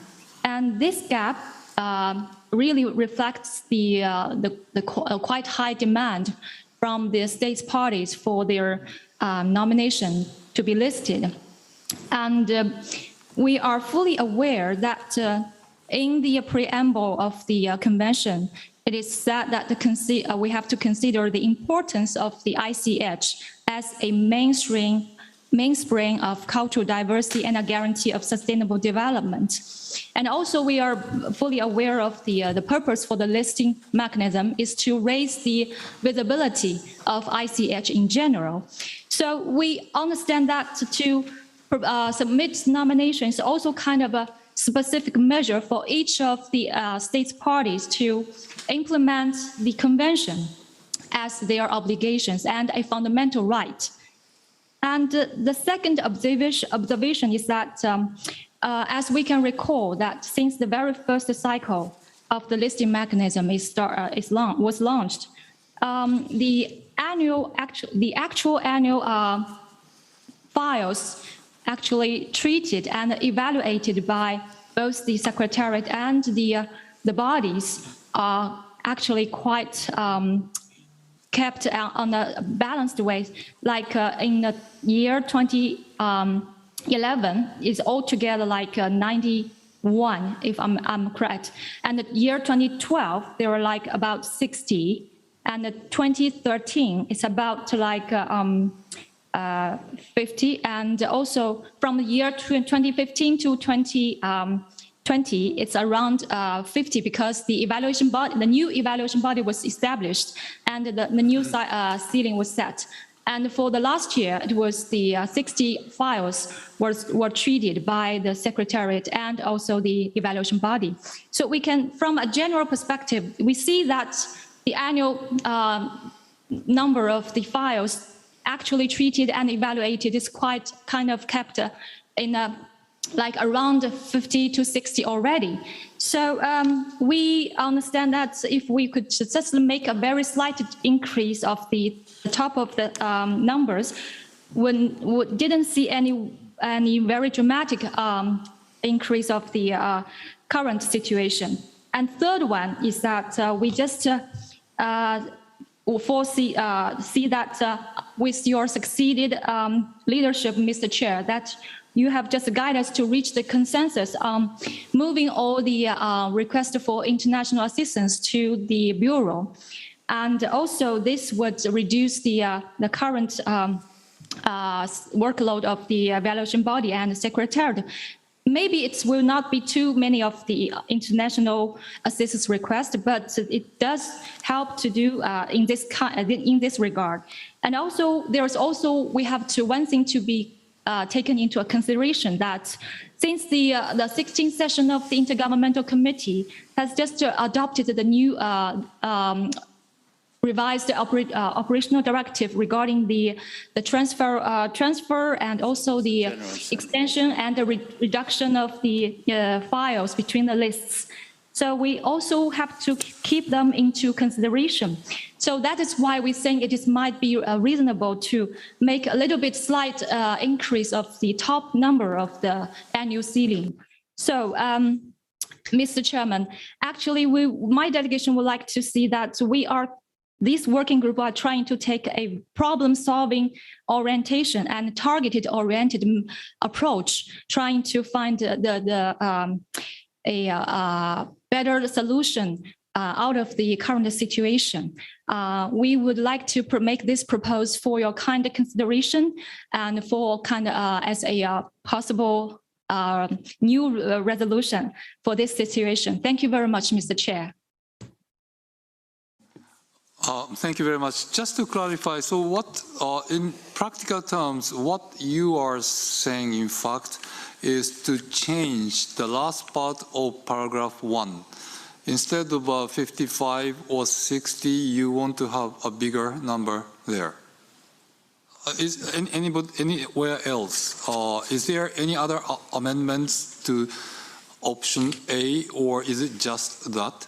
Well, you can, of course, come to your suggestions at a later stage. But what I wanted to clarify is, after hearing your intervention, I have an impression that the practical changes that you want to make essentially is in option A, you have different numbers in the first paragraph. Okay, thank you very much. Can we just say, just after that paragraph, say China, different number? Can she propose a number? Can you propose a number? Mr. Chairman, actually, we would propose to increase 5 to 10 more files. Okay, so for the time being, China 5 to 10 more files. Which means at least like 60 and no more than 70. Okay, so at least 60, no more than 70. Okay, at least 60, no more than 70, and no more than 70. More than 70. Okay, that is Chinese suggestion. Okay, now Saudi Arabia to be followed by Japan. Saudi Arabia, please. Many thanks, Mr. Chair. I would like to first thank China. What we have here, option A and option B, are not exhaustive lists. And I like the creativity of trying to come up with something that will lead us all to reach a common ground. With that, I would like to also add something to the option A with regard to the annual ceiling. But before that, Mr. Chair, I kind of lost focus because we keep moving from option A to option B. If possible, if it's technically possible to put the two documents next to each other, maybe, and scroll up and down with these options, it will help us make a clearer decision. If possible, just for clarification. Now, in practical terms, as you say, Mr. Chair, with regard to the annual ceilings, if we can keep China's amendment, it will be great. But I would like also to add to this one, in merging between option A and option B, so that we can move toward the consensus here. We can accept A with the amendment and add that to look at ways to increase or come with options or plan to increase resources needed to increase the annual number of nominations in the next General Assembly. And with saying this, I'm not saying the 9th, I'm saying the 10th General Assembly. So we can function normally, not to stop our work, not to ask the impossible, but at least request a clear plan on how to increase the annual number of nominations, how to increase the resources required. We need a number to be represented to the General Assembly in its 10th session. Thank you very much, Mr. Chair. Thank you very much. Can I just clarify?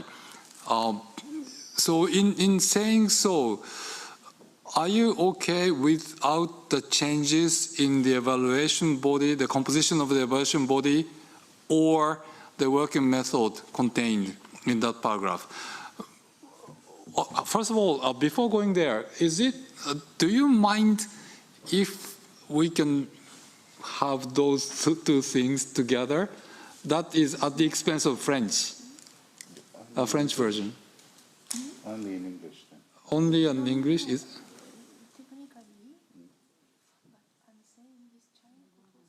If you allow me, Mr. Chair, each language sees only one page.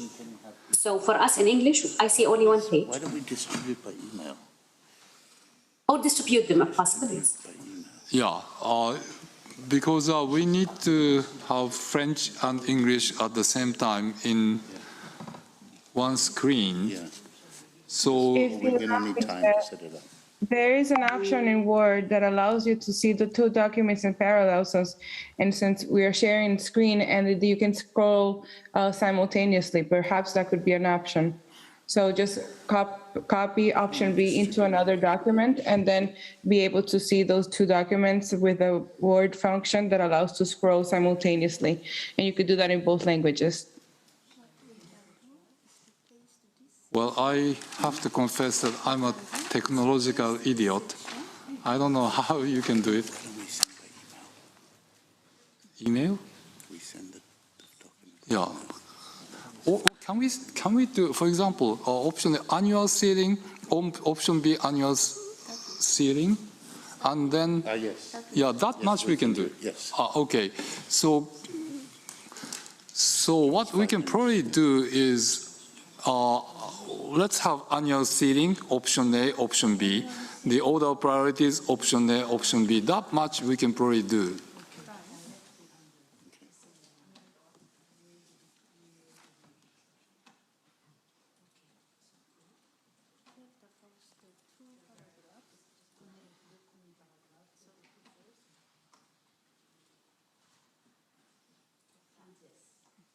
Yeah, that's it.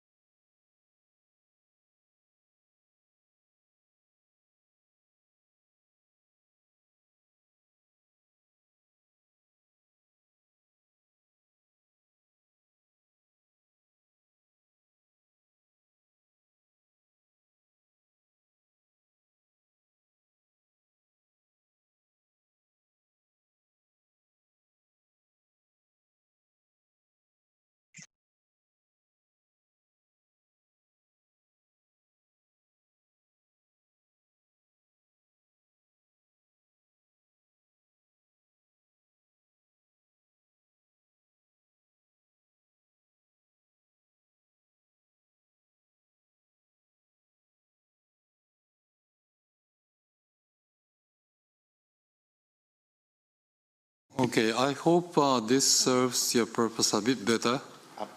Not perfect, but, you know. Okay, now with that, can I go back to Ambassador Haifa? Because I wanted to ask a question, a clarification question regarding when you talked about merging those two options. Are you okay without any change in the evaluation body part, or? Thank you. Yeah, please go ahead. Yes, thank you, Excellency. Indeed, I think we can live with that for the next cycle, keeping it the same, but having something in the point number 1 saying that a plan should be submitted to increase the resources, and a plan to look at or at least a clear plan of how to distribute or look at the evaluation committee so that it can increase the number of files. So at least this will give us a peace of mind that there is a plan being created and it can be approved at the 10th General Assembly. Okay, that is very clear. Thank you very much. Although, of course, Chinese suggestions were attractive, my understanding is that this was not doable from the point of view of the Secretariat, right? So, yeah, maybe for clarification, maybe I have to ask Tim to explain a bit about that.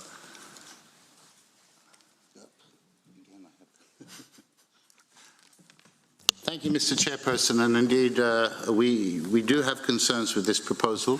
As we said, we really feel that 60, given also the work we're doing in periodic reporting, given the capacity building, given the international assistance, given the thematic work we're doing, and also given the current structure of the Secretariat, I will remind that in 2013, we had more staff with 120 states before UNESCO lost 30% of its budget than we have today.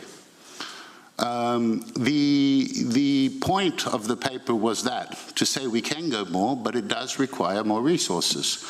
So I understand the desire to further increase, and I'm fully aware, and in principle don't have a problem at all with it.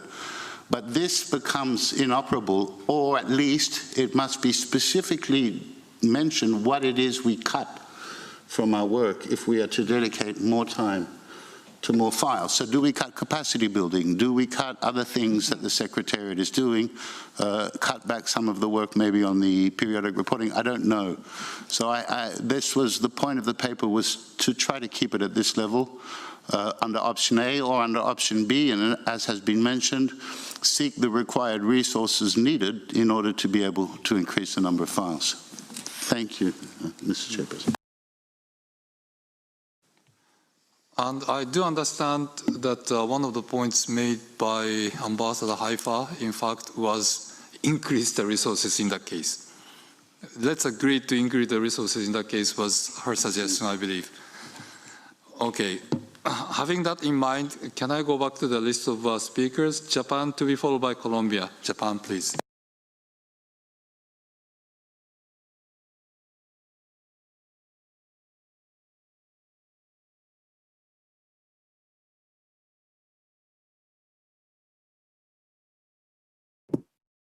Sorry, I was muted. Thank you, Chair.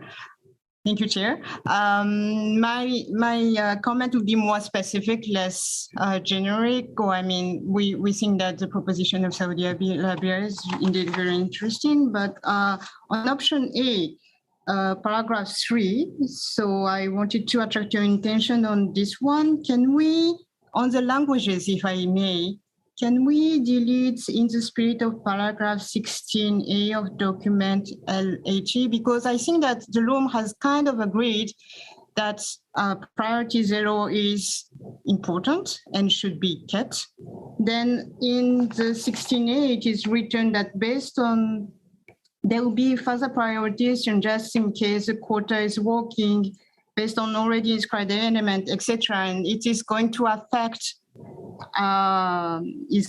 the priority 0 actually. So if we may, maybe we can say the current system of priorities is to be continued, but an allocation will be made without affecting priority 0 and 1 if needed to ascend number, etc., and zapping in the spirit of paragraph 16a. I think that would be like a change that we would like to introduce.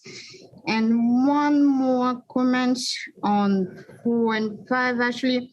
So on this one, we are a little bit on the same page as Venezuela. We believe that the 4 and 5 was introduced saying that we are going to lighten the process and make community and people who want to join the existing file to make it easy for them to join the file.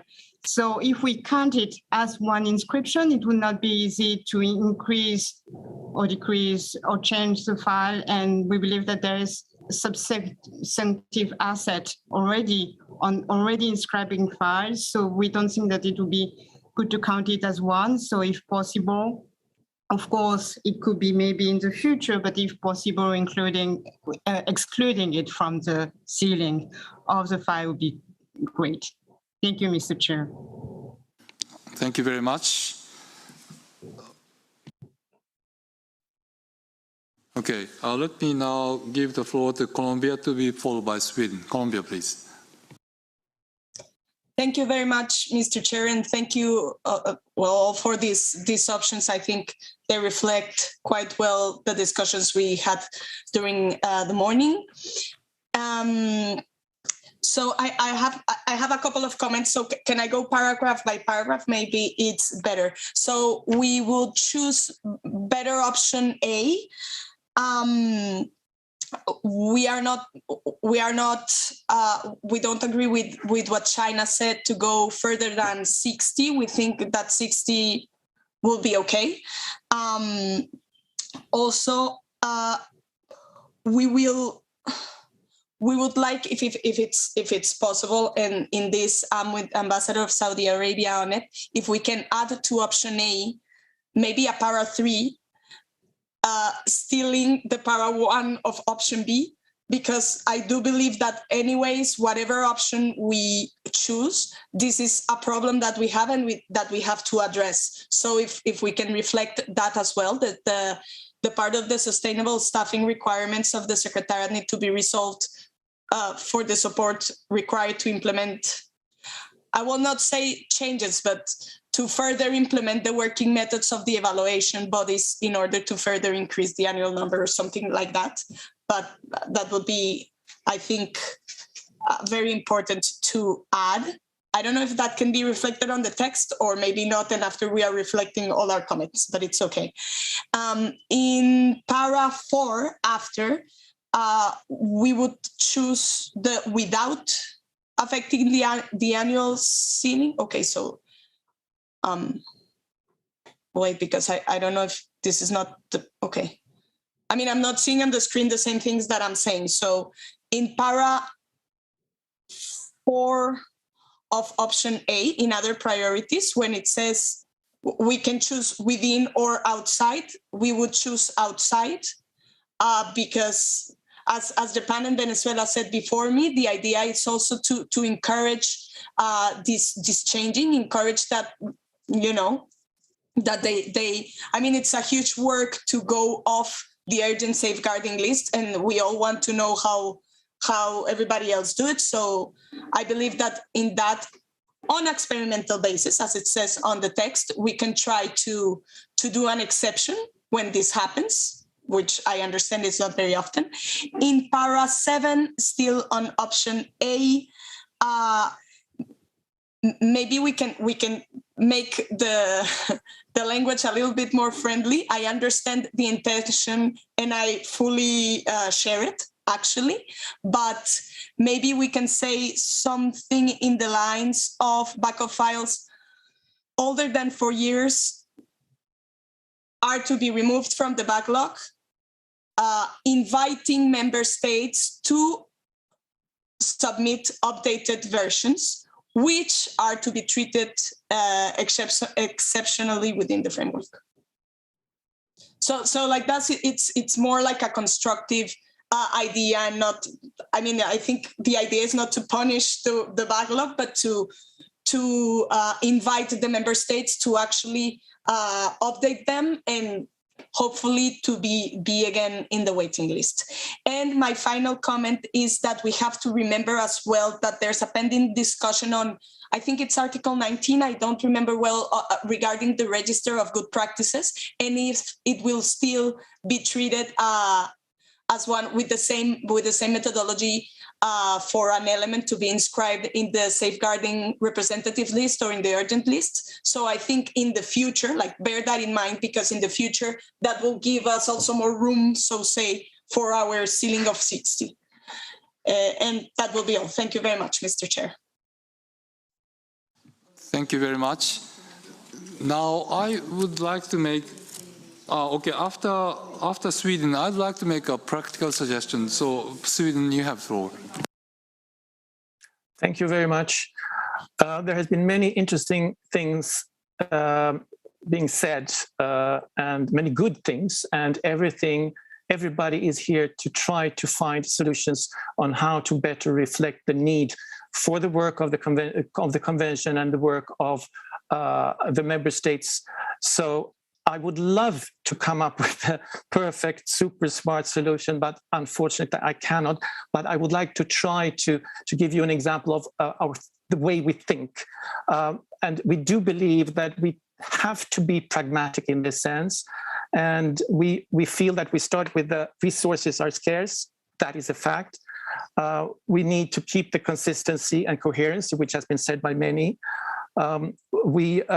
We need also to work on other things than just a list, capacity building, the support for actually working out the nomination files, and we also need to keep the trust in the process. So in that sense, all the years that we have been working on this with this convention, many things have been very good. So that is the starting point, and then we believe that step-by-step approach is good.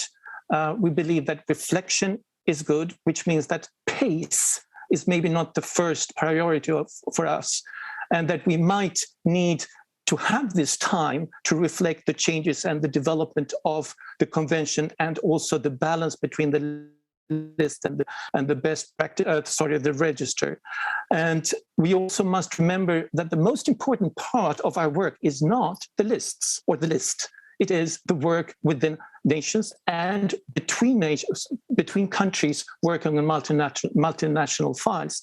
So we must remember that this is not only the only thing that we're talking about. So having said that, we're still convinced that option A, with the possibility to revise the priorities, will be a way forward. And we do believe, to be concrete now, that it's possible to keep the files within on both occasions, because that is also a way of trying to balance the work between the different sides of the convention. And we don't believe that going further than 60 is possible. I mean, we would love that, but it's not possible. And to finalize, I would like to say that I think that this discussion that we're having, or that we're thinking we're having, should be dealt with when we have the resources. So I'm basically saying that I'm very much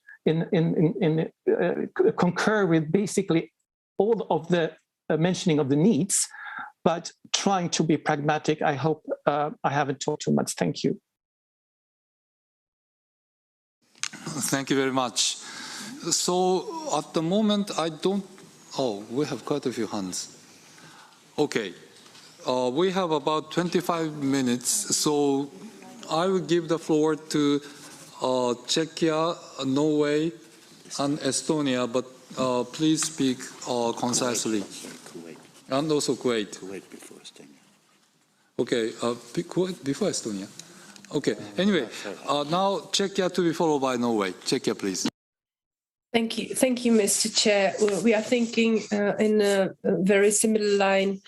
as Colombia, we think that under the current system, more than 60 files is simply not sustainable. And we unfortunately cannot agree with the proposal by China.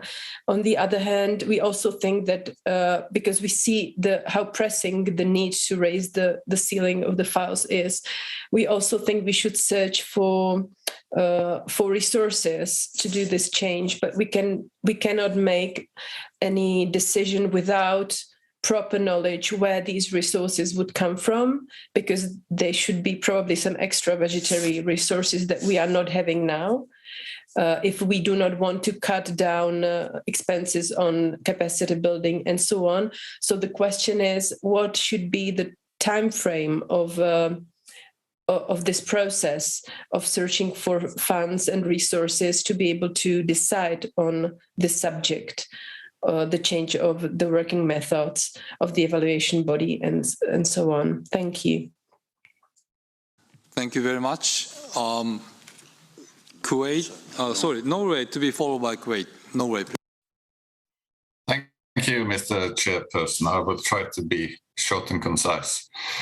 Although we are aware that this meeting, we are discussing the listing mechanism, but as we have said before, we are a bit worried that the high number of nominations received each year are threatening to shadow and sort of undermine UNESCO's total and normative work.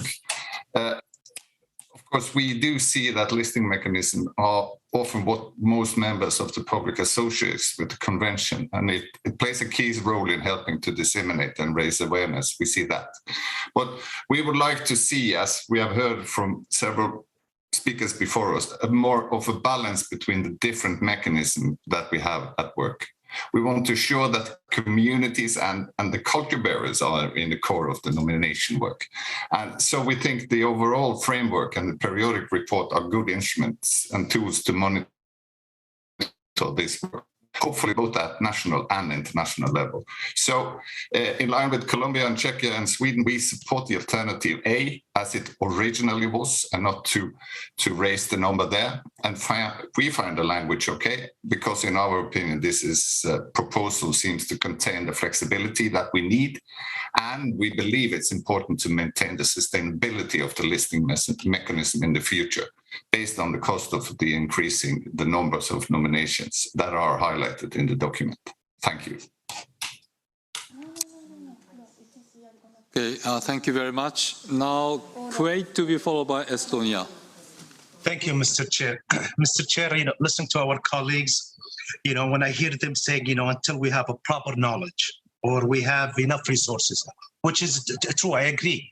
We go with option 1 as 55 to 60, but also to add on top of that paragraph, like our colleague from Saudi Arabia said, which is we need to start look to the resources, which is option number 1 and option B to be added to paragraph 1 in option A.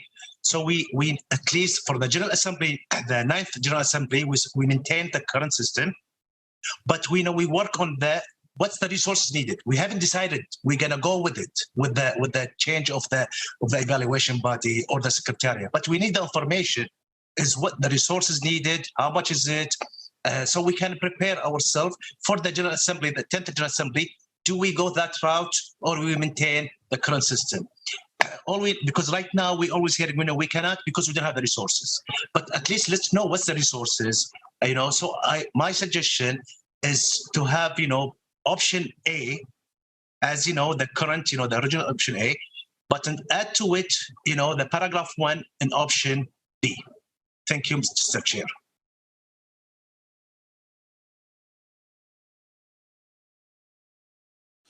Okay, thank you very much. Now Estonia to be followed by Belgium. Estonia, please. Thank you very much, Mr. Chair. Estonia is also convinced that the current limit of 60 under option A is really the best we could do at the moment. It's the only sustainable option we have. And as Colombia mentioned, there are still, and also Belgium mentioned that we still have discussions ahead of us regarding Article 18, and that we might be able to find some lighter ways of dealing with these area of best practices.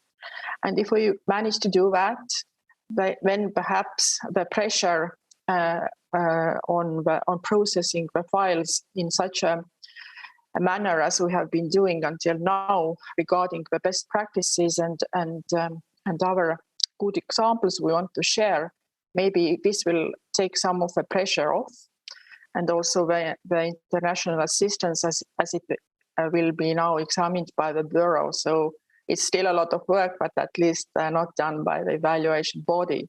So that might open up some avenues for us so that we have more chances to process files to the actual urgent safeguarding list and representative list. And for that reason, and I understand there are many ifs, but perhaps the compromise then would be to treat on an experimental basis the transfers and the extended and reduced nominations outside of this annual ceiling for now, just to see how many there would be, because I understand that our current experience is that there have not been many such files. So on an experimental basis, perhaps we could see how that goes. Thank you. Okay, thank you very much. Now, the Belgium to be followed by? Okay, well, I'll give the floor to Belgium now, and let me just make some practical suggestions. Okay, Belgium, please. Okay, thank you very much. I'd like to echo what Estonia and Colombia said, and to go for option A with a few amendments that Colombia proposed. One of the things I've been listening to the discussions, and one of the things I've been looking for in the basic text is the word backlog file, but it's not there. So a backlog file at the moment, it's a page on the website of UNESCO. It's a kind of a memory database.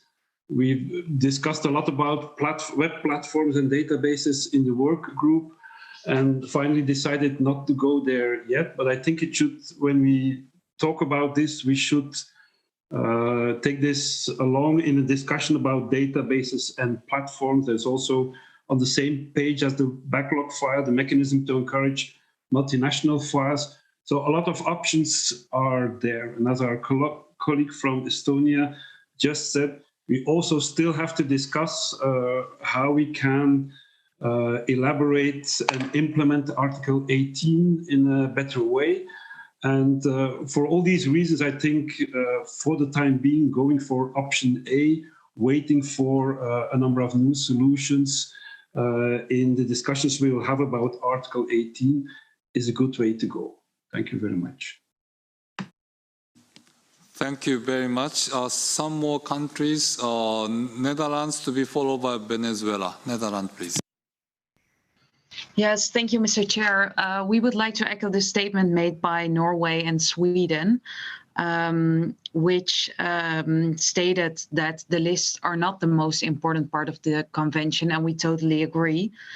And we really think at this point we should be pragmatic. And as Mr. Curtis explained, increasing the number of files without increasing the resources at this point is not feasible for the Secretariat. So I think it's really important to keep that in mind. So for now, the Netherlands will go for option A without China's amendment. Thank you. Thank you very much. Now Venezuela to be followed by Austria. And let's stop after Austria. Venezuela, please. Thank you, Chair. I'll try to be brief. First of, I think for us, we are okay with China's amendment that goes to, it says at least 60, but no more than 70. Evidently, I understand that the Secretary is under a serious constraint. it's Venezuela who's okay, they're saying against, but we're supporting China in this. Just one thing, again, we said it in the morning, there was a mechanism before that allowed in 2011, that allowed for closer cooperation between the experts and the subsidiary body to evaluate the files that did not implicate further financial resources on the Secretariat. So perhaps, I'm not saying this at the moment right now, but perhaps when we're looking forward to, if we have to add to up to those 70, that would be a manner of going forward, in which would allow us to not look into additional resources. That's one thing. Then moving forward to the other paragraphs, and when we talked about, we would like to be included, and when we're talking about the priorities, that says outside of the annual ceiling. Yes.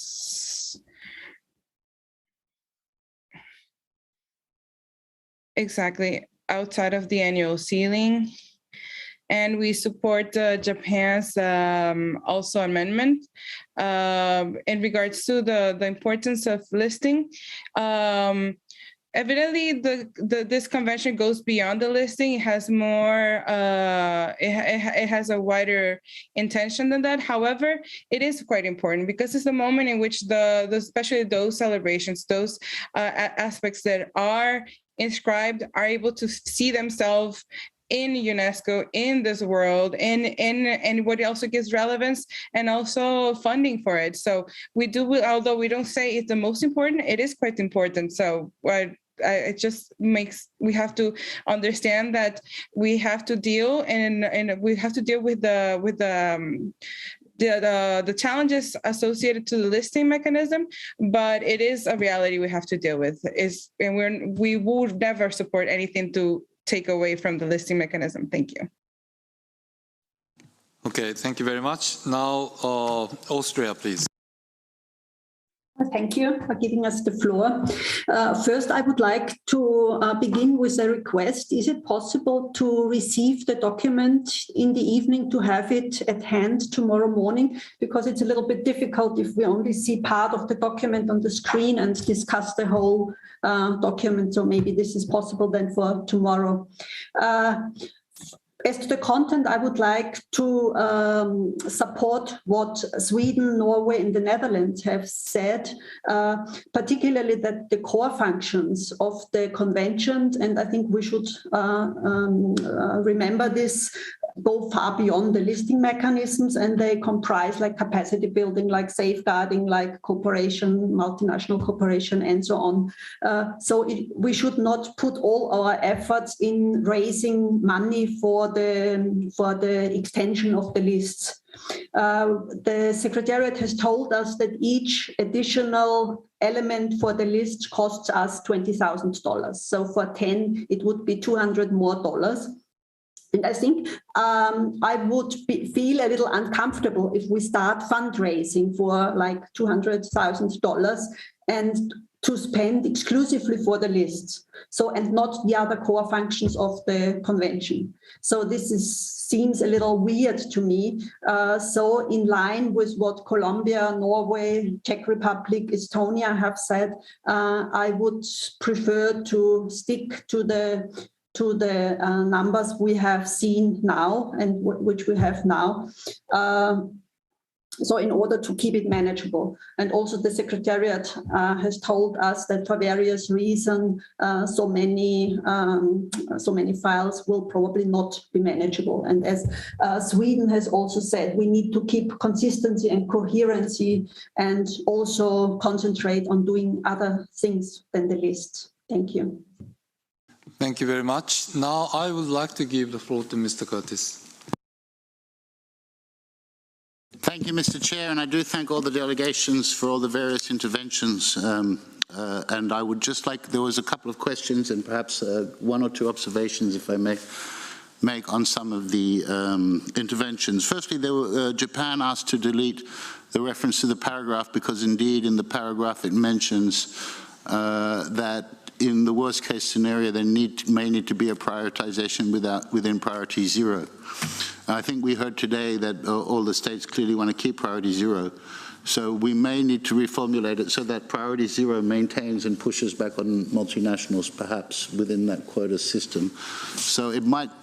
So if you allow overnight, maybe we can find a good resolution of that one. On the inside and outside for the. We haven't presented that, but just if I may make a couple of comments from the Secretariat's perspective. I think for the transfer, of course, first of all, it's important to say these have not even yet been adopted by the General Assembly. They have been recommended by the committee to the General Assembly, so we have no experience yet in implementing them. So we don't really know until we do it what the implications are. From a guest perspective, the transfer shouldn't be that complex to incorporate. For the extension, it's a bit hard to know how many countries are going to, how many extra files are going to come with extensions. I remind that actually in terms of workload, multinational files do represent a significant additional amount of workload both for the Secretariat and the evaluation body. But anyway, that's just a comment to say they're not, and it's an opinion because we haven't had the experience yet. So indeed, anything now should be on an experimental basis until we can gain some experience, would seem a reasonable way forward. I also heard the comments from some states, and I appreciate and thank them about the discussions on reinforcing the Secretariat and bringing them to the NGA. I do think in any case, an annual number of files or not, this convention over the last, we're coming to the 20th anniversary next year, but the last 13 years of its implementation has grown and grown and grown. And the Secretariat, in fact, has been reduced for the reasons I mentioned earlier. And so this discussion will, no matter what, probably need to happen at some stage. I would only say, and if I may, that I'm not sure it can be resolved within the GA of the 2003 convention, but some of these discussions perhaps belong more within the Executive Board of UNESCO and the General Conference on UNESCO, since they concern staffing and staffing costs. Extra budgetary resources are, of course, welcome, but in the past, the committee asked for the creation of the sub-fund to support the resources needed for the Secretariat and identified an annual amount that should be met under that extra budgetary support for staffing. And that amount has never been even close to being met. And we do appreciate greatly those states that have given to that fund, but it's never come close to being what was recommended. So in order to provide that sustainability and that strong looking forward for the convention, these discussions will, in my opinion, have to happen in or outside the question of the number of files, but of course impacts on the number of files. With that, I thank you, Mr. Chairperson. Thank you very much. Now, I would like to make some concrete suggestions, practical suggestions. We are coming to the end of today's meeting, but we have been able to make some progress in terms of our ideas as to what we are doing. Now, my original idea, and it's actually reflected in the document, my original idea was to have to deal with other things tomorrow, other issues, meaning topics 6, 7, 8, 9. Okay, but after having heard the discussion today, it may be worth having another round of discussions on this particular topic with those two options. Maybe for some of you, it may not be so easy to capture everything on the screen. So perhaps we should be able to send some document after this meeting for your consideration. Yeah. So tomorrow morning, the first session tomorrow morning, starting at 10 up until 9:30 up until 11. That session, maybe we can have further discussions on this issue with a view to possibly come to an agreement. And even if we cannot come to a complete agreement, I would like to narrow the gap between different member states. So let me have another occasion to discuss this tomorrow morning. But after that, the second half of tomorrow morning and the first half of tomorrow afternoon has to be devoted to the other issues. Other issues, you have 6, 7, 8, 9, and 6, 7, 9 may not be that contentious, I hope. I hope this is a lower hanging fruits, but the topic number 8, exceptional cases, we may be able to have substantive discussions on that one. So I want to leave some room for those discussions there. So let me, we still have countries wanting to take the floor. Okay, so let me finish my suggestion. You will get some documentation regarding these options this evening. And let's resume our discussions at 9:30 tomorrow. Having said that, we still have 5 minutes, so we have Colombia and Portugal on the list. So Colombia, you have the floor. Thank you, Mr. Chair. I will try to use only 1 minute. So the first thing is to thank the explanations team gave, because it clarifies a lot. And regarding the para 5 about the extension of the files, since it is an experimental basis, I think we both, like para 4 and para 5, we can have it without. But bearing in mind that it's not only the expansion. You say expansion? I don't remember. Extension. Extension. Thank you, Chair. The extension, it can be for the multinationals, but also for the nationals. So I think that there's a difference there, and in that sense, maybe what we can do is maintain an experimental basis, but maybe put a couple of years of experiment, or give like a limit for the experiment, so we can really know how it works, since we don't know yet. And the other thing was also to bear in mind no, I think that was all. Okay, that will be it. Thank you very much, Chair. Thank you very much. No, yes, I remembered. Sorry. It was to have tomorrow, sorry, maybe tomorrow to have, since the ambassador of Kuwait was saying that we need solutions to this budget situation, maybe to have more details about how come every file costs $18,000 to $20,000, and maybe to see what is needed, or to have some further information for after to tackle this challenge. Thank you very much, Mr. Chair. Thank you very much. And Portugal.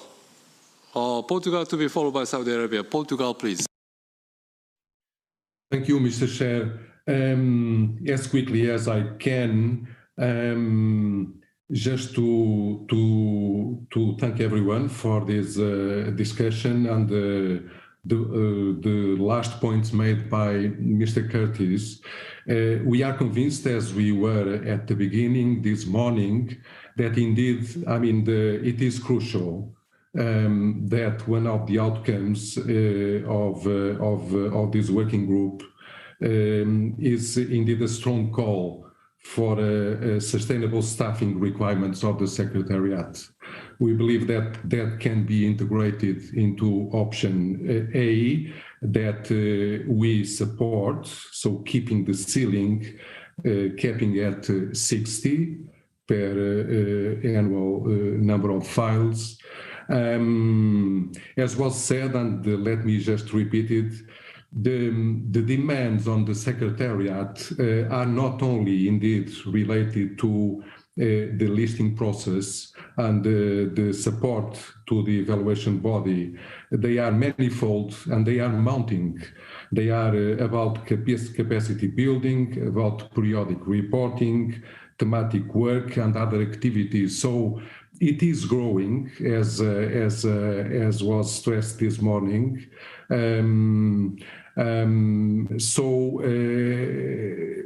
The Secretariat has to grow with with the convention and its implementation. Otherwise, as was stated by the IOS, the 2003 convention would be a victim of its own success, and we do not want that.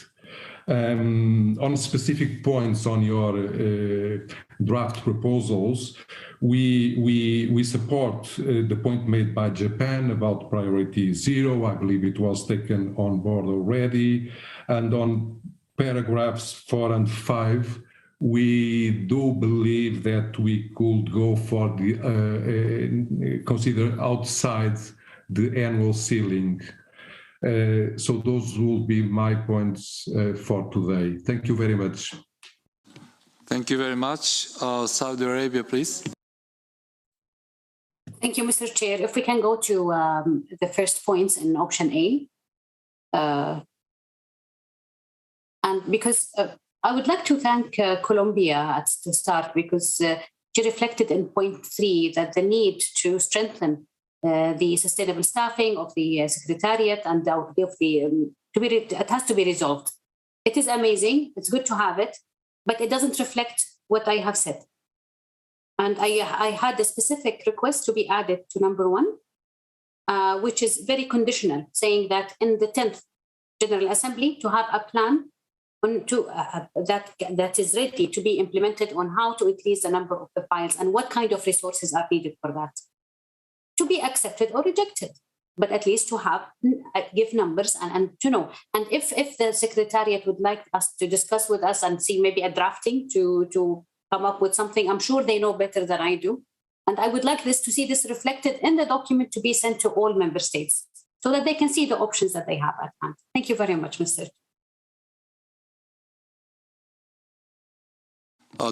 Okay, on that point, Tim can say something.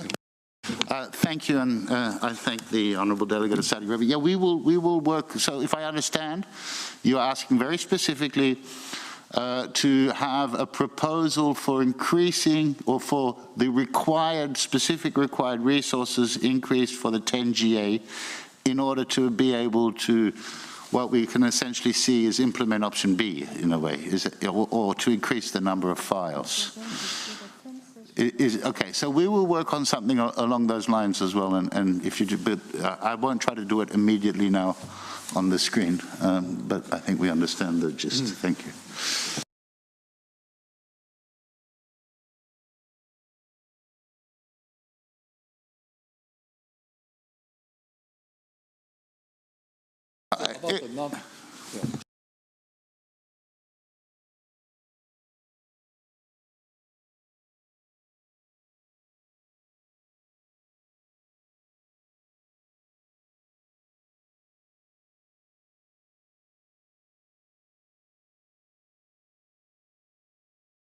Well, okay, I think we have to close the meeting. So, Tim, would you like to say something?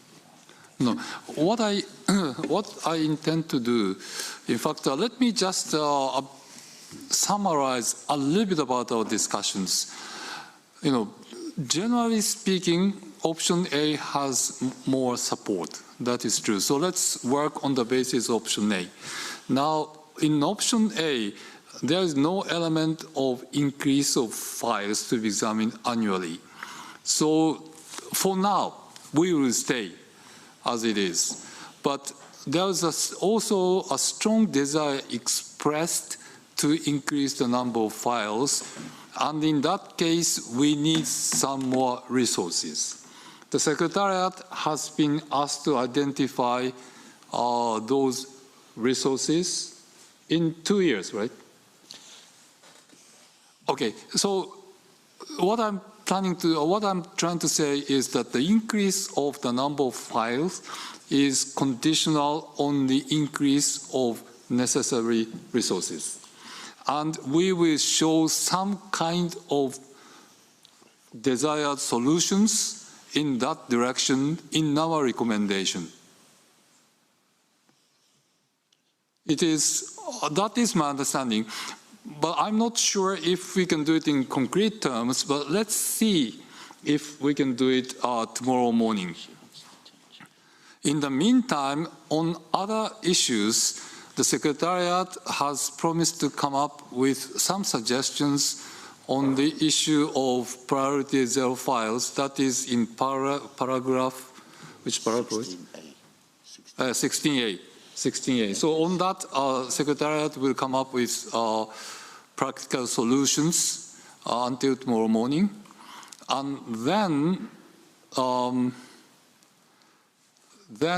we seem to more or less agree that the transfer requests or the expansion or reduction requests can be treated outside the annual ceiling on an experimental basis. It's probably the kind of agreement. And in light of all of these, the evaluation body will stay as it is for now. If we can identify more resources, there's a possibility that we come back to the point again later. But even if we don't change the structures of the evaluation bodies, we may be able to, increase the number of files with more resources. I'm sorry for Tim, but but that may be a possibility. So for the time being, we do not go for the change of evaluation body or its working method. And international assistance and backlog, I think we have more or less come to an agreement. So that is the way I see it. So let's have more discussions on this tomorrow morning at 9:30 with a view to coming to an agreement on that topic. Would that meet the expectations of the room?